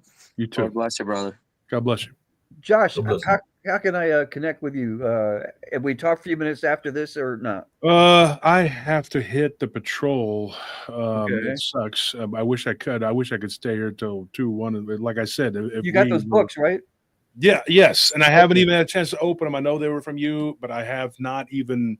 The Holy Science in particular is going to really float your boat. And all the things that I've heard you talk about in the last year, it's the most succinct tome on spiritual lore that I've ever come across. And I'll be 71 in October. I've been reading a long time, Yeah. And it's going to resonate with you. And but also, what's your best email, man? I mean, to connect with you. Well, Josh Turner at PRTpodcast.com, and I have several others, but I will give you another private email that Do I that on use Facebook, so for- if you were to hear, But what I'll do is I'll give you a private email through that email, or through Facebook Messenger. Okay, Yeah, but okay. it's not as secured, but I'll give it to you, but just don't give it to anyone. No, because I wouldn't do only that. use that for people in the field, like I'm pretty discreet. Abe or you or like Ken Gerhardt or Lyle. Right. I appreciate that. I really do. They have that Included in that hollowed group.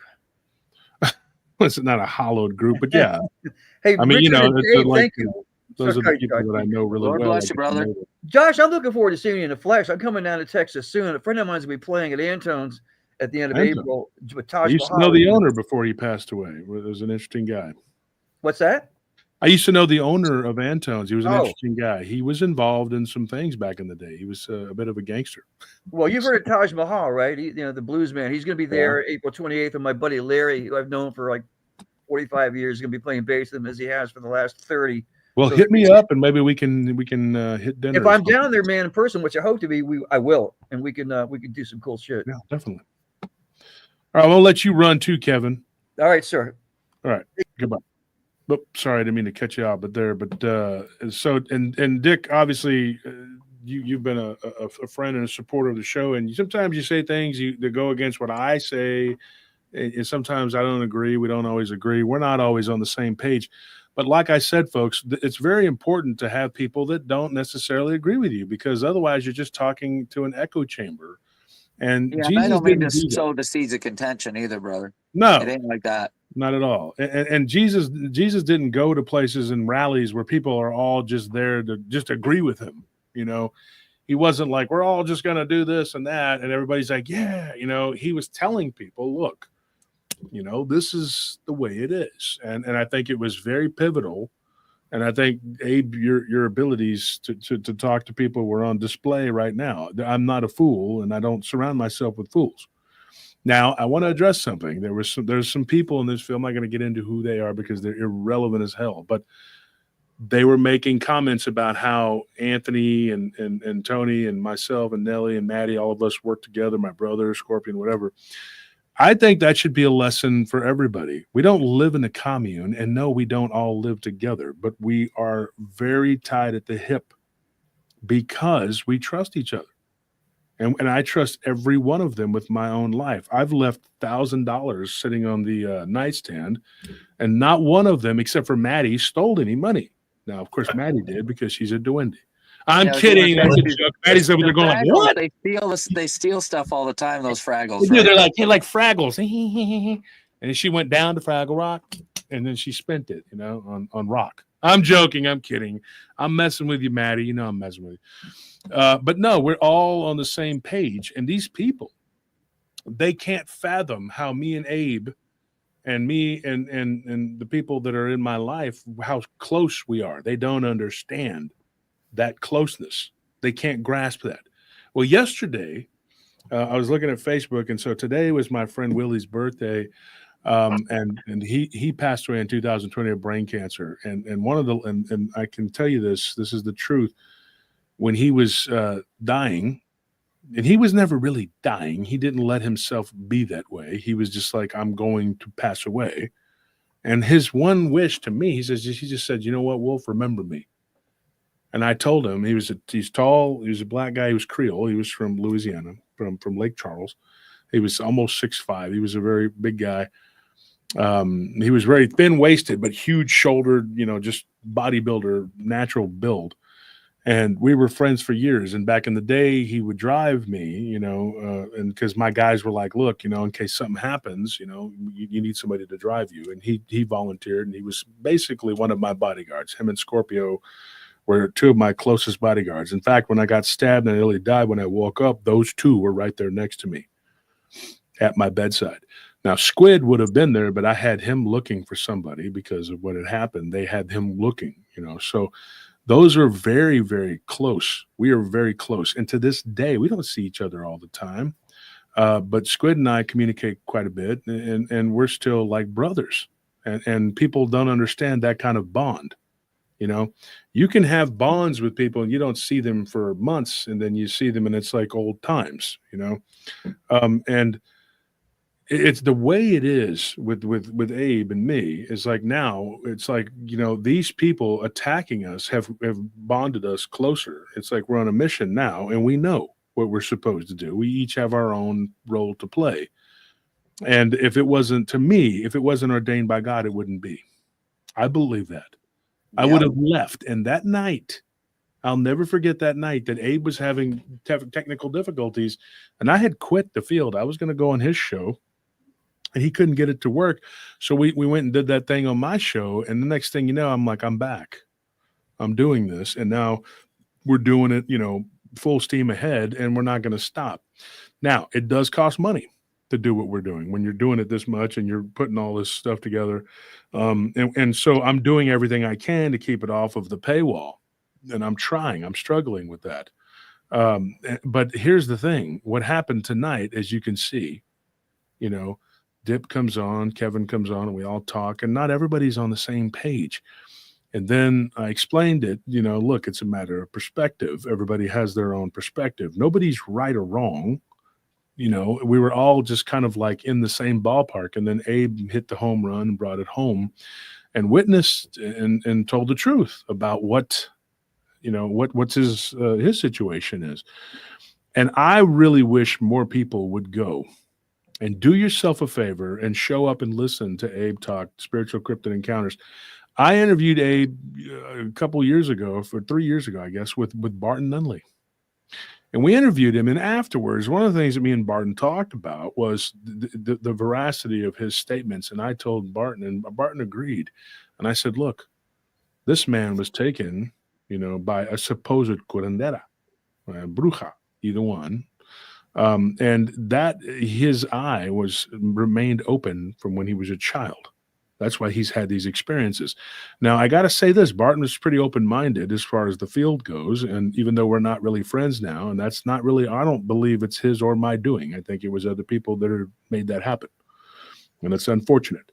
But I will say this, you're not going to win in the end. These people are not going to win. It's not going to happen. I will never be as close, I'm sure, but we don't have to be enemies. And I pray for his recovery and his deliverance and everything goes well. I don't have any hard feelings or ill will. We said some very negative things about one another. Some of it got a little carried away. Because there's all this emotion and anger, and you feel more anger towards somebody who was once your friend that you feel betrayed you or stabbed you in the back. And so he feels a certain way, I feel a certain way, but that doesn't change the fact that we still prayed for him tonight. And that speaks volumes about Abe's character because he was attacked too. And I can tell you this. I do believe when Abe talks about these experiences he's had, he really had these experiences. And one of the things that opened it up even more was my experience. And then when I talked about it on Abe's show, he talked about the epilepsy. That is even another corridor that opens you up to be able to see these things and have Yeah, these. I had epilepsy too, real bad. Mhm. Yeah, Yep. and it opens it up, and so not only did he have the ojo dotado is from the bruja in the bruja area, but then he had this epilepsy that has afflicted him, and there he could see things and hear things, and so I understand that, and it's not some kind of like like ooh whatever. No, it's to me there's a scientific explanation. We just don't have it, right? And that's what we're doing here. We're just in the dark trying to bring light to these issues. And when someone comes on and isn't on the level that everyone else expects them to be, and the first thing you do is like throw this guy overboard, that's not the way to be. This isn't a pirate ship.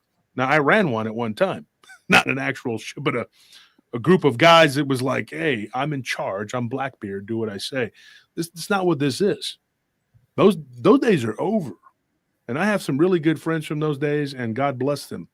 But this day and age right now, in the stage that I'm in right now, I'm not this young, strapping fighter guy anymore. I'm not that guy. I'm a statesman, and that's what I'm trying to be. Eventually, you become the old wise sage. I'm not there yet, and we're learning. We're all on this journey. And like I said about the Dogman story with the two different paths, you'll reach the same destination, but it's going to be a hell of a lot different for everybody. The interesting thing and the most important thing is that when we all reach that destination, we can share our experiences with one another. And how was your journey, my friend? Well, it was besought with Dogman. Mine wasn't. Mine was completely calm, and I ate a Snickers bar. Two different paths, but you reach the same destination. But look at what happened to one and what happened to the other. The problem is nobody has patience for it, and they're so quick to point out that didn't happen. I was 20 feet away. Well, guess what? I had an experience where there were people at either end of the couch, and there was some sort of entity that was right there next to me, and I was having this sleep paralysis, which is horrifying. It's a terrible thing. I had it recently. Every now and then I'll have something like that, and my wife woke me up. Thank God for Nellie. She's been the blessing in my life.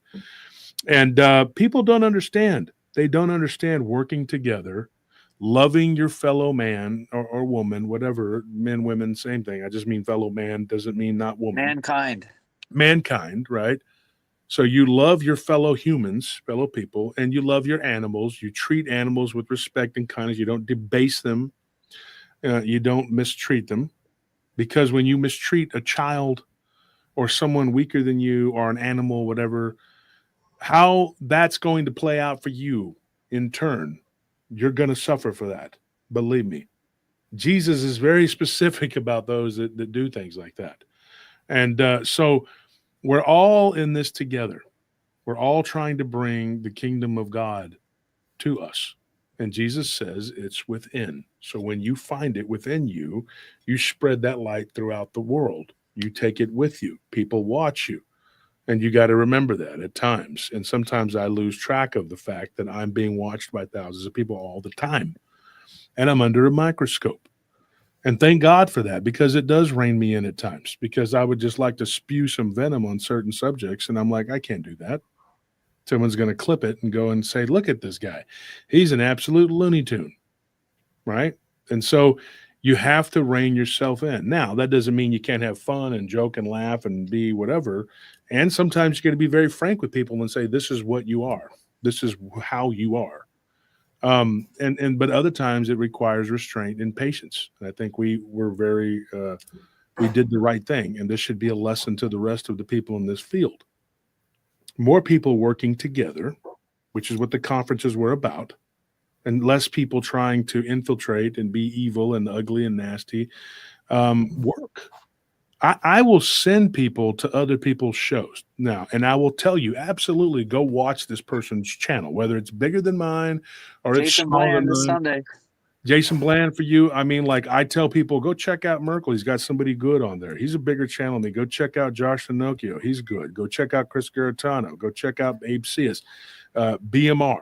Go check out Blondes and Booze. Go check out Monica Rollins and, and Joe Breezy and all the other many multiple friends I have, Tex, and Danielle. It doesn't matter. Okay. It doesn't matter. Go watch Barton. I don't care. Okay. As long as it's something that you're going to learn and it can further your education towards what this is and entertain you. Did you hear that? Once again, the 3 knocks and nobody's Really? Yeah, we've heard it twice tonight. Every night we've heard it twice. The 3 Lord knocks. have mercy, man. And that's what I'm talking about. This stuff. Now, here I'll say something. There's Cody right there. Cody Edmondson. Say hello, Cody. This is what happened. Cody, if I remember correctly, you had gone to the first conference, and I did. I was in a hurry, not really, and I didn't pay attention. And I was not correct with them, with her and her husband. Right? I should have been more forthcoming. I should have been nicer. I should have been like, hey, more attentive, but I was too busy running around or whatever. Now, second conference, I made it a point to be more, because that was my first conference, and now I was very busy, and I was running around trying to be friends with everybody. The second conference was bigger. We had 600 people there, right? That came through over the 2 days, whatever. But I got in touch with her. I said, look, I apologize that I didn't give you the attention or whatever, because you paid good money to go see this conference and you wanted to talk to me, whatever. And sometimes we lose sight. I'm glad that she just popped up right there.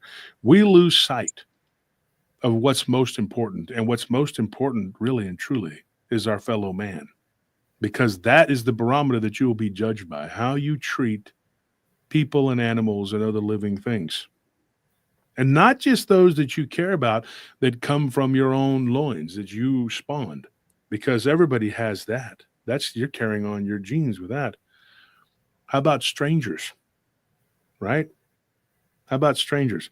How about people that come up to you and just want to talk to you and be nice to you? And you're just like, yeah. I've seen people do that at conferences.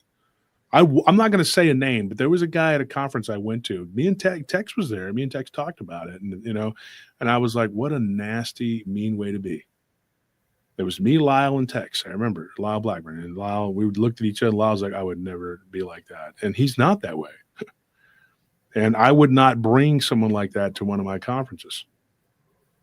And then this man even joked and was laughing that Ryan Edwards was outside in the heat selling his books because he was young, new guy, whatever. And, me, Ken, Lyle, and Nick were all there with Tex and everybody, Jason McLean. And we were just like, that's not correct to be that way. This guy was not. That guy made an enemy of me that day because of the way he was thinking it was funny of someone else who was suffering.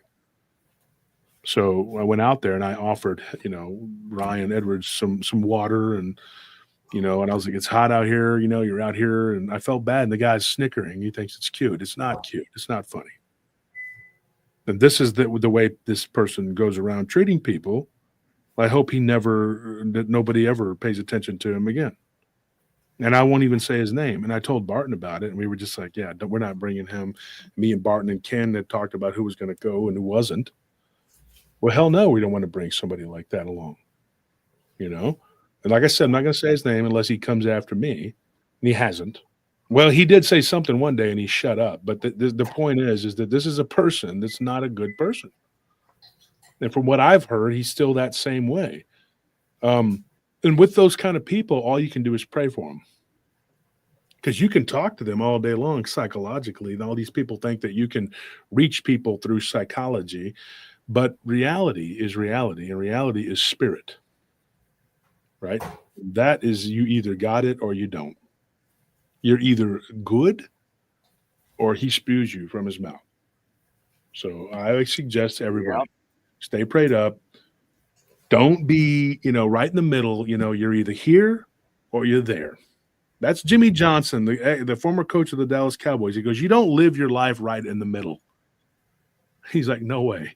You're either here or you're there. So you got to strive to be up here because you don't want to be down here. And you definitely don't want to just sit in the middle and coast and watch as others suffer. right? And a lot of times people are afraid to do what's right. They're absolutely afraid. Joe just showed up. Breezy. What's up, Breezy? I just said your name. I was just talking about you.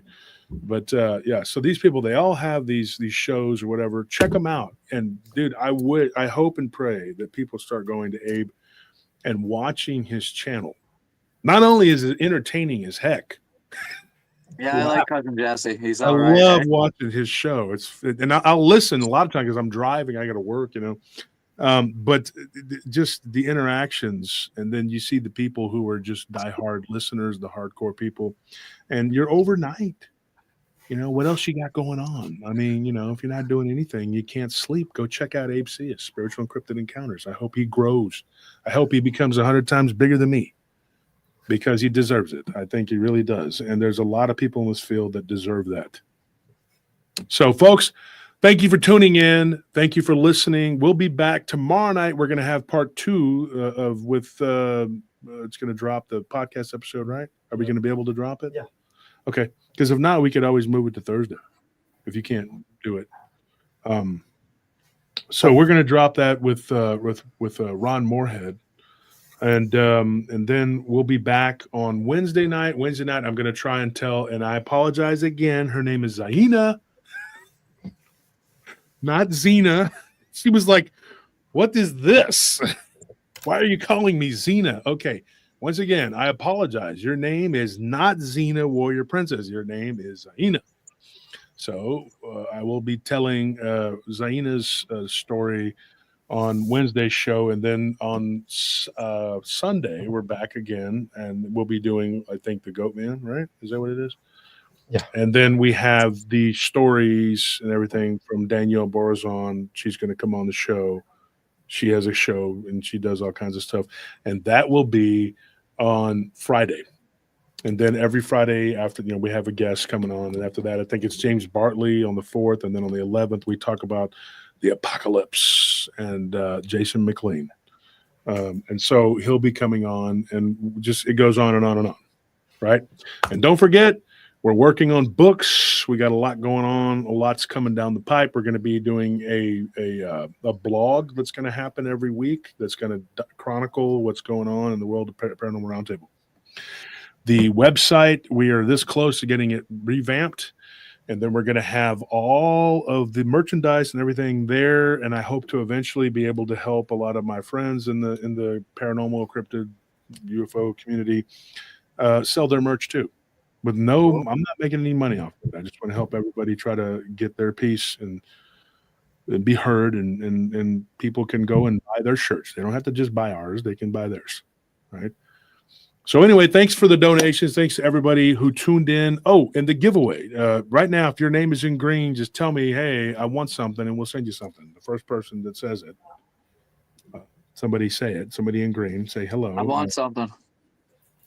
Well, not you. You just got. Oh, sorry. So you said in green. You're Patreon. We sent you a big old swag bag. I know. I appreciate that. I got my sweatshirt right here, man. Thank you. Well, you need it up there in Canada, as cold as it gets. Yeah, tell me Indigo about it. Sky there. Indigo Sky says, I haven't won. There you go, Indigo Sky. Lawrence, have you won? Lawrence Colley says, wanted. Have you won yet? And then somebody says, me, I want. Who is this? Is this person won? What does that say? Dude? Is that dude? What does that say? Duke. Okay, Duke says, I want. So have you won before? Because I try to get people who haven't first shot, but if not, then I'll pick somebody who has. Marlo says, I want something. Okay. We all do, right? We all want something, right? I want them to stop chemtrailing because they're that's a whole episode in of itself. Bro. Have y'all seen that video where that guy landed? It was in Pennsylvania. He landed the plane and it was still smoking, and they were like, "What is that?" Yeah. He's like, "Oh, guys," and he starts like trying to. Yeah. How can you be a human being and sit there and know that you're poisoning your fellow humans? I don't care how much they pay you. Remember the old adage: you can always pay one half of the poor to KIA the other. Exactly. That's the key, isn't it? It's sick, bro. So Lawrence Cowley says, I haven't won. So Lawrence, tell them how to do it, Anthony, what they got to do. Yeah, let me get the banner up there. We'll get the banner. I can do it. Is it this one here? Is it that one? Giveaways at prtpodcast.com. So Lawrence Cowley, you won, and then Indigo Sky. So you two, make sure that you do this, though. Do us this favor. Send us your handle and say, hey, I'm Indigo Sky, right? Or I'm Lawrence Cowley, and that's my name, right?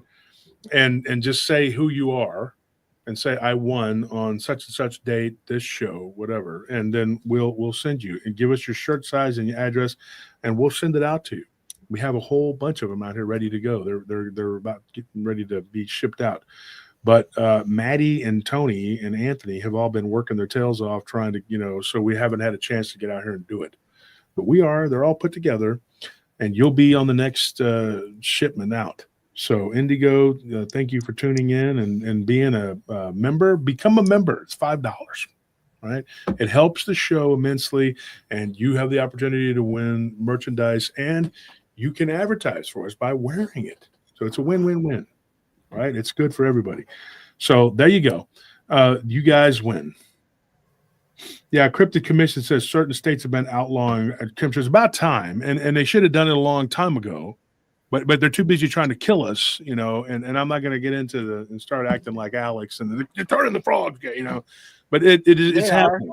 It is. It's happening. Yeah, it literally. And I'm going to say one thing before we go, all right? And if it was me, and I was in this deviant mind, and I'm just joking here a little bit, but if they came and said, "Hey, we need you to come up with some money laundering schemes so that we can avoid, I would come up with some better things than Sesame Street in Iraq and condoms to other countries. Come on now. I mean, I think they do it to mock us. I think they do too. It's a big shell game, and it's a funny. They think it's funny, and so yeah, they do. I mean, like the things they come up with. Oh, it's retarded. So, like, how can you not see that? And they're like, Doge is catching all this. Well, no shit. A 4-year-old, could look at that and go, "That's not right." I mean, come on. Yeah. It's, and then they're like, "Oh, they're taking away everything, this and that." The wheels on the bus go round and round. Now, because you fired me, I'm never going to know how if the wheels on the bus go round and round. Get out of here. It's crazy. It's crazy. It's nuts what's happening. But anyways, folks, thank you for tuning in. Thanks, brother. We'll see you tomorrow night on the podcast episode. Remember, Jay. that's a pre-record. That is not a live show. Wednesday, we'll be back with the live show. We'll do Ziana's story. All right. Thank you guys for tuning in. We love you. I got to run. Good night. Good night. Peace out, everybody.